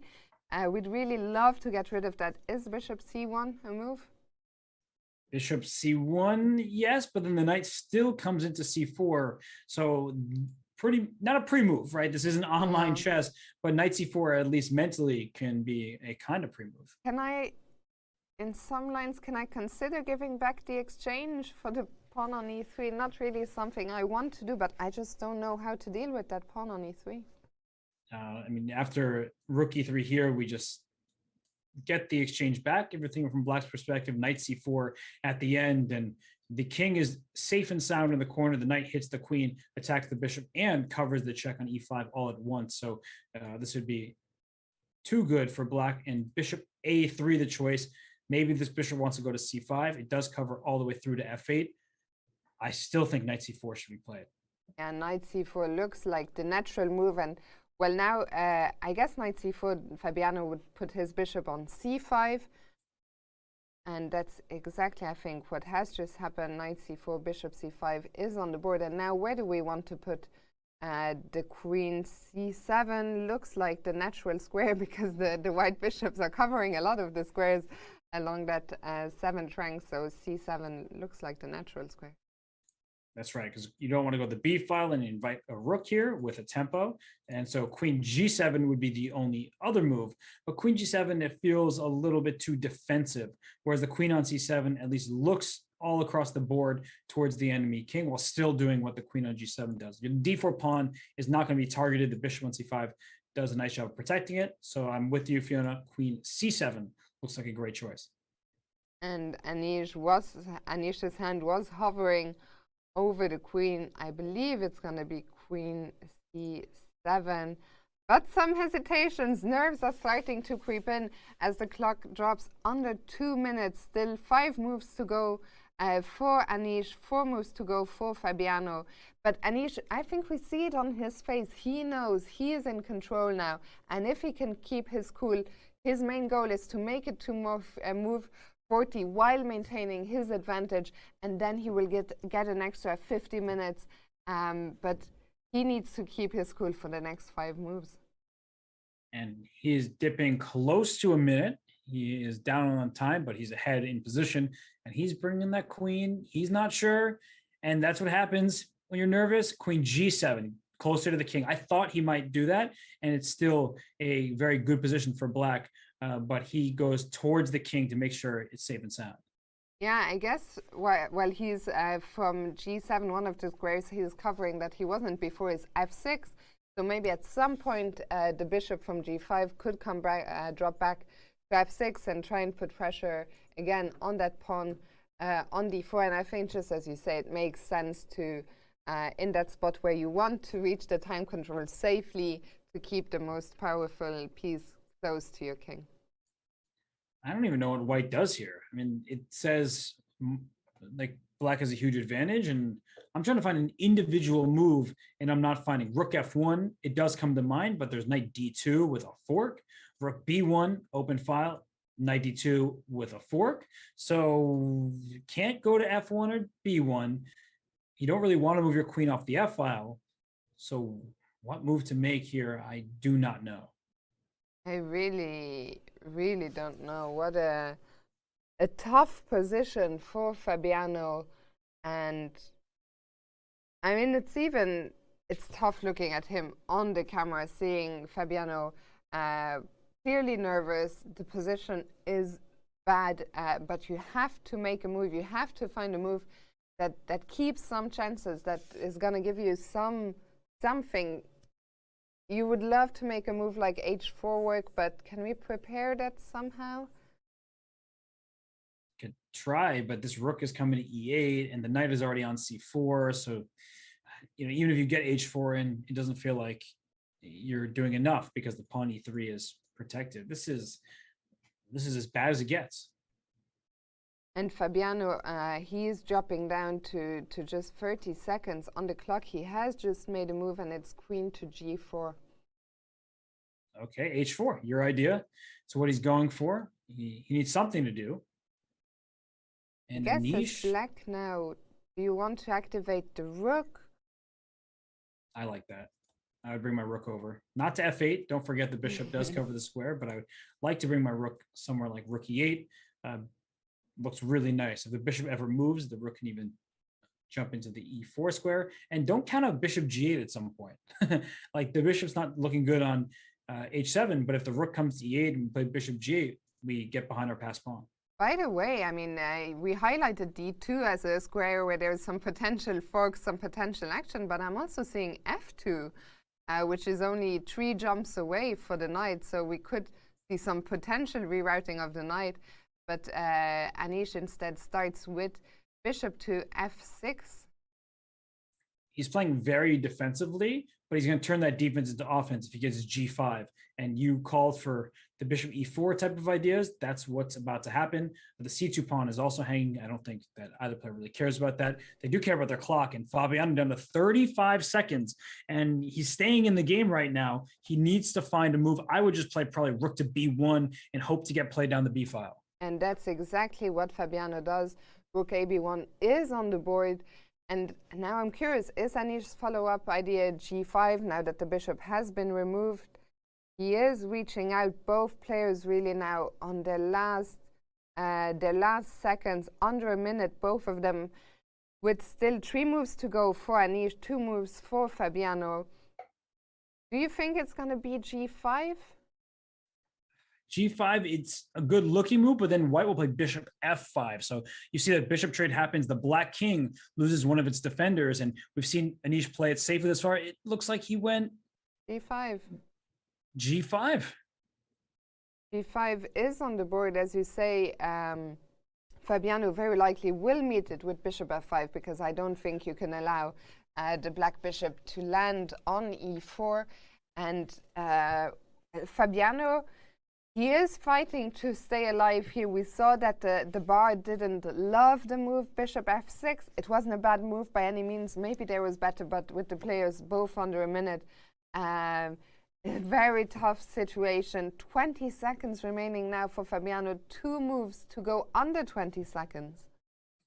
Right. And the thing about bishop F5, the bad thing about it at least, is it allows black to just take it, and then you're getting close to the time control. And black is better pretty much no matter what. So if they reach that critical move 40, then Anish can start sitting and thinking. The real question is, has he given up too much of his advantage, and will that allow Fabiano to survive? Great question, Robert. It's so tough to say. 2 moves to go for Anish.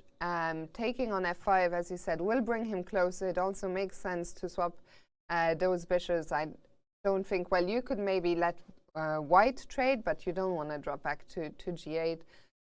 30 seconds for Anish, and he has to make a decision. Will he trade on F5? And if not, Is it time to activate the rook from A8? Do we have to be concerned about the white rook on B1 coming in? So many things to consider here. And, the D4 pawn, he goes rook to E8, it looks like. The D4 pawn could be captured had the bishops been swapped on F5 and the queen gone here, but that was not a good decision because the queen needs to stay on the 7th rank, otherwise a rook lands on B7. And we just see the evaluation bar go nearly level at this point, Fiona. I'm not sure what the move is. I don't think bishop takes H7 looks that great for white. The queen can take and head into E4. So there's a move here for Fabio. Wow. What? What? What just happened? Oh my, I think we just witnessed an absolute rarity at this level. Did you see that? Oh. I think Fabiano actually just forgot about that knight. Oh my goodness. He just forgot the knight could hop backwards like that. I mean, he just wasn't looking at the knight. He was looking at the knight, maybe defending E3, hopping in D2 earlier, and he puts his rook on B6, and it's just a blunder. And these things happen when you're so nervous. You've been making all sorts of moves with a minute on your clock, and after rook B6, knight takes B6, the game is just over. Oh my goodness. I mean, this is really, really tragic, and you got a feel for Fabiano. He did such a great job holding on to this difficult position throughout the time scramble, and then at the last hurdle, move 40, we were wondering, the bar had just gone back to more or less even, and then Fabiano playing this move, rook b6, which was just a complete oversight, a blind spot. And the evaluation bar is helpful for people at home and to know what's going on in the game. The players have no idea. I mean, they both probably just assumed that black was much better, because as I looked at that position, I'm like, how in the world can this be almost level? And if we go back a turn before rook b6 was made, I mean, that would be a good move if the knight weren't on c4, but of course it is. I'm trying to figure out here like what to do, because it still looks so good for black. You have this passed pawn. You have the knight here on c4 protecting it, the rook behind the passed pawn. If you take on h7, you're trading pieces in a way that favors black. Queen h7, c2 is hanging, queen e4 check can trade the queens if you feel the need to do that. So it's just a bad position on the surface, but there was, I guess, one move to make here that would have allowed white to stay in the game. Wow, I mean, I am lost for words, Robert. I think it's so rare, and I don't know what Anish is doing, because I thought it was his move. Sometimes the player, they just take a breather on move 40. Fabiano, I mean, we saw him looking in shock. We saw Anish give a look after he took the rook on b6. And we see Anish, interestingly, not sitting down at the board. I think there's also so much adrenaline and so many emotions when you've been in a spot, both players, where the time was so low, and then the whole time scramble ends with just a completely unexpected blunder. Yes, and I do think that it was just those nerves getting to both the players, and inaccuracies happen, especially when you don't have much time remaining. And this position here, instead of rook to b6, sure, a move like rook e2, I'm still trying to figure out what the move that should. It just doesn't look equal to me. Even if rook e2, yeah, no, that's not the right move, but that looks like a waiting move. Like, why in the world this position is anywhere remotely close to level is shocking, but both players definitely thought black at this point was well ahead. And well, if we bring back the current position on the board, so now with Anish having picked up that rook, suddenly he is no longer material down. Instead, he is simply 2 pawns up. He still keeps his big trump, the pawn on e3. So this position here is just winning for black. Oh, for sure. You can take on f5 now, and then take on d4, take another pawn in the center. Your king is safe enough because white doesn't have enough pieces to go and checkmate you. If you trade on d4, the queen is coming to e4 with check to try to trade the queen. So Anish, he's just calming himself before making moves, and he is certainly going to win this game. And wow, I mean, what a moment this was here. Fiona. Rook to b6, a blunder in a tough spot. And I did glance over at the chat. Queen h5 apparently was a move that keeps white hanging in there, but it just doesn't really feel that clear nonetheless, even if that move is good to begin with. Coming up with the follow-ups to hold this game would have been difficult, but of course the game would have continued without black just being instantly winning. Yeah, what a move, Queen h5. Not an easy move to see by any means, but you've got to feel for Fabi. On the other hand, Giri fans will be happy with Anish about to get his first win. Of course, that's not how the players want to win, but they will take it. A point is a point, especially with the black pieces. Anish has captured on f5, and I expect actually Fabiano to probably just resign here, because after queen takes, bishop takes, d4, the king is safe, and yeah, there's just nothing there. So Fabiano, he did recapture on f5, and Anish will probably simply just take the pawn. And Fabiano didn't play this game in his trademark style. Like from the very early stages with the fianchetto bishops, it wasn't like principal chess of putting your pawns in the center and playing in that manner. So I could tell as soon as the opening was played that Fabiano, he's frustrated with his results, because his play overall has been quite good. I mean, against Yesipenko yesterday, he was the one with the advantage the entire game before it went away from him. So he will go to a -1 score of 2.5 out of 6. But based on the play here before this game, I think that's what led him to this moment. And credit to Anish Giri, who didn't have much time and put up first a great play on the queen side and then great defense on the king side. Yeah, I mean, what a game this has been. So much back and forth.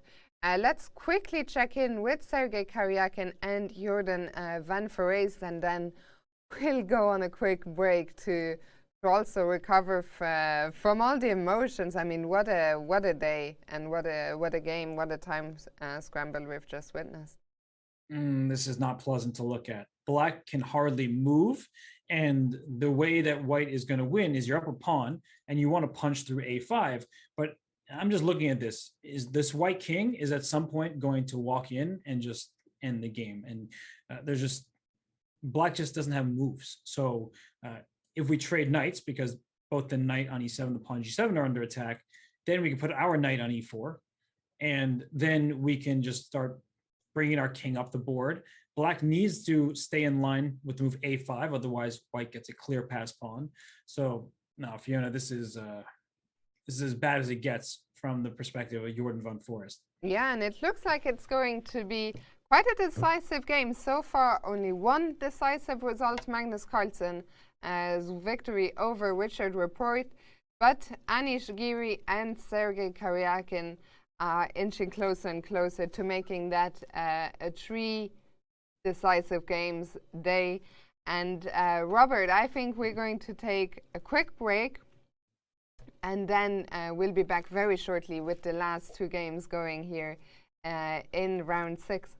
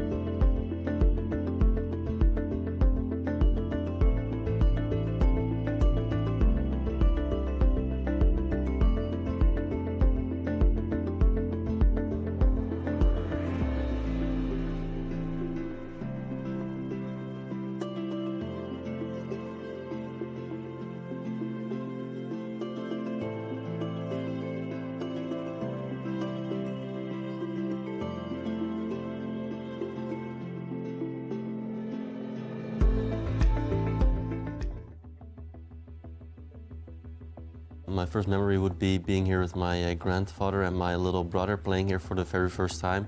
I was playing in the amateur sections and really desperately trying to get a look at the top players playing.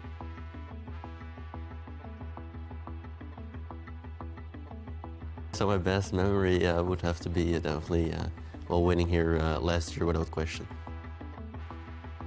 A couple of years ago, we started getting neural network chess engines into the chess world, and they really changed the game, the way we see the game very differently, and it has improved our understanding of the game immensely. So it's a very interesting development, and the way they play chess is really magnificent, so it's very nice. I have a chessboard at home, so I like to bring a chessboard to my tournaments, but 90% of the work, I think, does take place on my laptop and using technology. I always think that the engines we currently have, they're like the strongest there can ever be, but they keep on getting stronger, so who knows what's gonna come in the future. I've basically played in all of the groups, and indeed that just coming here as a kid and now playing on the highest stage is, of course, very special to me.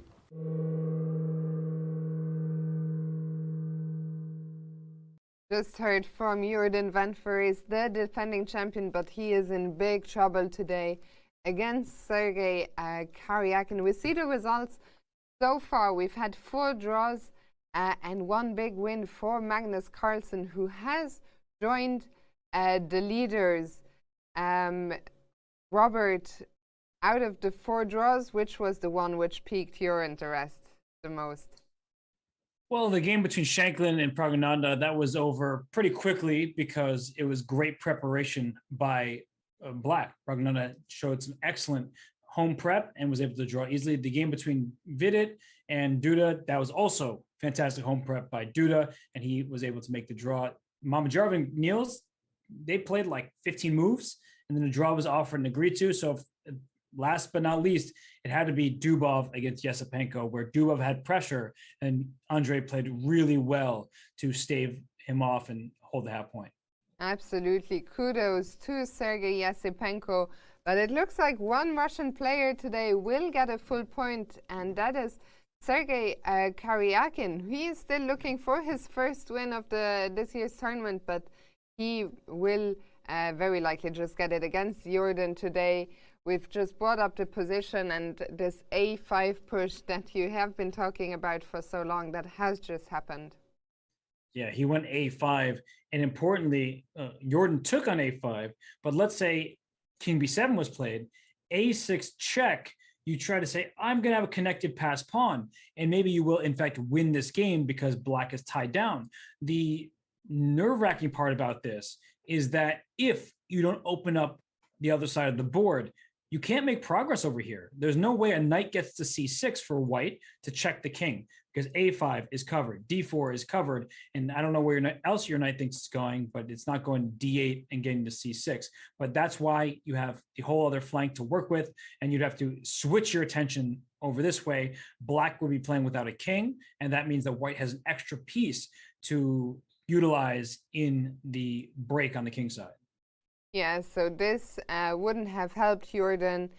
Instead, he captured on A5, and after rook takes, brought the knight back to C8, trying to control the E7 square. But Sergei Karyakin, rook A6, and where is that rook?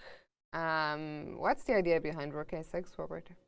So rook C6 check is something to consider. If the knight leaves C8, there could be a timely rook A7 check. And what Sergei is going to do is put his knight on A5, I believe, defend the C4 pawn so that his other knight can start doing work on the king side. He could bring the knight back to D2 if he doesn't want to get his rook sort of trapped over here, but there's nothing to attack the rook with. If you move the C8 knight, there's still rook A7. If you move the B6 knight, there's rook C6 at the very least. So the rook's not getting trapped, although how to break through from here, that's the question that remains to be seen, because you need to somehow break through on the other flank. Otherwise, there's no progress to be had on the queen side right now. And I think Caruana is going to show us just how, because he has gone to a5. So now his own rook, a bit trapped in the enemy lines, but also tying down Jordan's pieces. And, well, White is going to be looking to somehow mobilize the pawns on the king side, I guess, or try and activate his king. Yeah, because a7, a8 are under Black's control. So if you just sort of make random moves as White, you're not going to be able to break through. So you can bring this knight to f5. That looks pretty good, because after g6, there's this move knight g7, then you get your knight to e6 with check.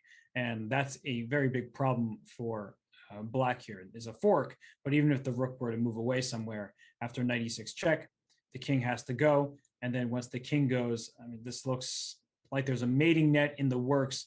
I haven't quite figured out how to deliver a checkmate, but it should be there shortly. It's such a weird position with all of White's pieces in the enemy lines, both knights and the rook. They are all in Black's side of the board. We see the evaluation bar is sky high, but still, yeah, where was the knockout? It feels like it can't be too far out. What if we bring another knight to c6? I'm still not sure what my follow-up is after that. Maybe can I bring a knight to a7 and try and break this wall of the two black knights? That looks like a great idea. And you give up a pawn on c4, that's your extra pawn, but that's not important, because now, what was that knight doing? Covering a8, rook b8, rook b7. You work your rook to the 7th rank, and this king, it's just going to get checkmated. Yeah, so, well, it's looking very good for Sergei. Of course, he also has plenty of time on the clock, and he has actually just made a move, and the knight has jumped into f5 indeed. And, well, we just saw g6 didn't look too tempting, but if not g6, then how do you deal with the pawn being attacked on g7? Rook g8 is really not a move you want to make, but maybe you just have to defend passively. You do, because any pawn move you make, in addition to knight g7 being an idea, it makes the f6 pawn in some danger. So he did go rook to f7, and you see the evaluation part go up even more. I imagine you can bring your king up, king f3, king g4. You can play the move pawn h4, and that's just trading off one pair of pawns, but then your king is going to just walk up into the action. So what you do is you take away the g6 push, and so your king can just, I mean, just very straightforward. Whether it's f5 or h5, the king is getting in. Yeah, and I mean, Sergei, he's been around the block for a fair few years. He, in general, is a very accurate, very technical player, and I think he's going to show us without any hesitation here what the best path for White is. Meanwhile, let's leave these guys and quickly check in with Fabiano and Anish. That's the other game that's still ongoing. If you're just tuning in now, this took quite a dramatic turn after a very eventful back and forth middle game. Fabiano unfortunately just had a blind spot on move 40, the last move before the time control, and gave up the rook on b6 for a second, probably just forgetting about that knight on c4. Anish took, and then he just took everything. He took on f5, he took on d4, Fabiano took on a5, but it's two extra pawns for black, and the question is just how do you mobilize them in the best way? Can Anish maybe activate the rook? Does he move the pawns? He has so many good moves to choose from. Yeah, I'm trying to think which of those many good options should he choose from. He can try to trade queens with queen e5. He can push the pawn to e2. The problem sometimes with pushing your pawn there is that it's not as well defended. So if White can attack the e2 square with the queen and then avoid black from protecting it, then maybe that pawn is won. But of course, this queen can jump in via e5 or e7, things like that. So all these moves look quite good. One thing, though, to consider is if you play e2, Now you actually struggle to trade queens as black because this king, perhaps in some universe, is close enough. It won't be because this rook can come to e3 and it's just not going to happen. So even if you push the pawn to e2 and white is able to put pressure on it, you still can't win it. So there's no way that I see that Anish can go wrong here. Blunders happen, especially in time trouble, but Anish has so much time remaining, and yeah, I just can't see him not winning this game. We talked about the queen trade. I was wondering, is bishop c3 also an option? Maybe try and trade the bishops? Undoubtedly. And after bishop c3, you hit the bishop, you hit the rook. Once the trade happens, it's very important that this rook is under attack, because if this rook were not under attack, the move queen g6 would be a big problem, hitting the rook on e8 and this h6 pawn. But this rook is hanging with check. So I'm trying to, like, if I give white a free move, just bear with me for a second and get this position, right? Then the move queen g6 would be pretty annoying because of the rook hanging and this pawn hanging as well. So it happens to be still in white's favor in this particular position, but there could be another where you lose sight of your king safety as black and then spoil the victory. But here, pretty much everything is winning, as is the point. And Anish's hand was hovering over the bishop on d4. To me, it looked like he was going to go bishop c3. But, well, Anish, he's gotten an extra 15 minutes on the clock. He's going to make double sure that the gift he received, well, I was going to say he received a gift from Fabiano, which is true in some way. There would have been a lot more work would have had to go into the game without the rook b6 mistake. But Anish, all credit to him. He played, I think, a really nice game. It was so complex, Robert. It's so hard to even explain, tell the story of this game. I think Anish got a nice position out of the opening, and then the initiative just went back and forth. But all in all, I think Anish played a really nice game. Yeah, the way I would describe it is that for the first, let's say, 20 plus moves, Anish was outplaying Fabiano. That was clear. And then he took a bit too long. He became a bit passive, and he was trying to stop Fabiano from playing f4 and f5, and he put his pieces in that direction, and yet Fabiano still played f5 and then had the advantage. So that was some inaccuracy from Anish. Then after f5, it was very complicated, and the position opened up. It became tactical, and yet Anish was ready for it. And in the ensuing time trouble, it was anybody's game, but it seemed like Anish had the upper hand there through and through, and he, I think, deserves the point that he's about to get. Yeah, and that victory, once he gets it, is going to take Anish back to 50%. It will be his first win of the tournament. We remember his round 2 loss against Magnus Carlsen, and on 50%, he won't be too far off the lead for Fabiano. It will be a tough loss. He had a few chances, but all his games so far ended in draws. So Fabiano will have to come back into the tournament, and he is still chasing his first win. And our daily shout out for a certain player who's not in the Masters session. It's Arjun Erigaisi, who has moved to 5.5 out of 6. He wins his game against his compatriot, Surya Ganguly. And so for Arjun, it doesn't look like he can be stopped. He's just on a path straight for the top, and he has only given up 1 draw in 6 rounds. He is not in the Masters yet, Robert, because let's remind our viewers, the winner of the Challengers tournament gets an invite to next year's Masters group.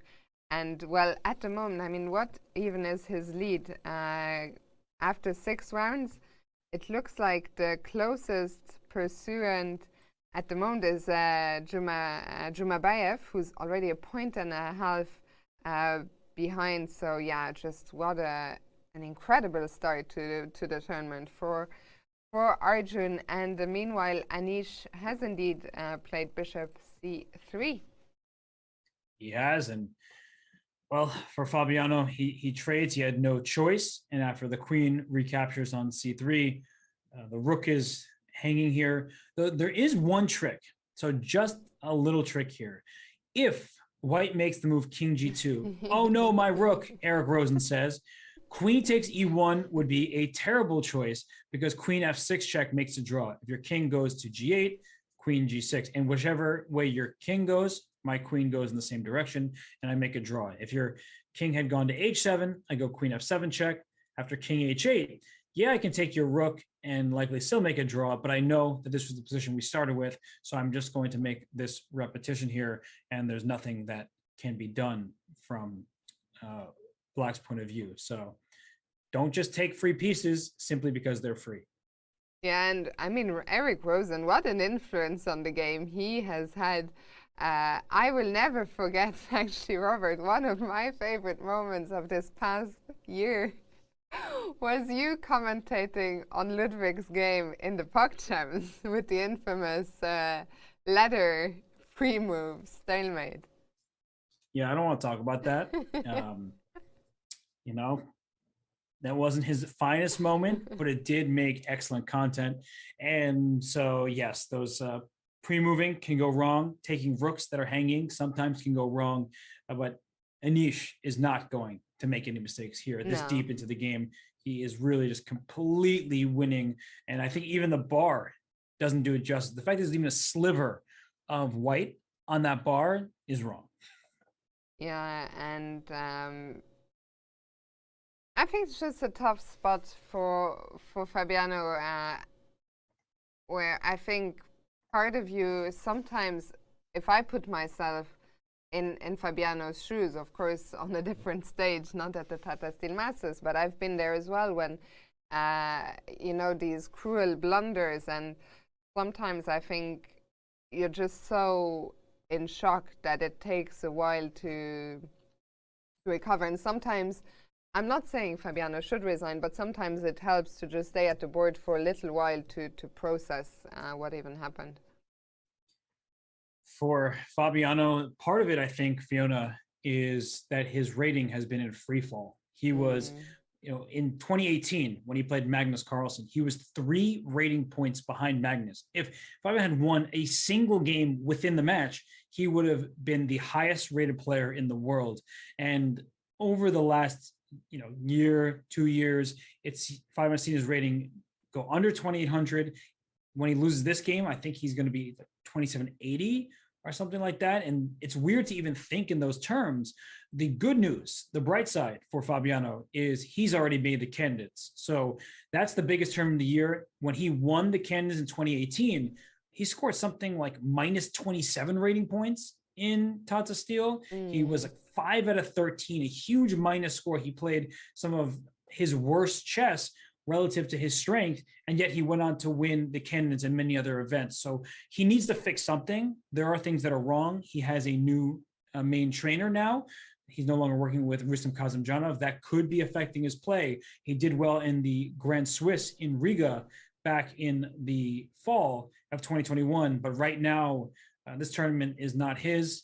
Most tournaments that he's been playing in, it doesn't feel like he's, in classical chess that is, he's not at the form that we saw from him in the past. Yeah, and well, of course, he would definitely, oh, and Robert, King G2, played by Fabiano. Well, it's a good attempt, but instead of taking, you know how I like to stop 1 square short of the expected move, Queen D2 check would be the way to go, because if the king goes to H3, you're all the way up in the open.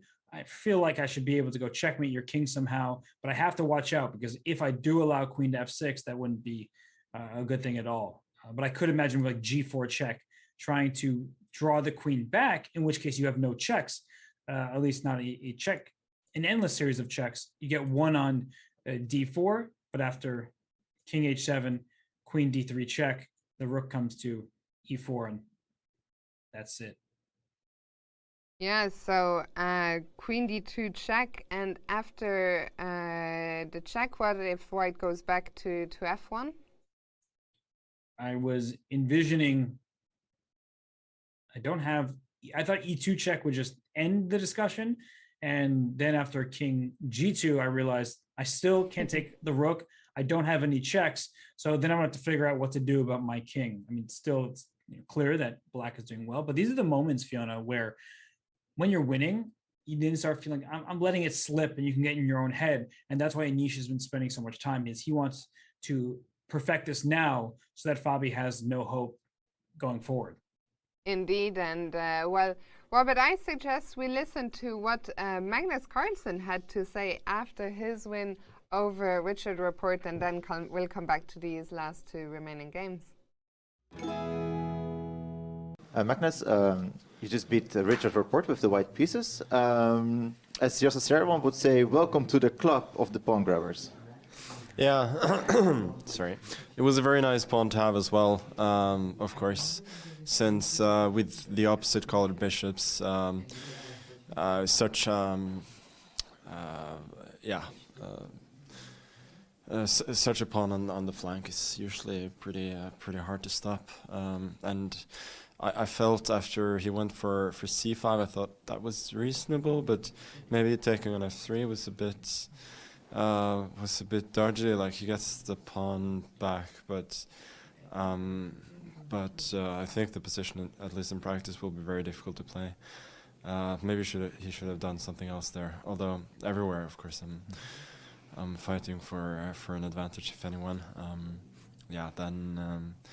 I don't know what happened later. He clearly should have tried to keep the d4 pawn to gain any counterplay. I think after a grab d4, it's just very, very bad for him. So I don't know what he missed there. Yeah.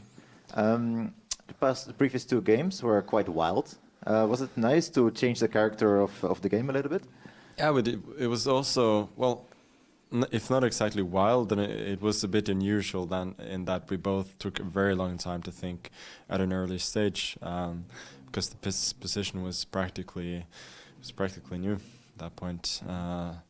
Like bishop e3. Yeah, bishop e3, of course, and then bishop d6 was a bit of a surprising response, and feels like on all moves we have. Both have a lot of alternatives, so there was a lot to consider, and sort of ended up making the most obvious moves, which usually happens even after a long think. But yeah, last couple of games, of course, were very complicated, and I was really upset with myself after yesterday. I think I missed some chances there after the time control. Of course, a lot of things happened before that, but that was really, really sloppy. Were you, by the way, in serious danger in the opening against Grandelius? Yeah, I guess I was in a lot of danger. I just mixed up the preparation. I played d5 one move too early.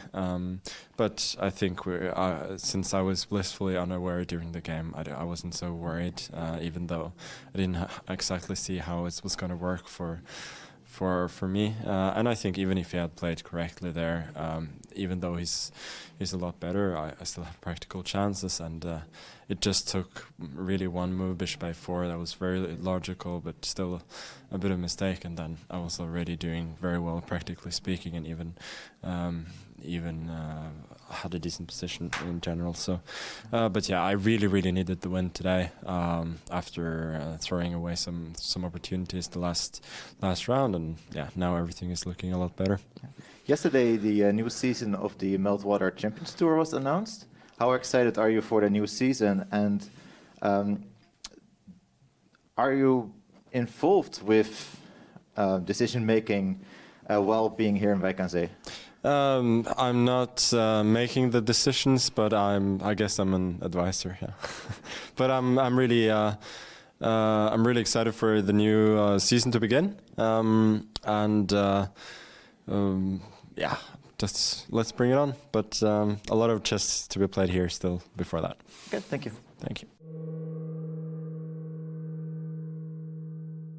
Magnus clearly very happy and relieved to get the full point here after a game that he called sloppy yesterday against Niels Grandelius. Yeah, that was a game where he has some regrets, clearly, but today he has none because he won a good game. He now moves to a tie for the lead. And Anish just brought his king out of the corner to G7. He's clearly threatening the move rook to F8, pinning and winning the queen. And he allows a check on D7, Fiona, but he's just saying that you get a check, maybe two, but your king is still the one that's going to get checkmated. Yeah, so let's have a look. The problem is that after the check on D7, maybe the king can go out. White will not be in time to take the rook because there's a mate threatened on F2. And if the king is on F6, well, where are the checks? There's one check on C6, one on D6, but both of them run into rook E6, and the checks don't run on out just yet. There's another check on F8, but after king G6, queen G8, king, where is that king gonna run? Maybe it has a choice. Yeah, it has a choice here because the king just keeps running. And Vidit and Anish Giri, good friends, that king on F5, it's in a good spot. They're just a couple more checks. And once you block them or bring your king up to a square like G4, for instance, the checks are just clearly running out. And this is what is happening right now on the board after the check on D7. Anish indeed did go up to F6, and queen D6 will probably see rook E6 be played, although moving the king also seems fine. And there's these two games remaining, and this one is very bad for white, down 2 pawns and with your king just about to be mated on F1. And the other game is no more pleasant to look at because Fiona, there's a knight on E6 there and a knight on C6. So we were, not messing around when we showed a position like this earlier in the analysis. Oh my God, this is really, really painful to look at. Let's bring up that board and see how did Jorden find himself in this pickle. I mean, the position was already lost. We're not gonna try and talk the talk here, but Sergei Karyakin, I did say he was gonna show us how it's done, and he has just been dancing those knights around into a perfect position. Yeah, the knight went via F8 to E6, and the king comes to D7, and your idea, knight A7, it forces at least one knight off the board, because after knight takes A7, we can just take either knight, and if the knight tries to escape, then the B6 knight is hanging. That's why it was so important to check the black king away from the knight, because if the king were on C7 still, the knight could then release to E7, but here, the knight can't move without losing its partner on B6, and yeah, this is over. Once one knight goes, the B pawn is free, or the 7th rank is white's for the taking. And I think we've come back here just in time. Jorden just gave the kind of sigh that lets us know the end is near. Let's show one more time what happens if Jorden takes the pawn on C4. Okay, well, go ahead. Well, the rook.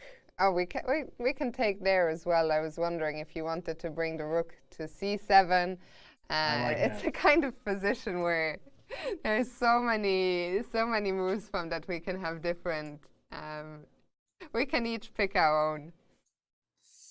But it's just so unpleasant. It's actually even material in this position, believe it or not. But the king has no moves. Rook A check is going to win this rook. If you're not careful, knight takes G7 or rook takes G7 can be played. I can just help escort my B pawn up the board. So yeah, your rook C6, it showcases why we've been working so hard to get rid of the knight. And will we see it? Rook C6. And yeah, Karyakin to move now. It is the move I expect, and he has played it instantly. He foresaw all of this from a distance, and yeah, the end is near here for Jorden. The reason I like this more, your variation that Karyakin just played, is because had he taken on C8, while it still is very clearly just dominating for white, you brought your opponent's rook towards the queen side where you have a pass pawn and behind his pass pawn. So there's no reason to allow that rook into the game in this manner. It's still just crushing. The only move is king here. You take the pawn. You can bring your knight back if you want. I mean, you have all the time in the world to do things. Your king, not there, but will probably just walk up the board and help deliver the checkmate. But I really like your move way, way, way more, because after rook c7 check, it's just the black rook is caught doing nothing, so you're not helping your opponent at all. Yeah, and we see Jorden there and just, well, reaching out his hand in resignation, and that game is over. And we haven't seen so many of these really positional masterclasses, but Sergey, sort of from the opening, we thought that there was some counterplay for Jorden. We liked the knights looking like they were coming into f4, but Caruana just shut down all of black's play, closed the center, and then slowly outplayed Jorden. Yes, and you see the players, they're talking about the game. Jorden had this look on his face where he was registering some variation that he just didn't see during the game. And Caruana, he's called the Minister of Defense, which is true. He is so good at defending tough positions, being resourceful. But as he just showed, if he can get the type position where he can squeeze, he makes it look easy. Jorden had no chance, even though initially with his knights coming to g6 and h5, he might have a little something. Once g3 was played, and then especially when the queens came off Fiona, it was all Sergey Caruana. Indeed, an impressive game by him. And well, let's bring back Fabiano's game against Anish, where Anish, that king is just going forward. Queen d7 is the last move on the board, and now Anish blocks with rook e6, and there are a few more checks, but it looks like they are going to run out soon. And he just glanced up at Fabiano a couple times. He's like looking at him, what does he see? The answer is nothing, just a couple more checks, as you said, and the evaluation bar, without suggesting checkmate by force, it's pretty much as low as it gets. Yeah, and Anish just getting ready after queen h7 check. That king, is it going further forward? Yes, it is. The king is on g4, and well, that's it. There are no more checks. So now Fabiano, if he wants to play on, he will have to defend the mate on f2. But yeah, there's just too many pieces around the white king, and this one is over. Right, because queen f7 is the only way to deal with the checkmate there. And then you are threatening to take this rook. So you say, oh, I can leave my rook here because if they take its checkmate, you have to remember your king is in check. So as long as Anish doesn't blunder that, which he won't, he can bring his rook up to e4 to help out deliver the mate. Is just, yeah, this nothing Fabiano can do. No, we see, I think he will try queen f7, so queen f7 has been played, and I like your move, rook to e4. I guess Anish is a little bit spoiled, as long as he is spoiled for choice, as long as he doesn't blunder the rook with check, maybe rook e5. Also good enough. I mean, pretty much any rook move that isn't rook f6, even rook e7, I don't know what that achieves other than looking cute. But yeah, just the only thing is do not blunder that rook with check.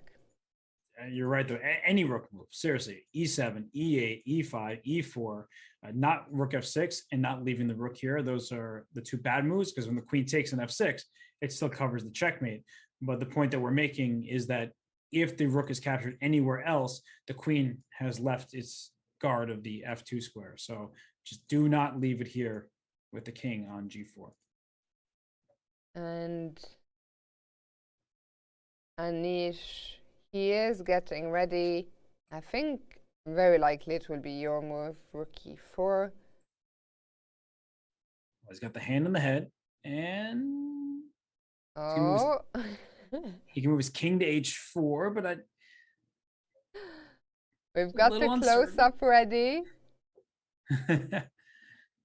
Where is he going to go? And I think we've got Sergey Caruana just starting his interview. So let's go over there. No, we're not. Okay. So we're still waiting on Anish to decide where to go, and there it is, rook e4 is on the board. All right. Well, I don't even and know. a handshake. Exactly. I don't even know what to do. Fabiano resigns. He did blunder a rook on b6. That was a clear blunder, but still, he was in a tough spot. And Anish made one, maybe a couple mistakes to allow Fabiano the play that he got. And without the perfect play from Fabiano, he was not able to sustain the advantage he was able to obtain. Yeah, and well, this was a big game because between two of the top-rated players here.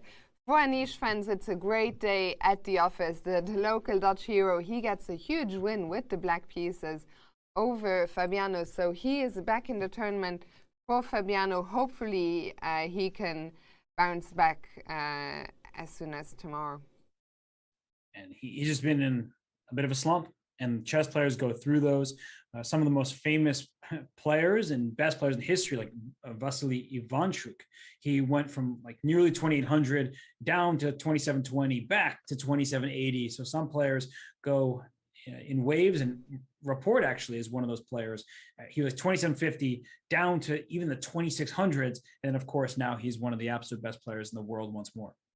And there we see the look into the playing hall with our main arbiter, Arno. He's getting ready to maybe get the score sheets or put the boards back, but he understands the players are not ready to call it a day just yet. And I mean, it was such an interesting, complex game. So of course, plenty to discuss for the two players.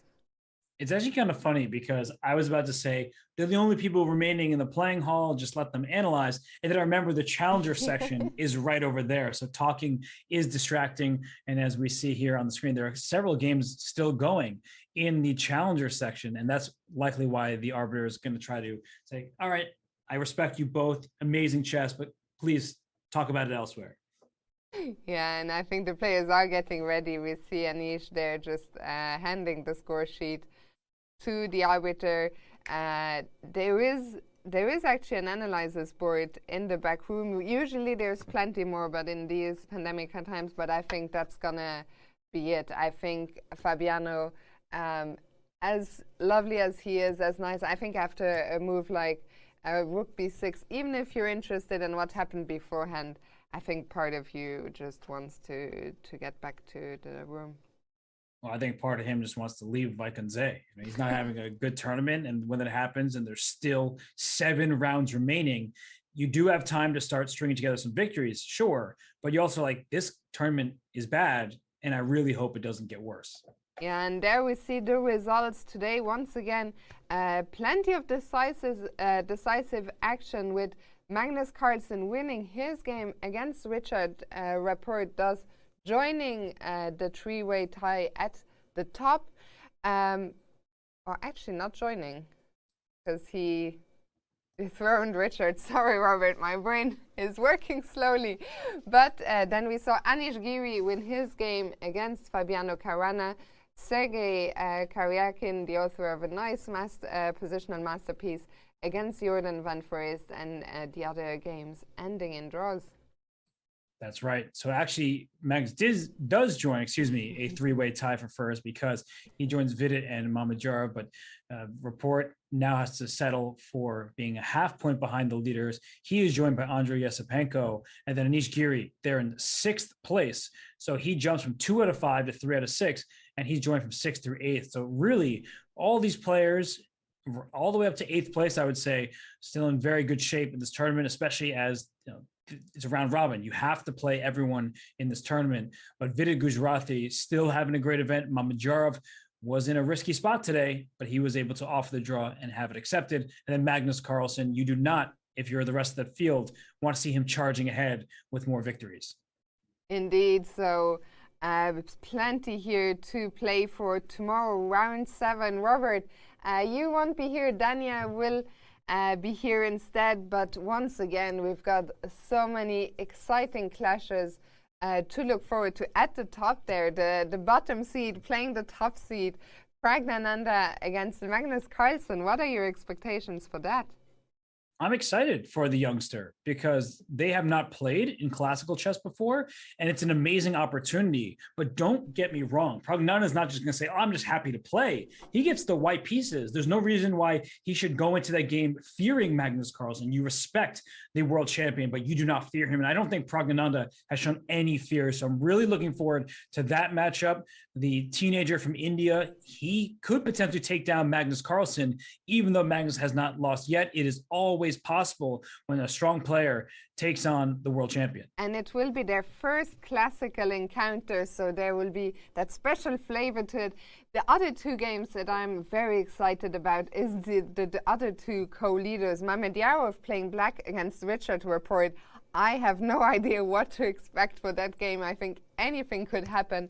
And Jorden van Foreest, after his loss today against Karyakin, I'll be very curious to see how he bounces back with the white pieces against Vidit. And there's just some very interesting middle of the pack pairings as well. Anish Giri gets white. He just won against Fabiano Caruana. He gets to play Dubov. Dubov undoubtedly a bit frustrated with how the games have gone. He lost the game early in the tournament. He could not win today's game. So Anish Giri, I mean, he can win another if he's playing his best chess and Dubov isn't in his top form. So watch out for Anish to start working his way back towards the top. Absolutely. Robert, it's the end of the day here, but we are not done just yet. We are going to go on a quick break, and when we are back, well, you'll get your rapid recap of the day, so don't go anywhere. We'll be back with that.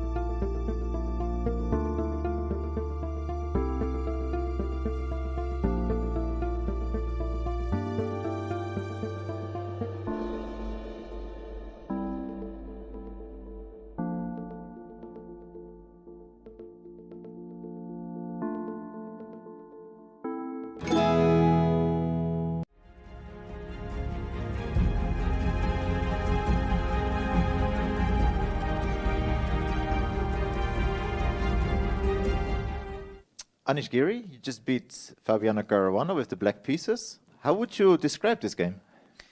Yeah, I don't know. Either I'm not a very good chess player in general, or somehow the positions I'm getting are too complicated for me, and the engines are too strong somehow. I don't know. Like, if I look at my games after the game, they're so bad. Like today also, it was just such a disaster. I thought it was an interesting game while we were playing it, and okay, of course I missed a few things, but when I checked it afterwards, it was so bad. I don't know what to think of it. Chess is a very rich game. Of course you make mistakes, you're human. Yeah, but like it's so bad. I mean, like I was like the evaluations that I see. I mean, I thought it was an unclear position where I'm probably slightly better, and I see like it's like -2.5. I don't know like on what square it can be -2.5. It's like an extra piece almost. Then okay, I make some mistakes. Then it's like I thought, okay, probably there is some crush for him. Well, that he's actually winning, I'm not surprised. But then, yeah, later as well, like, no, I just didn't have the right evaluation throughout. Towards the end of the time control, I was really happy that I am alive, because I felt I was losing at some point. But it didn't really occur to me that I'm already much like I'm winning actually at the time. But okay, we were both in huge time pressure and made a lot of mistakes. Actually, on move 40, I saw this move Queen H5 that he could make, which was very, very strong. But actually, I thought, okay, I'm probably still fine, and game goes on. Can you introduce that moment? Like, what was the time situation around move 40? It was already 1 minute per. We had like a minute already for a while, both of us. I mean, I was sort of happy that I got my knight to c4, pawn on e3 is alive, and I was really happy to be in the game. And I just thought the priority right now is not to blunder anything before the time control. I sort of didn't, but in the meantime, of course, I made many mistakes. Yeah, but like he played this, he took his rook from b1, put it on b6. Like what came to your mind at that moment? Yeah, he blundered the rook, I guess, or it happens. He doesn't know how the horsey moves? Or? No, he does. But as Ivanchuk once said, knight moves backwards are the hardest moves in chess. But not for you. No, yeah. You know, that's the hardest, but still you can make them. But yeah, I was really, I mean, I'm more like, okay, I was lucky in the end, of course, but I'm really sort of somewhat confused at how poor my games are in general. So after this interview, I guess you just go back to your hotel room, you just check it with like a better engine. How much time will you spend like analyzing this game before prepping for tomorrow? Not too much. Tomorrow is a very exciting game. Here, actually, I play 3 games against members of World Championship match preparation. Even more, actually, Sergey also was involved, and that's really challenging because these guys are really well prepared. You know, I work very hard, but there are a few months, always every 2 years, where I'm not exactly up there in terms of preparation, because these guys, they worked harder and more intensely with more people and better hardware. So I'll be really curious as to how my preparation will match tomorrow against Daniil, and looking forward to that. So I will not have too much time looking at my game, but I don't know, I have to somehow stop, I don't know, maybe stop analyzing my games or something, because they're so bad. It's just not really inspiring confidence. I think also I haven't played classical chess in a while, and I sort of assumed that maybe, you know, rapid blitz should be bad, but classical chess is going to be better. But of course, yeah, if you look at the other games as well, the quality of play is really low all over the place. So maybe chess is just very hard. Maybe you need like a friend or a coach who just gives you like a thumbs up and says like, hey, Anish, you're doing great. Yeah, no, people say that, but just like I look at the game myself, and you know, I see all these mistakes. It's really hard to get confidence there. But of course, I'm really happy today. It's very important to have a lucky break. It would have made a huge difference had I not won today. So I'm really excited to continue the tournament. I'm now maybe back. It depends on how the rest of the games go. And yeah, tomorrow is going to be definitely a fun game. Okay, all the best. Thank you. Thanks.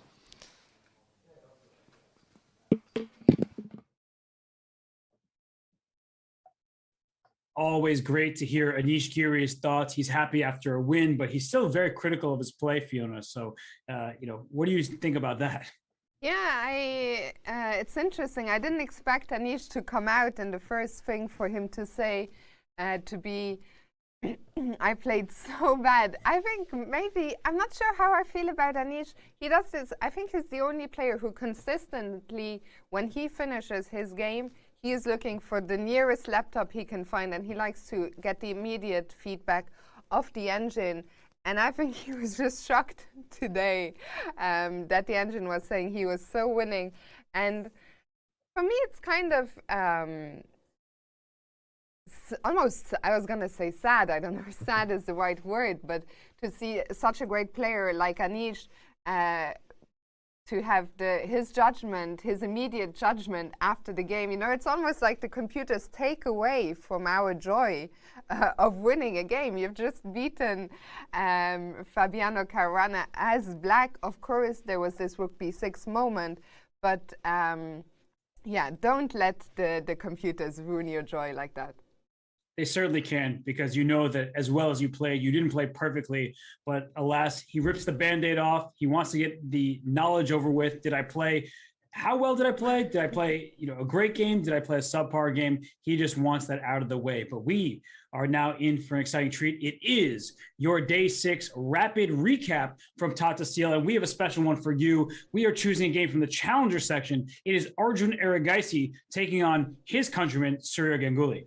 And Arjun Erigaisi, after 6th round, Robert, he's on 5.5 out of 6. He drew his first round game against Magnus van Foreest, and he's just been on a tear ever since. He can't stop, won't stop. And in this game, we saw an Italian game, but instead of a quiet line with pawn to d3, we saw d4 Fiona. So it's clear that Arjun was in for a battle. Absolutely. A fighting opening choice, Arjun, a young up-and-coming player, and he is not afraid to enter some more tactical territory. Usually we see the quieter d3 played. Exactly, just to defend the pawn on e4 and then castle and develop your pieces. But instead we see d4, and after pawn takes d4, e5, d5 is an important strike, because the point is, while your knight is under attack, you are attacking the bishop on c4, opening up your bishop on c8, bishop b5, the knight jumps in, and Fiona after pawn takes bishop b6. This is a position that is well known to these players. Yes, absolutely. This position has been seen thousands of times before, so we're still deep in theoretical territory. Arjun here continues to develop with knight c3. Yes, he does. And Ganguly, one of the best prepared players himself, has worked with former world champion Vishy Anand as part of his team. He castles, and after bishop e3, we see the move f6. So Fiona, we understand the move. It challenges white center, but it's also a bit risky. Yeah, as Ben Feingold says, never play f6. And this is one of the positions where we understand why does Ben say that. We look at the king on g8, and we see that a queen could potentially appear on b3. In either case, you are opening up some lines, some diagonals in front of your king. And in general, you have to be very careful when making pawn moves like that. For sure. And in this one, the pawn captured through a knight takes c3, hitting the queen, so you can't get away with moving this f-pawn. After pawn takes 3, queen takes f6, white castles, black plays bishop g4, and Fiona here, black decides to take on f3, and now white has the bishop pair. Yeah, and well, we'll see. Indian legend Vishy Anand, he famously said he loves playing with the knight pair, but the new generation is here, and let's see how Arjun Erigaisi put the bishop pair to use. Well, after rook d8, he said, let me drop that bishop back to e2. It's done its duty. It won the enemy bishop. And now, after knight a5, he pushes pawn to a4, which means that the knight is kind of stuck, because if that knight were to move too soon, the white pawn would venture forward. For example, after here, bishop takes c4, pawn takes c4.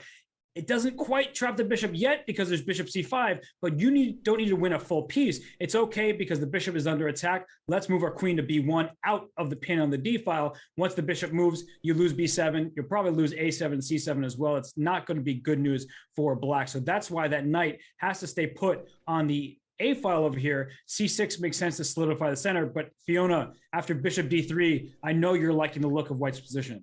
Yeah, suddenly the bishops are getting activated. The bishop from b3, from d3 is looking down all the way at h7, and well, we see on the very next move, it's like Arjun was reading my mind. The black bishop dropped back to c7, and in comes the most powerful piece, queen g4, and suddenly, well, there's already a few threats. All the white pieces are getting ready to look down towards the black king.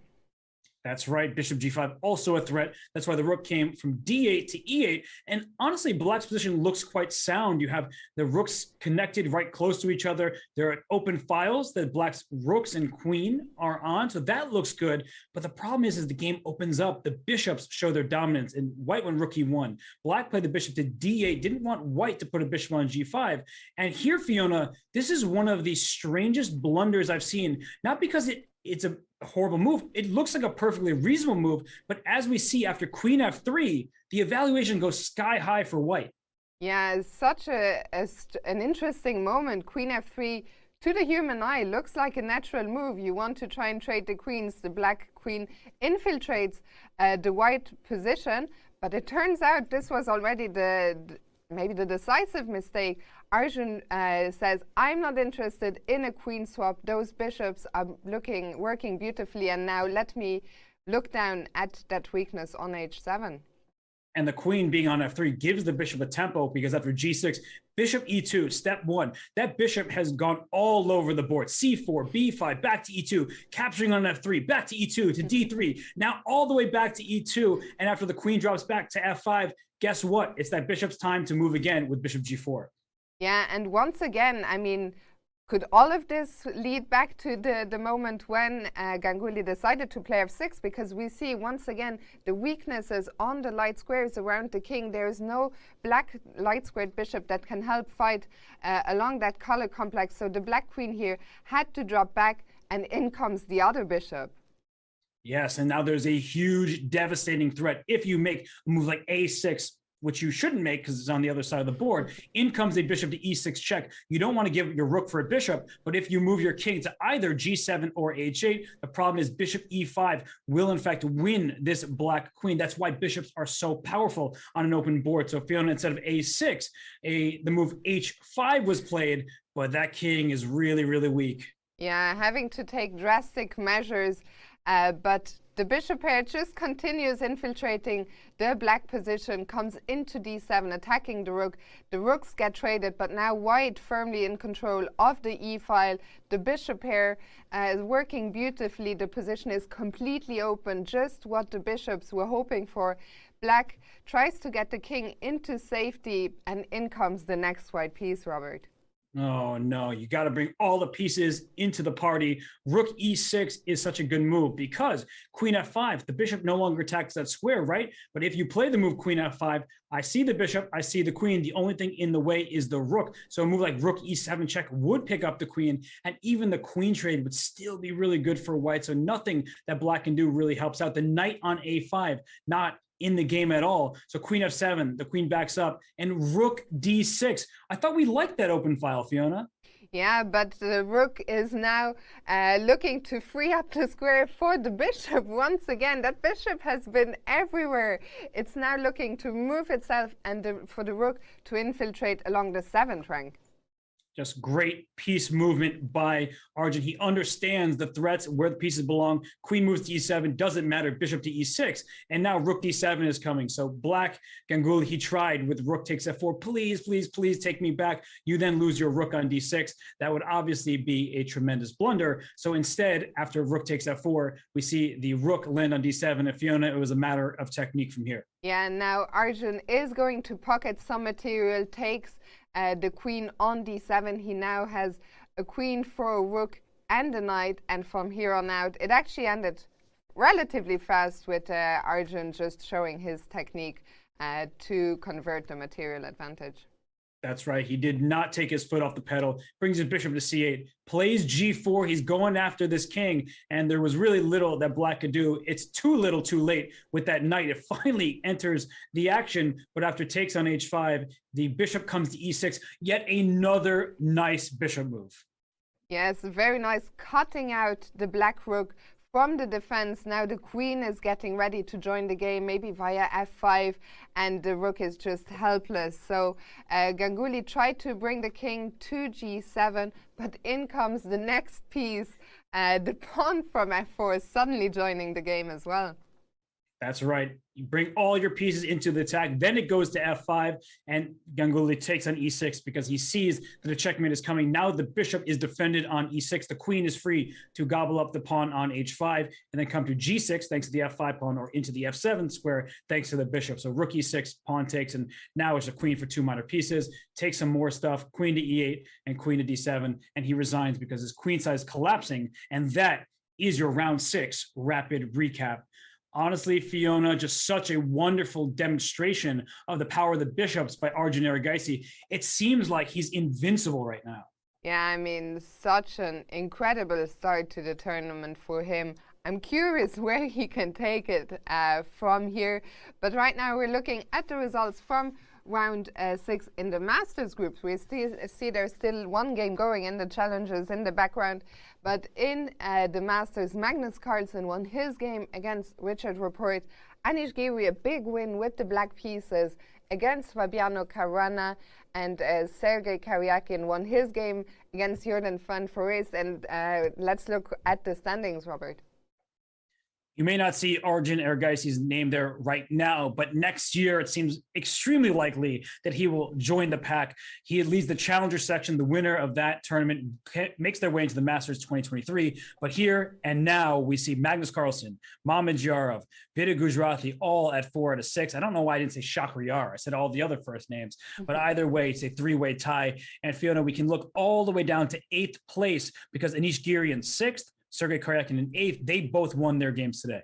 Yeah, I mean, all of these players are still contenders for the tournament victory, all within 1 point of the leaders, and there's still 7 rounds to go. Robert, let's look at the pairings for tomorrow one more time.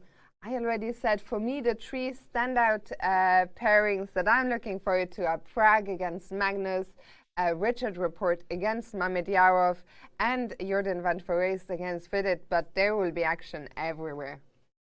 And at first, I was afraid for Pragnanda in that theoretical battle against Sam Shankland, but now I'm just incredibly impressed. So we'll see what he does against Magnus. So that's going to be a really fun matchup, and the rest of them are no less exciting. You've referred to your 3 favorite games. I'm going to be lazy and just say all 7 are highly anticipated from my perspective. So I really look forward to tomorrow's action. Unfortunately, Robert, you will not be here with us any longer. Dania Naroditsky will be taking over, but will be here at the same place at the same time, 2 p.m. Central European time. That's 5 a.m. Pacific. The day after that, we'll also be around 8, and then on January 24th is our next West Day. So, Robert, it's been so much fun covering this first half of the tournament with you. Thank you so much for all the insights, for all the good times we had. And, well, I'll leave you close this one out. Well, I have to thank you first and foremost, because my job would not be nearly as fun without you. So Fiona, I have to extend a really hearty thanks, because it really was a great time. And I know I give the chat a hard time. I know I do, but it's not really out of love, but I will express my gratitude to them as well, because the chess has seen such an increase in viewership, so many people interested in the game, and I just really enjoy trying to help everybody get a little bit better day by day, if that's what they're interested in. If they just want to watch the games and hear the thoughts of you and I as commentators, then that's also good enough. So thank you to everybody who's tuned in. Of course, Bick as producer has been awesome, and the players, they deserve really the most thanks, because without them, we don't have great games to cover, and our time is not nearly as enjoyable. So Fiona, I'm gone. Today's my last day, but you will have a better time, because Daniel Naroditsky, he is absolutely a pleasure. We shall miss you, but I'm sure we'll have you back somewhere very soon, Robert. Thank you so much. Thank you to all of you for watching us. I will see you tomorrow. I just want to say, have I a know good it's one. early. Bye-bye. It's early for all of us, but Fabi, you're looking fresh. Oh, thanks, Danny. Chat likes it, man. Looking good. What about me? All right, guys, let's go. Run a show back. Here we go. And Fabi, this video series was great, by the way. People love it. Really do. By the way, again, dude, you're just looking fresh, man. I love your new haircut. Looks good.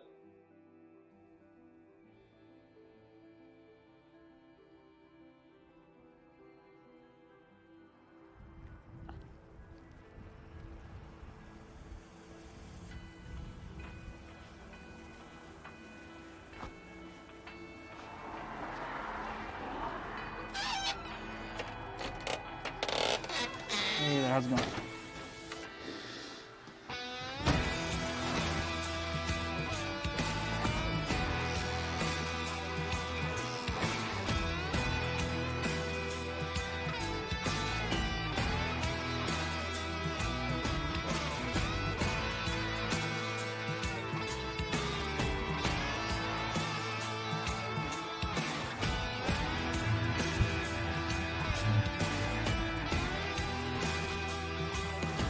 I don't even recognize myself, you know?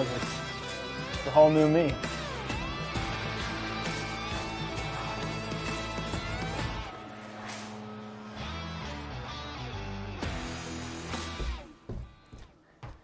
Hey, Fabi, Danny, how's it going? Hey, Robert. Hey, What's going man. on, You know, just trying out a few new things here and there. The day's beautiful, sun is out. Cool. Hey, Danny. Yeah. Forgot to mention that haircut's looking real fresh on you. Yeah, thanks, man.